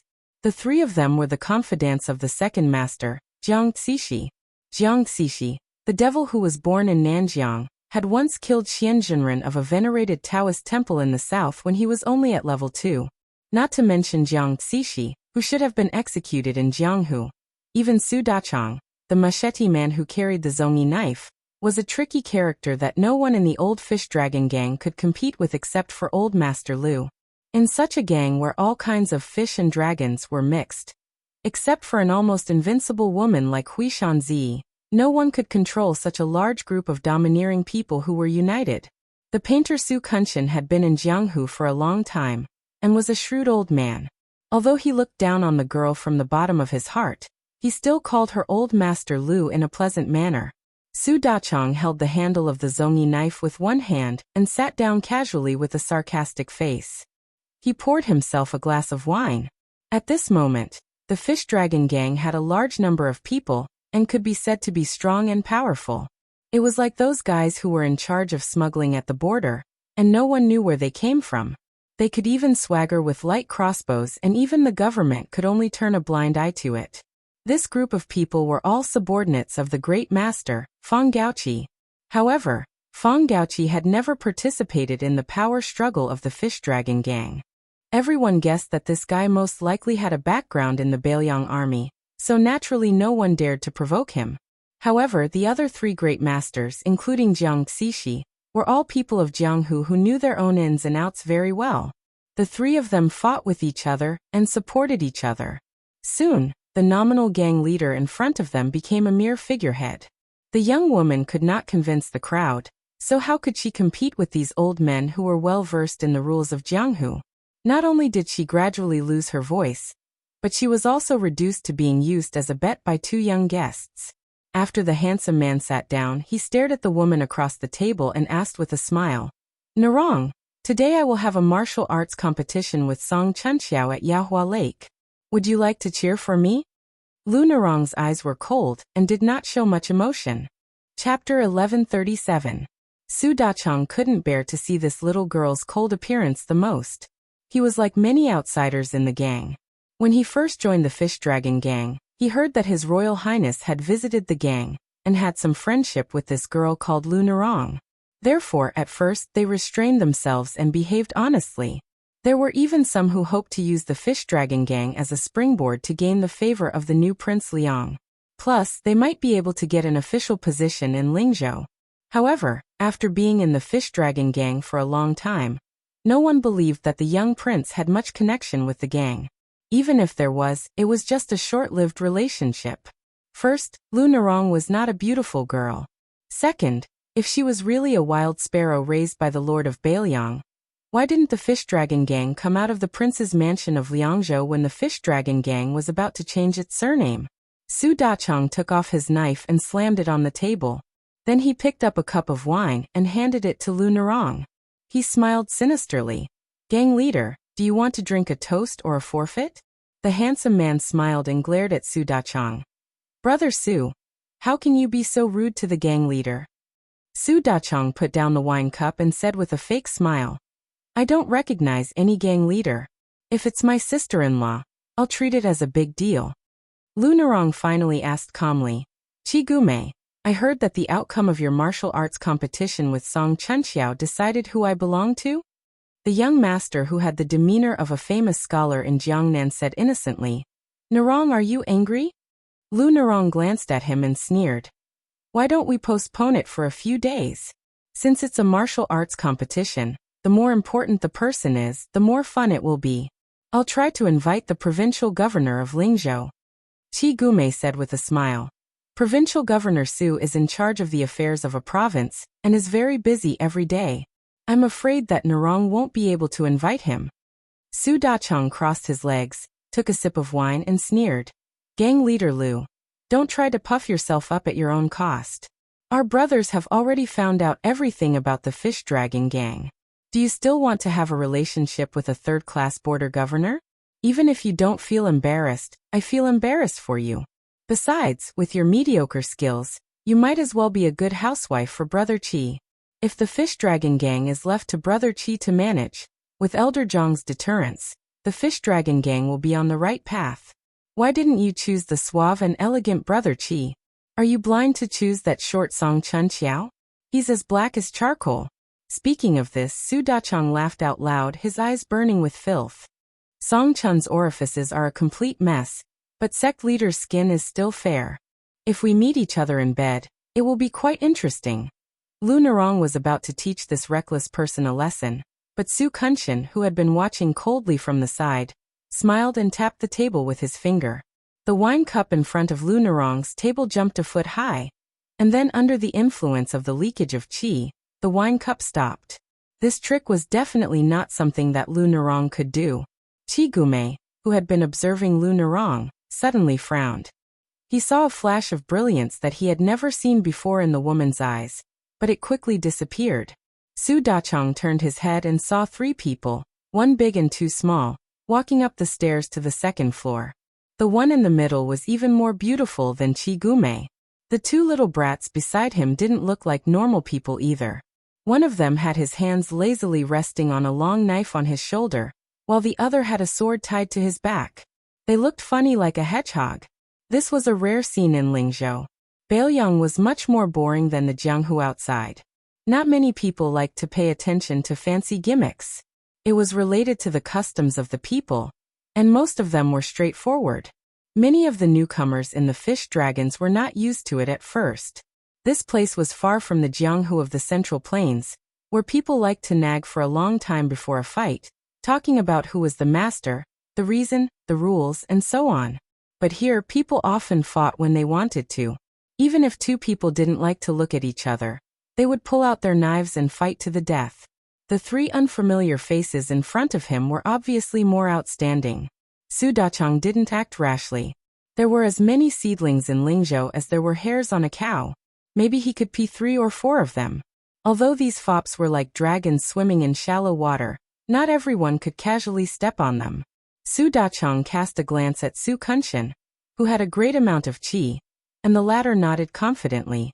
The old man must have recognized that the 3 strangers' qi activity was ordinary, and they were not elites who could cause them to fail miserably. Su Dachong gained confidence. He twisted his butt and turned around with his chair. He said stiffly, "Get lost, I have already booked the 2nd floor." The young man who looked more aristocratic than Qi Gume smiled and asked, "Is the fish dragons very impressive?" The young man was asking Lu Narong. He completely ignored the other 3. Su Dachong had a bad temper.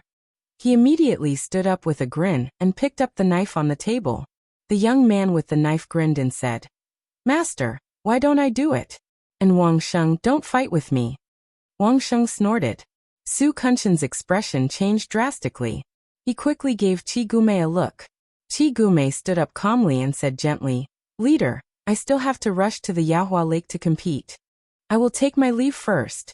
Lu Narong was expressionless. Su Dachong was confused, but he still followed Qi Gume and Su Kunshin downstairs. On the stairs, the 3 of them could clearly hear the young man with the knife, and the young man with the sword tied to his waist complaining. Blockhead Wang, sword energy is used to kill people, not to scare people. Didn't you alert the enemy? You made me lose 3 training dummies? No matter how broken they are still dummies. You have to pay.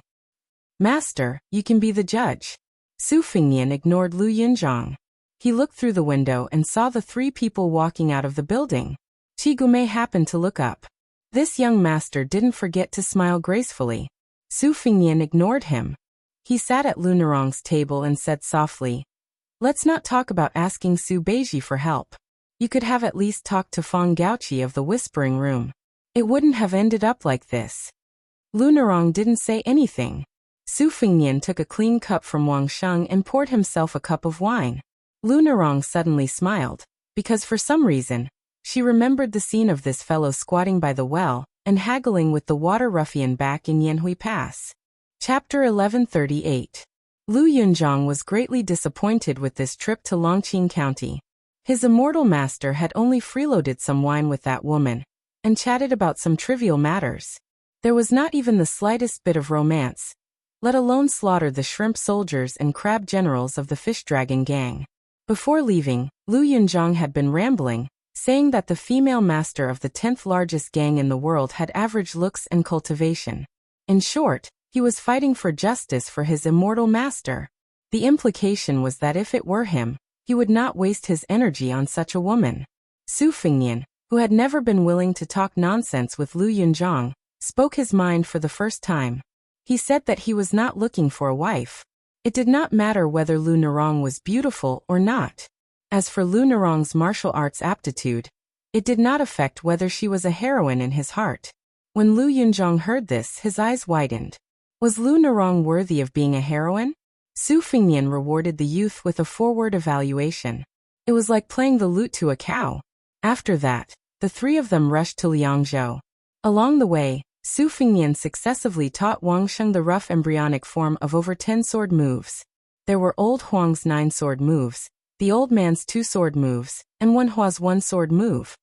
He allowed her to not ask for a deep understanding and only understood his intentions. He did not deliberately favor Wang Sheng. The moves he taught Lu Yunzhang were all top-notch. He did not even hide Gu Jiantang's thunder core. This pair of youths could endure hardships and work hard. They secretly competed with each other, afraid of falling behind each other. When they practiced martial arts, they were obsessed with it. However, it was obvious that Lu Yunzhang's speed of cultivation was much faster than Wang Sheng's. He was already very familiar with the hob and drag blade, and vaguely had the demeanor of a grandmaster. Occasionally, when he listened to Su Fengnian explain the profoundness of sword moves to Wang Sheng, he would be able to comprehend by analogy. On the other hand, after Wang Sheng acknowledged Su Fengnian as his master, for some reason, he became more and more introverted. He was silent and was no longer as naive and unaffected as before. Perhaps it was because of Lu Yunzhang's talent in martial arts that the girl felt a lot of speechless pressure. Su Fengnian was well aware of this, but he did not try to ease the heavy pressure in her heart because of this. As they neared Liangzhou, Su Fengnian rarely took the courier roads. He only chose the paths with few people and had Wang Sheng and Lu Yunzhang take turns to fight. He wanted them to do their best to press forward with their weapons. Compared to the two, Lu Yunzhang was naturally more imposing. With the great frost blade in hand, he dared to fight with his life on the line. He would not even acknowledge the Heavenly King. When facing his immortal master, he would never hold back and would always charge forward in a spurt of energy. Wang Sheng, on the other hand, was much inferior. Every time he unsheathed Goose Yellow, even if his moves were 60 to 70% similar, his spirit was only 20 to 30%. This was exactly the opposite of Su Fengnian's expectations for her. Over time, Wang Sheng also realized the crux of the problem. His originally dark and rough face became more and more stiff. Every time he looked at Su Fengnian's calm expression, he wanted to say something but hesitated. He felt guilty and uneasy. After crossing the Yellow Flower Pass, they would arrive at Liangzhou a dozen miles away. Currently, there were 14 military officers stationed in Beiliang's Taoist realm to guard the 14 passes. From the point to the line, it was proposed by Ancestor Gu, the originator of the situation theory. There was a flintlock for 5 miles, a block for 10 miles, a fort for 30 miles, and a city for 100 miles. In the past, Bailiang did not have flintlock forts. On the contrary, they were not shabby in number. However, most of them were disorderly. Once the real war broke out, they might not be able to quickly respond to each other. Now the number was slightly reduced, but the situation in Bailiang suddenly became clear. The Yellow Flower Pass was one of the 14 passes. It was led by a senior military officer named Li Maozhen, who was an experienced military officer. Li Maozhen was old and wise and was deeply trusted by the old King Liang. Otherwise, Su Xiao would not have let him guard the east gate of Liangzhou. The Huaiyuan gate of this pass was the favorite of frontier poets of the past generations. This gate symbolized that the imperial court was conciliatory and farsighted. The dark green city walls that extended out from the two sides of the pass were like a dragon traversing the desert. The dragon's head extended to the north and connected to the red shooting wild goose mountain. At the top of the mountain was the locking flintlock, which was known as the #1 flintlock in the world. In the past, the Yellow Flower Pass did not exclude people from fairs. Especially on the 1st and 15th of every month, people would come and go. It was unusually prosperous. However, after becoming one of the 14 passes, the Yellow Flower Pass became much more deserted. The trade caravans that passed through the northwest region of the dynasty had to take a detour. There were complaints everywhere. So much so that the weak military officer Li Maozhen sent a memorial to the Qingliang mountain, requesting to reopen the city gate and military camp. The 3,000 elite soldiers would not need to be paid by Liangzhou, and could even be used to support the border army. At that time, Su Fengnian was not in the palace. The Red Hanlin Academy in Wutongyan argued about this. In the end, Lu Qingyan, who replaced the green ants to enter Wutongyan, made the final decision and rejected the old military officer Li Maozhen's memorial. It was said that the old military officer Li Maozhen almost resigned and retired. He openly scolded the old military officer Wutongyan for not knowing the cost of living. He even said that they would empty out the palace sooner or later. The old military officer Li Maozhen didn't even let the young feudal lord off. 6 or 7 elite light cavalry galloped out of the Yellow Flower Pass gate, escorting a white-haired old man in casual clothes. The old man stopped his horse at a military camp outside the city and squatted on the ground, sighing. Although Bailiang Road imitated the court's Ministry of Works and established a military camp division to be in charge of all military camps and fields, the old man, who was familiar with the rules of officialdom, thought that this was just a helpless move by the new Prince Liang to settle down foreign scholars. The essence of a military camp was the 2 words land reclamation. Once it was handed over to outsiders, it would only become a tool to make money. However, the old man was an official of Bailiang. How could he really go and wrestle with the Bailiang Palace? Fortunately, the young scholar in the military camp division with the official title of minister-counselor had not stretched his hands too far. Although he was not familiar with military affairs, his subordinates could be considered competent and dedicated. The new residents who had migrated from Bailiang Road's 4th prefecture, Liuzhou, were also well-behaved and peaceful. Only then did the old man pinch his nose and admit it. Otherwise, he really would have taken the bold action of driving them out of the country with troops. Not long after the old man arrived at the military camp, a few young civil officials rushed over upon hearing the news. Among them, the young man in the lead had an 8th-level embroidered official patch. The 2 behind him were 9th-level quails. Their ranks were not high, but they held real power. The 8th-level official was one of the 6 minister-counselors of Bailiang Road's military camp division. His name was Lu Gongren. The other 5 were all at the border. He was the only one in charge of the military camp matters in Liang and Yu prefectures. It was said that this was because the military camp division was wary of Li Maozhen, who was in the bag. Lu Gongren was implicated and had no choice but to remain within the borders. After Lu Gongren arrived here, other than surveying the fields, he had also paid a visit to the Yuji general's residence several times. Unfortunately, Li Maozhen, a military officer with real power, did not give this young man any face. Each time, he was met with a closed door. After Bailiang Road's 14 military officers surfaced, it was like a military town. Most of them were new faces. At this time, the arrogant old man who was squatting by the field with his, but facing Lu Gongren was the backbone of Yellow Flower Pass, the weak military officer Li Maozhen. The old man did not pay attention to Lu Gongren's courteous words. He snorted coldly and did not even raise his head. He sneered, "Sir Lu, you really have the leisure to come here and worm your way into being friends with me. Are you not afraid of delaying the great undertaking of the military camp of 2 prefectures?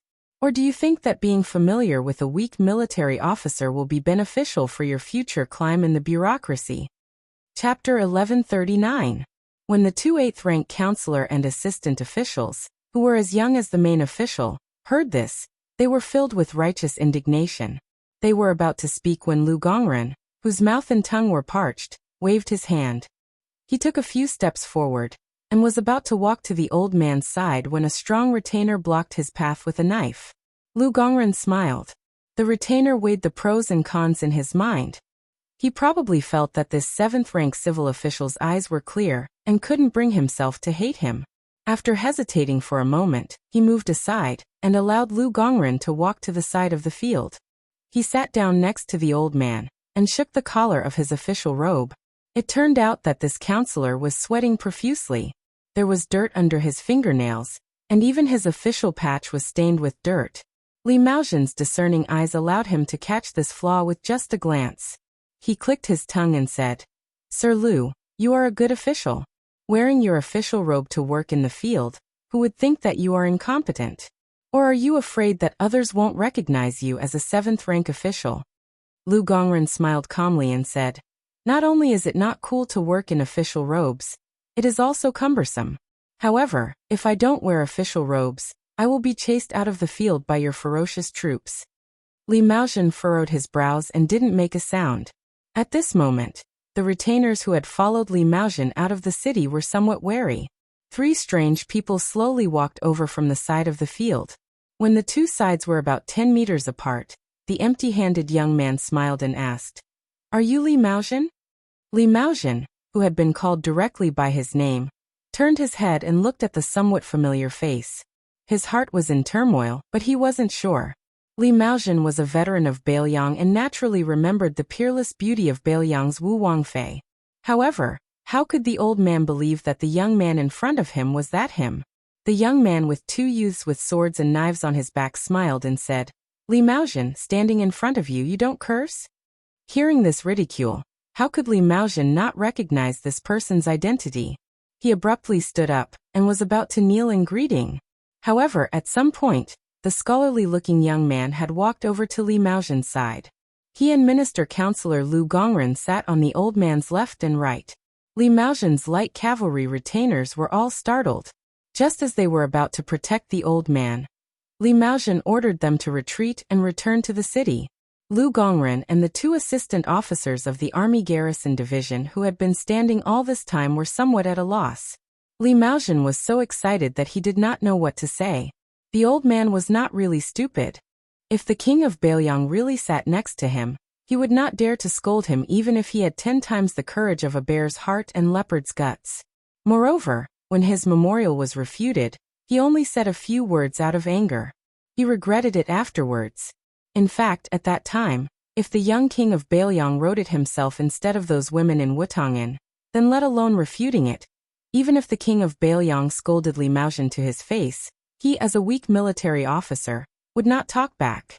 Li Maozhen, who held great power in his hands, recognized 2 things more than many people. One was Bailiang, and the other was the Su family. It did not matter if you were a kitten, a dog, or the head of the Su family after great General Su Shao. As long as you sat in the position of the Lord of Bailiang, Li Maozhen would serve you to the death. The person who came was naturally Su Fengnian. He leaned around Li Maozhen and looked at the 8th-rank official Lu Gongren. He smiled and said, "You should be the Minister Counselor Lu who once studied at Shangyin Academy. You can continue talking. I'll just listen." Lu Gongren mistakenly thought that this was a local snake that even old General Li was afraid of, and that he was the son of a general with a strong background in Liangzhou. However, since he was here, he might as well take the opportunity to explain to the old military officer why Bailiang wanted to draw legs on a snake and set up the military field department. However, before the young civil official could speak, Li Maozhen turned his head and glared at him fiercely. The king is sitting next to you and is personally supporting you. What nonsense are you talking to this old man about? In the future, I will strictly control those subordinates who deliberately make things difficult for the military field department. If you, as the minister counselor, have any difficulties, you can directly enter the Yuji general's mansion in the pass. Lu Gongren and the two young officials behind him were stunned. Su Fengnian raised his head and waved his hand. He smiled and said, "Sit down and talk." They sat side by side on the side of the field. Other than Li Maozhen, who was able to maintain a calm expression on his face, the others, including Lu Gongren, were all restless and had an uncontrollable excitement in their chests. In the cultivation of the government, one rank followed another, and the threshold followed the threshold. There was almost no end to it. For the 6 ministers who were the pillars of the imperial court, not to mention the officials from other places, even the officials from the capital who could participate in the court assembly might not be able to get in front of these important figures in their entire lives, much less speak a few words with them. However, other than the Grand Secretary Zhang Jiulu and Gu Jiantang, the vassal kings who had divided the territory were undoubtedly rarer than these pillars of the dynasty. These scholars who had gone to Liang had long heard of the various deeds of the new Liang prince. He was different from the notorious reputation of the past. The rumors that were becoming more and more intense were mostly the heroic deeds of the young vassal kings. However, even if Su Fengnian was an embroidered pillow that could not be supported, as long as he was the master of Bailiang, then he was destined to have a large group of famous heroes on the battlefield, such as Chu Lushan, Yuan Zuozong, and Yan Wenwan standing behind him. Su Fengnian saw that they were not willing to speak, so he could only smile and ask, "Official Lu, how many roads have you traveled since you became the minister counselor?" Lu Gongren said respectfully, "I have been the minister counselor of the army division for more than 2 months. I don't know how many roads I have traveled, but I have already changed 4 pairs of boots." Li Maozhen said softly, "Lu Gongren, this 8th level official, is not quite the same as the previous pests in Bailiang. I have investigated his background. Since he took office, he has not bought a private residence or kept a servant. However, I can't rule out the possibility that he is not familiar with the network of officialdom and did not dare to enter the water too early and ruin his future." Lu Gongren did not know whether to laugh or cry. He said in a muffled voice, "Old generally, are you saying good or bad things?" Su Fengnian said, "With Li Maozhen's bad temper, generally speaking, if he did not directly say bad things about you, then it is considered good things." Li Maozhen smiled softly and nodded. His expression was somewhat self-satisfied. Su Fengnian suddenly addressed him as Old General Li and asked, "Lu Gongren and the other scholars who have just taken up their posts, are they satisfactory?" Li Maozhen grunted and said, "At the very least, within 3 or 4 years, they can be considered honest officials. As for whether they can be called capable officials, compared to those who squatted in the latrine pit and did not shit, they are certainly much better." Su Fengnian said to himself, "This is enough." Li Maozhen suddenly asked carefully, "Your Highness, why don't we switch places? I do not dare to sit in the middle of the main seat. I feel that Your Highness is trying to use peaceful means before resorting to force. Are you going to remove my official hat?" Su Fengnian joked. Su Xiao said before that you, Li Maozhen, are addicted to being an official, which is why he made an exception and asked the Liang Imperial Court for you to be a 4-man guerrilla general. Now it seems that this is indeed the case. Li Maozhen laughed out loud and said, "If I am not an official, how can I lead troops into battle? I know my own weight. Otherwise I would have asked Your Highness for the position of Grand Commander." Su Fengnian said softly, "There will be a lot of fighting coming up." Li Maozhen was stunned for a moment before he smiled knowingly. "According to our old rules, every time there is a big battle, the Su family cavalry must set up 2 temporary vanguard battalions. Why don't you count Li Maozhen in? In any case, the Grand General has promised me that the title of guerrilla general can be inherited. This old man has no other wishes. The eldest son of the Su family, Li Hosher, is not inferior to me in leading troops. Leaving Yellow Flower Pass to him, Your Highness can be at ease." Su Fengnian smiled and said, Su Xiao is already dying of old age in his bed. You, Li Maozhen, have 4 generations under the same roof. What are you going to do at the border? Li Maozhen said in a low voice. Then let's treat it as one last time helping the Grand General fight at the border. Military advisor Li Yishan once said that we must always let those northern barbarians remember one thing. Where the Su family's gate is where the gate of Liang is. Chapter 1140. Su Fengnian originally wanted to say goodbye and go around the Yellow Flower Pass to enter Liangzhou. But Li Maozhen would not let him go. He kept pestering him until he entered the Yuji general's residence. Even Lu Gongren and the others could not escape. A large banquet was held in the residence. Li Maozhen called his eldest son Li Hosher. The old officer did not dare to make the new King Liang drink, but he was not polite to Lu Gongren. Li Maozhen was an old wineworm who had been soaked in the wine jar of officialdom. He was very good at drinking, persuading, and avoiding alcohol. The young talents of the military field department wanted to stay sober in front of the young king, but they quickly drank until they collapsed. Lu Gongren was drunk and sang a song. It was Yu Luandao's Liangzhou de Ma. The banquet ended happily. Li Maozhen was also drunk. He could only let Li Hosher help Su Fengnian out of the Yellow Flower Pass. When they left the residence, there was a handsome young man in a scholarly robe sneakily following behind them. Li Hosher, who was in the prime of his life, had a helpless expression. He explained to Su Fengnian that the young man was his youngest son, Li Jingfu. He had become a Xiozai at the age of 11. However, this child greatly admired the number 1 king of Beiliang. Su Fengnian praised him from the bottom of his heart. Li Jingfu could be considered a rare scholar in Beiliang. Li Hosher's appearance was similar to his father, Li Maozhen. However, he did not have a strong official aura. In the evening, according to the records of the Fu Shui chamber, this Yellow Flower Pass cavalry captain who had been in charge of the Yin Suoying Guard for 8 years walked with Su Fengnian on the deserted street. The young man, Li Jingfu, saw that the king of Beiliang and his father did not reprimand him for not knowing the rules. He tiptoed behind the 4 of them. He looked enviously at Lu Yunzhang, who was carrying a blade, and Wang Sheng, who was carrying a case. Li Hosher hesitated and said softly, Your Highness, my father does have selfish motives. He wants me to take over the Yellow Flower Pass. Father has always said that even if I can inherit the title of Yuji General, it is meaningless. I hope your Highness does not mind. At this point Li Hosher, who was not good with words, blushed and smiled. He probably did not know how to continue. Su Fengnian smiled indifferently. Your father's addiction to being an official is not small. This banquet is also to pave the way for you. It's good that you leave an impression in the prince's mansion of Mount Qingliang. In the future, it will be easier for you to be promoted. However, you still underestimate your father too much. Before your father entered the city, he made a bet with me. If after I saw you, I felt that you could shoulder the heavy responsibility of guarding Huanghua Pass, then I would allow him to serve as an old soldier in either of the vanguard and breaking enemy battalions. If you want to put it this way, your future Ruoshui commandant was exchanged with your father's life today. Li Hosher's face turned red. After holding back for a long time, he finally said, Your Highness, don't listen to my father. This old man is already so old. He can still ride a horse in casual clothes, but if he wears armor and holds a spear, he won't be able to last an incense stick of time.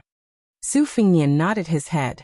Li Hosher continued, Your Highness, our Li family's bloodline is still flourishing. I still have 2 younger brothers who are in the military. The family business of Huanghua Pass is not lacking in successors. My father's wish should be fulfilled by me, the eldest son of the first wife. Su Fengnian didn't comment.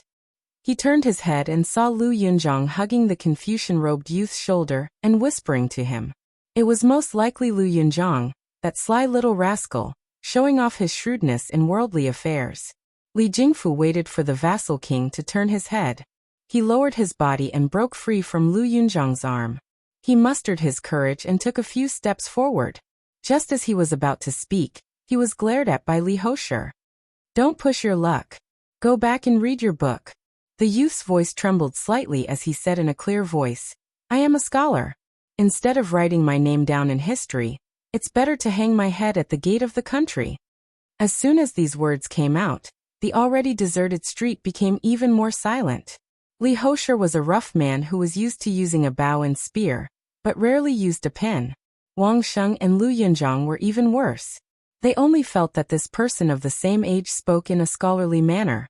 Su Fingyan raised his hand and motioned Li Hosher not to make a sound. He said with a smile, "Kid, you are still young, but your tone is not small.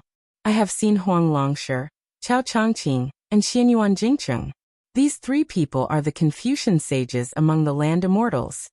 Hearing this, in just a short sentence, three thunderous names appeared. The young Li Jingfu's eyes shone brightly as he stared at the great hero in his heart. He thought that the king of Bailiang, who had traveled thousands of miles, had seen the world more than anyone else. Su Fingyan continued, "But they didn't speak as if they could swallow mountains and rivers like you." Li Hosher couldn't help but chuckle. However, when he saw his young son's pale face, he sighed quietly. Su Fingyan seemed to be talking to himself. The name of a scholar goes down in history, while the head of a military official hangs at the gate of the country. They don't interfere with each other. If the former can write more good things about the latter when they are behind closed doors writing beautiful articles, that would be very good. Su Fingyan looked at Li Jingfu and said, "I'm not laughing at you for overestimating yourself. A journey of 1,000 miles begins with a single step. When I practiced the saber back then, I also harbored great ambitions. At that time, no one thought highly of me. When one's heart is moved, one's intention will be born. The reason why I'm telling you this is because I feel that you are still too young. Even if you throw away your pen and join the army, you will only be a burden to others on the battlefield. Besides, Bailiang has 300,000 cavalry that are the most powerful in the world. How can a young scholar like you cut off your head and study?" After saying this, Su Fingyan told Li Hosher that there was no need to send him off. He took his two disciples and walked straight out of Yellow Flower Pass. After a long time, Li Jingfu came back to his senses. He pinched his cheeks and laughed foolishly. "Prince Liang talked to me?" Li Hosher, who always felt that the older the child got, the more difficult it would be to talk to him. He laughed softly and said, "Silly boy." Li Jingfu happily walked toward the Yuji general's residence. Li Hosher silently followed behind him. Looking at his son's still slender figure, he felt somewhat proud.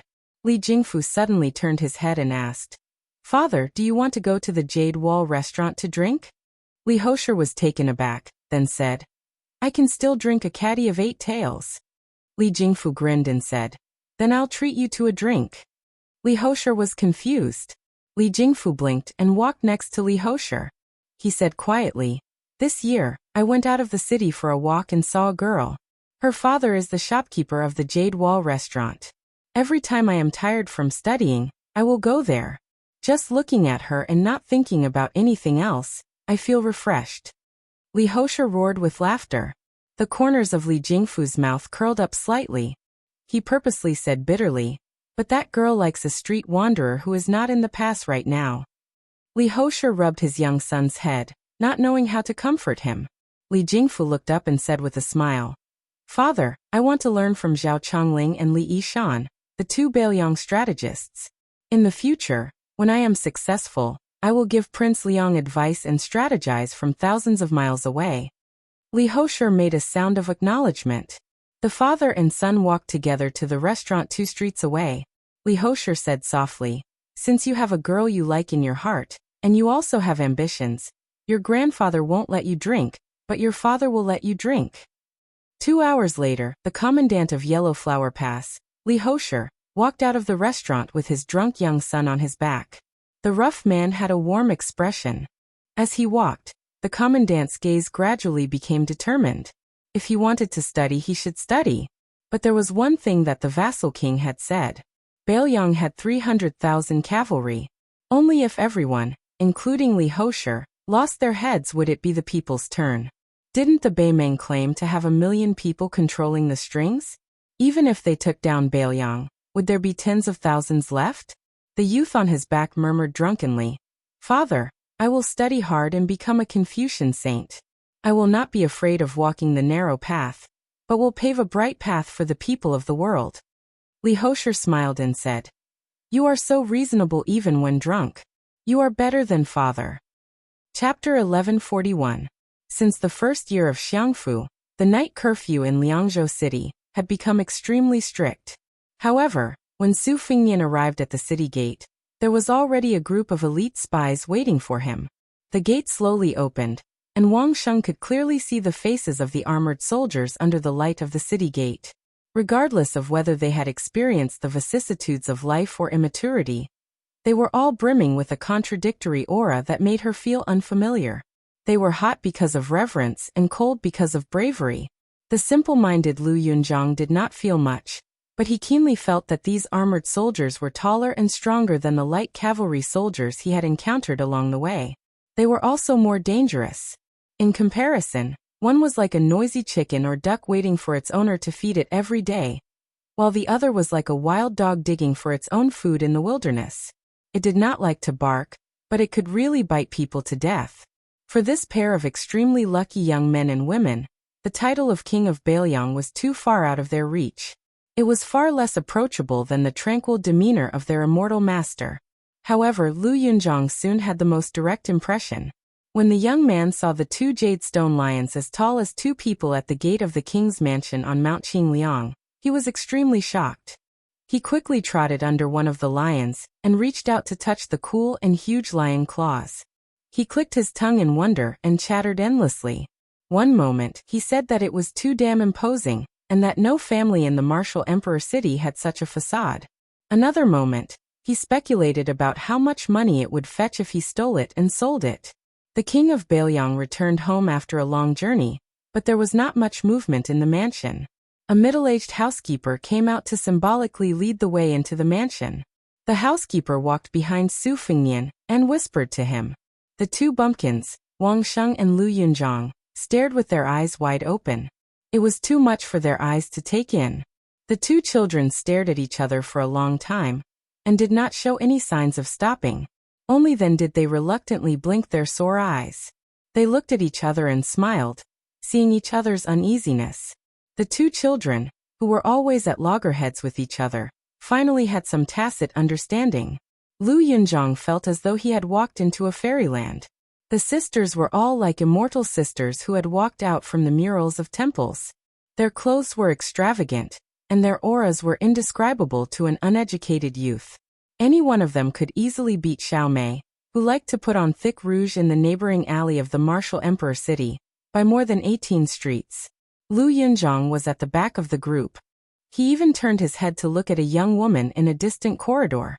Her figure was graceful, and even from afar, one would find it hard to shift their eyes away from her. She walked leisurely under a large white lantern. When she suddenly turned her head, her eyes happened to meet his. She gave him a sweet smile that nearly hooked Lu Yunzhang's soul away. Lu Yunzhang retracted his gaze and shook his head. He smiled embarrassedly, thinking that this sister was really charming. Wang Sheng, who was walking slightly in front, suddenly had her vision open up. She stopped in her tracks. Even when Lu Yunzhang bumped into her from behind, she did not take a step forward. Lu Yunzhang turned his body sideways, his mind swaying. Right in front of them was the famous Tidehark Lake. The two new disciples of Su Fingnian had completely different reactions when they saw Tidehark Lake. The lofty and ambitious Lu Yunzhang immediately looked up at the pavilion. The Tidehark Pavilion on Tidehark Lake contained tens of thousands of manuals. Just one of them was enough to dominate an area. Lu Yunzhang did not believe it in the past, but after he witnessed his master's artifact controlling skills outside Martial Emperor City, he was convinced. Wang Sheng, on the other hand, lowered her head and gazed into the distance. She looked at the calm surface of the water that was illuminated by the lakeside lanterns. She wanted to know if there really was a heavenly lake koi that weighed 10 jin of gold there. There was a pavilion in the middle of the lake, and in the pavilion stood a skinny shepherd boy who looked lonely and timid. For some reason, Wang Sheng and Lu Yunzhang looked up and down at the same time. They saw the rather unremarkable child who was about 4 or 5 years younger than them. The three children had a tacit understanding as they looked at each other. Su Fingnian had already gotten the housekeeper to do his own things. He looked at the child in the pavilion and smiled. His name is Yu Dilong. He is your eldest senior brother. The corner of Lu Yunzhang's mouth twitched as he flaunted his seniority. What? This child is the senior brother of Wang Mutu and I? Dilong? The name sounds domineering, but he looks so skinny that he doesn't even have a few kilograms of strength.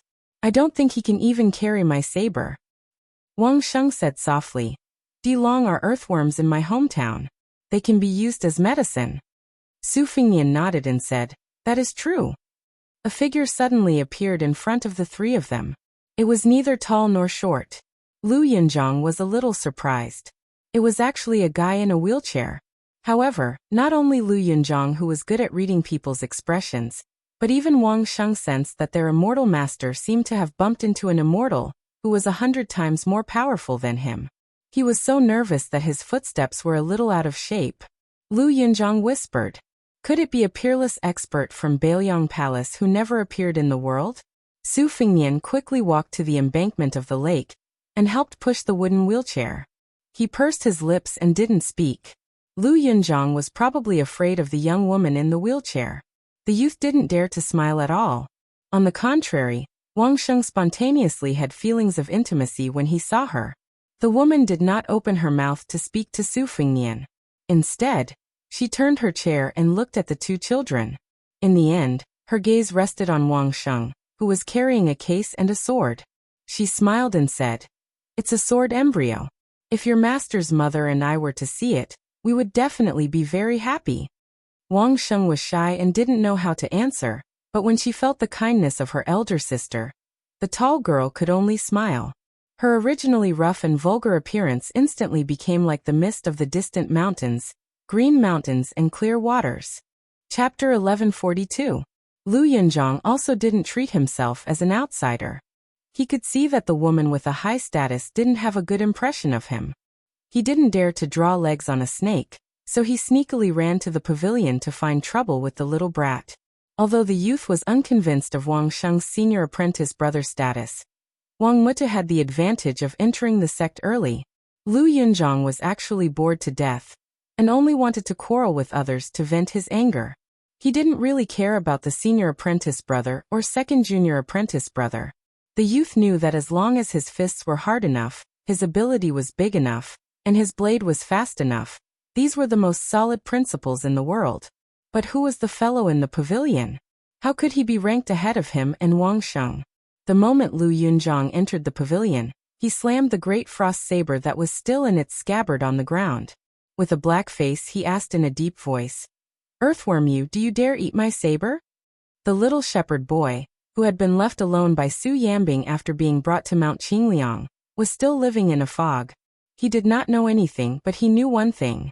This was the home of the king of Bailiang, and his master was the person whose words carried the most weight in Bailiang. At this moment, he was being questioned by a stranger who was a head taller than him. He was at a loss. Who was Earthworm calling? Why did he want to eat a saber the moment they met?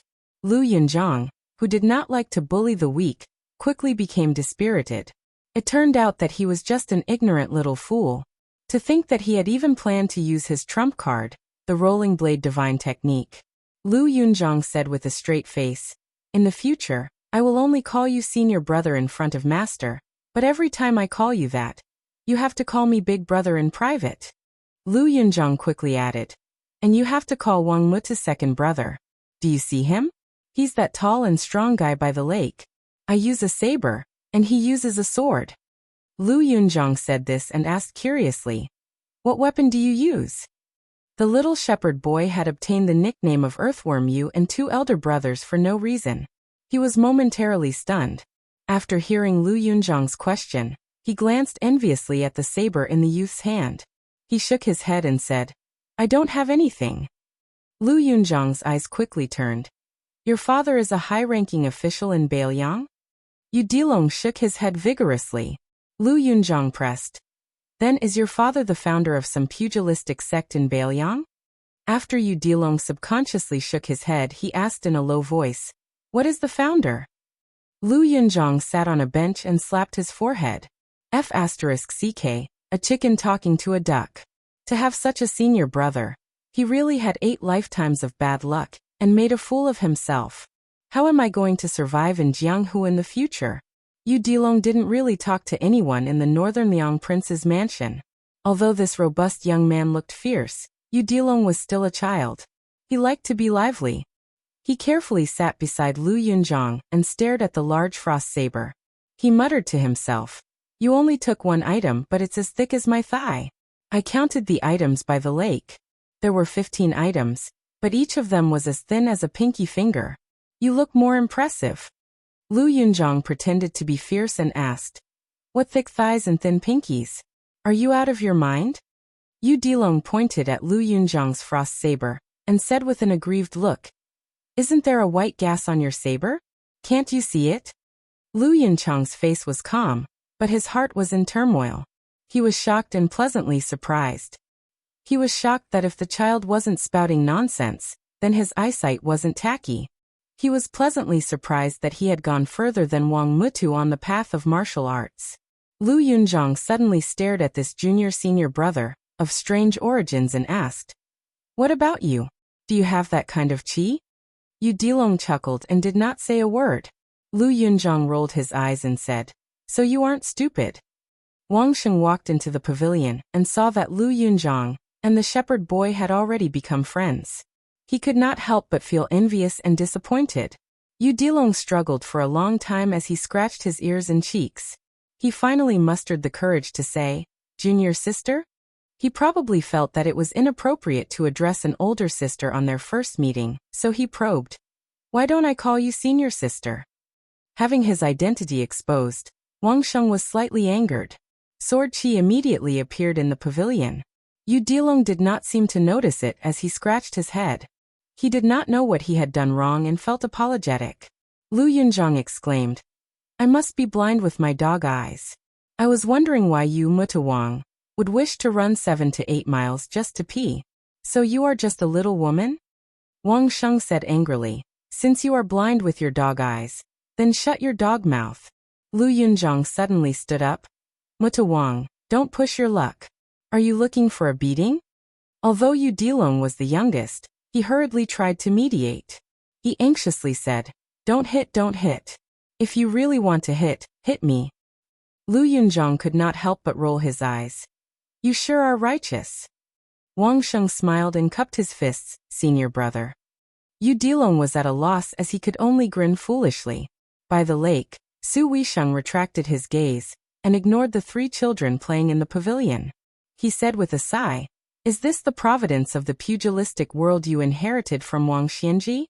Su Fingnian nodded and said, "That should be the case. Otherwise, how could you find 3 children with such outstanding talent at once?"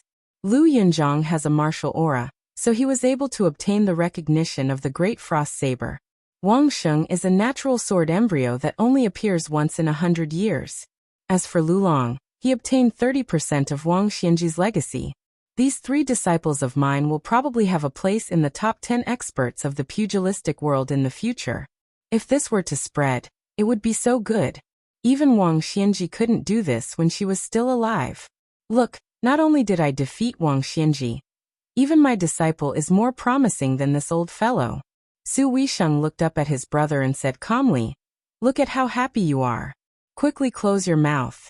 Be careful not to crack it behind your ears." Su Fingnian squatted beside her and asked nervously, "Sis, aren't you angry? When I went to Wudong Mountain to practice my saber skills, you were unwilling to talk to me when I returned home. Later on, when we went to Beimang, you almost didn't acknowledge me as your brother." Su Weisheng placed his hands on his knees and looked at the calm lake.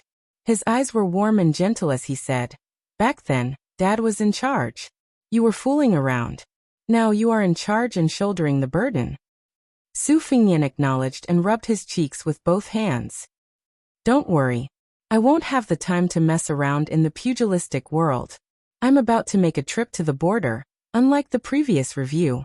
This time, I'm going to call all 14 lieutenants. It can be said that the 50 or so generals who hold real power in Beiliang will all be meeting together." Su Weisheng turned his head and flicked Su Fingnian's head. "You're still showing off." Su Fingnian smiled helplessly and did not refute. Su Weisheng tapped the edge of the chair with one hand and propped up his chin with the other. He smiled brightly and said proudly, "The entire pugilistic world is watching you. In the future, the two countries will also have to obey your whims, regardless of success or failure. How many people can there be in 1,000 years? Su Fengnian only glanced at the sky. Chapter 1143. In the darkness of the night, Su Fengnian walked alone to the yellow crane tower on Mount Qingliang. The Spring Festival couplets on a white background were still pasted on the gate of the mansion, and the lanterns in the mansion were all white as snow. After the death of the old man, this solemn mansion was no longer joyous. It was not until the whole of Bailiang learned that the young vassal state had defeated Wang Xianji of the martial emperor city that the atmosphere of Mount Qingliang took a big turn. Many of the thoughts that had been hanging on the tip of their tongues were suddenly put to rest, and the haze that had shrouded Bailiang Palace was swept away. After Su Fengnian entered the mansion, he did not go to the Wutong'an where he had spent his youth. Instead, he went to Su Zhao's house and sat there for a long time. The two standing clothes racks still held the old-style boa robe of Prince Liang and the modeled general's armor. Outsiders would think that it was reasonable for Su Xiao to care about the latter. After all, Su Xiao, the lone thief, had climbed to the top of the court by virtue of his military exploits. However, few people knew that the butcher actually did not scoff at the vassal state's robe as outsiders mistakenly thought. Su Fengnian was well aware of this. What Su Xiao cared about was not the vassal state's identity as the vassal state's king, but the credit behind it. It was the credit of rebuilding the Zhao dynasty that many powerful officials in the imperial court had deliberately forgotten. At that time, Liang was just a barbarian dynasty in the northern region. Heroes rose together, and the vassal state was divided. Who in the central plains, including De Chu, would treat this guy who had endless internal strife as a formidable opponent? It was precisely because Su Xiao, the troublemaker, went south to Liao that he forcefully helped the late emperor of Liang hold the dynasty in his hands. Without internal strife, he laid the foundation for the subsequent spring and autumn period. This was also the reason why many of the nobles of the Zhao dynasty had a clear distinction between their love and hate for Su Xiao. Most of the older members of the imperial family who were close to the late emperor were in the dark currents of the imperial court after the world was settled. Even if they did not speak up for Su Xiao, at the very least, they would not hit him when he was down. However, most of the older members of the imperial family had suffered major and minor injuries on the battlefield, so they died earlier than some of the clan relatives who were lying down and enjoying life. Moreover, most of their descendants did not get along well with the current emperor and the ruling Bai Yin, so they could not stand out. In addition, there were long-standing and serious disagreements within the imperial family. This group of nominal descendants could be said to be struggling at death's door. As a result, they did not have a share in this southern expedition to West Chu. Most of it was another group of young nobles who swaggered south with a few old generals to seize the credit. In any case, their parents and ancestors had relied on this kind of trick to climb up. This was probably the origin of their family's knowledge. Practice makes perfect. Su Fengnian walked slowly on the mountain path, and then stopped halfway up the mountain to look at Liangzhou. The lights in Liangzhou were dim. One part of the city was extinguished, while other parts of the city were lit up.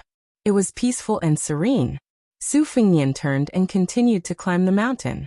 In the days he had been rushing back to Bailiang, the Whispering Room had been sending him concise intelligence reports.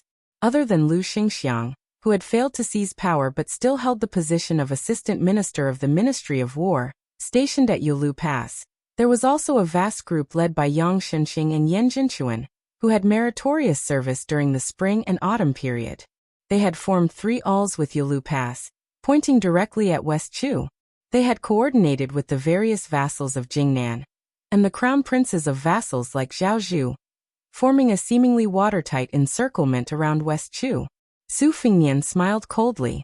Other than the trick of killing the rooster as a warning to the monkeys, how could the Zhao family not have the filthy idea of bringing trouble to the king of Yanqi?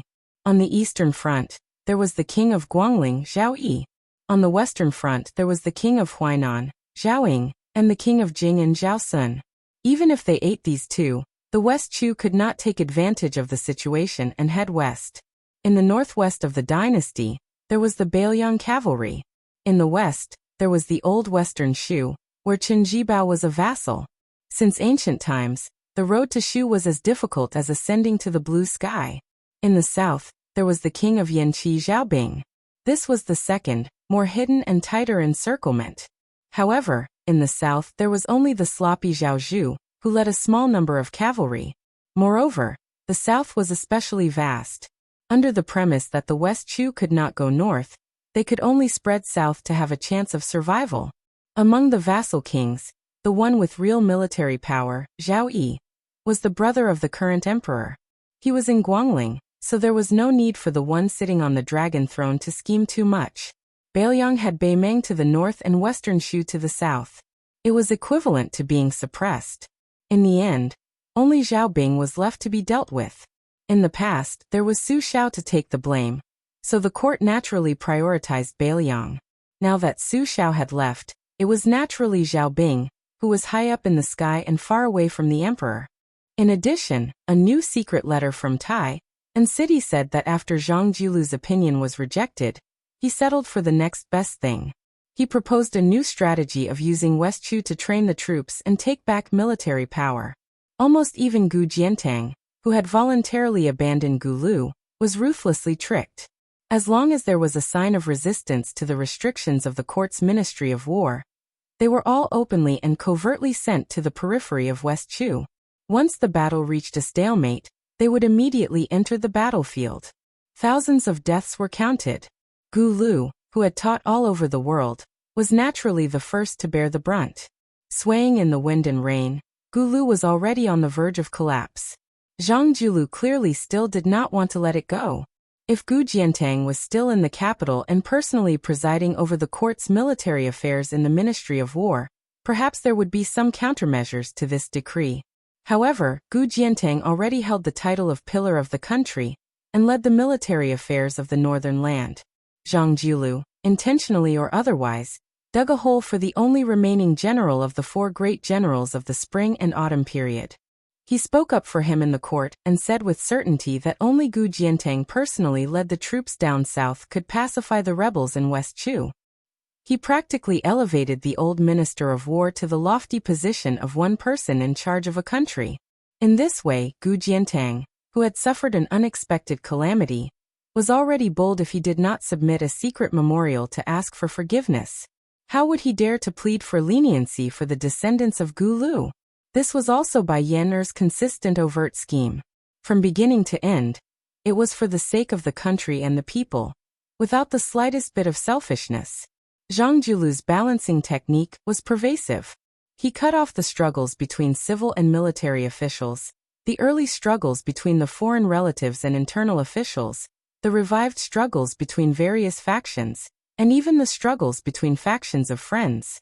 Bai Yan had always remained calm and collected, taking a leisurely stroll in the courtyard. If Wang Xianji could be said to be undefeated in martial arts, then Zhang Jiulu could be said to be even more shrewd and ruthless, undefeated in literature. For example, the Ministry of Personnel, the head of the 6 ministries, had been tossed back and forth between Yu Lian and Zhao Yuling, who had betrayed Zhang Jiulu several times. Looking at the flowers in the fog outside the palace hall looked like child's play, but inside, it was nothing more than a matter of Zhang Jiulu's word. Under his watch, whoever did something that crossed the line would have to obediently pack up and get lost. If one were to say that Zhao Yuling was Bai Yan'er's disciple, he was naturally lacking in confidence, but one must know that the old head of the Yu family in Jiangxin, Yu Jiankong, who was Yu Lian's father, was a big shot of the same school as Zhang Jiulu's benevolent teacher and West Chu's son Shiji's teacher. He was a master who evaluated the ranking of the clans under heaven, and was also the instigator of Hong Jia's escape to the north. The old fellow only needed to play down the word up, and the clan would be like a carp leaping over the dragon gate. If the word down, it would mean that the entire clan would fall into the dust together. The entire group of Jiangnan scholars, including Lu Daolin and Lu Baijie, including the Lu family, as well as the dragon general Su Gong of the Gumusu family, all had to follow this person's lead. But after so many years, Zhang Jiulu still did not give the old man the slightest bit of face. Su Fengnian unwittingly walked to the top of the mountain. There were stone tables and stone stools downstairs, and then he saw an unexpected fellow. He borrowed the white fox's face from the spring thunder-embroidered winter, But he did not say anything after that. Su Fingnian sat opposite him. There was a large pile of green ant wine jugs on the table, and there were even 2 wine cups. It was obvious that he was waiting for him. White Fox's face was slightly sarcastic. First pin 4 realms. You've collected all 4 false realms. It's definitely unprecedented. This is even more admirable than you killing Wang Xianji. Su Fingnian laughed. It's worth it to be able to make you admire me. White Fox's face poured him a cup of wine for the first time. He pushed the wine cup forward and asked, have you ever thought that when Huang Longsher stirred up the Jianghu in the end, he used Han Xingxian and you to end it? Why don't you count the number of first pin masters who died in the hands of Catman and you? Don't add up to 20? How many first pin masters can there be in any generation of Jianghu for 100 years? At most, there should only be this number, right? Su Fingnian raised his wine cup and laughed at himself. He then finished it in one gulp. When he reached out to ask for more wine, he shook his head and said, I really didn't think about this. White Fox's face threw him a wine jug and said, I promised Mr. Li that I would help you once. You killed Wang Xianji, who was on my enemy's list. This means that I Nangong Puji owe you twice. But I'll say this first. After I finish reading on the last floor of Tide Listening Pavilion, I'll go to Beimeng first. If I can come back alive, this promise will only be valid. Su Fingnian asked, are you looking for trouble with Tuoba Bodhisattva? White Fox's face nodded. Su Fingnian lamented, Wang Xianji and Tuoba Bodhisattva. How much hatred do they have? You're just a woman. White Fox's face was cold as she interrupted, I'm a man. Su Fingnian dismissed it with a laugh. It was unreasonable to reason with a woman. However, White Fox's face was probably really treating him as a man. Or maybe he was really a man, just like the androgynous Morong Tonghuang who had fled to Beimeng? White Fox's face lifted his head and drank a big gulp of wine. He joked, if you were a woman, I would really marry you. Su Fingnian was speechless. White Fox's face suddenly said, when I was practicing martial arts, I always felt that there were endless masters to kill and heads to cut off. But now that I'm climbing higher and higher, you've taken the lead. I realize that killing here and there is no meaning. In the end, do I have to fight you to the death to live up to this life? Su Fingnian choked on a mouthful of wine and said angrily, can't you have a conscience? White Fox's face held the wine jug to half of his face and asked with a playful smile, are you trying to say that a woman's heart is the most vicious?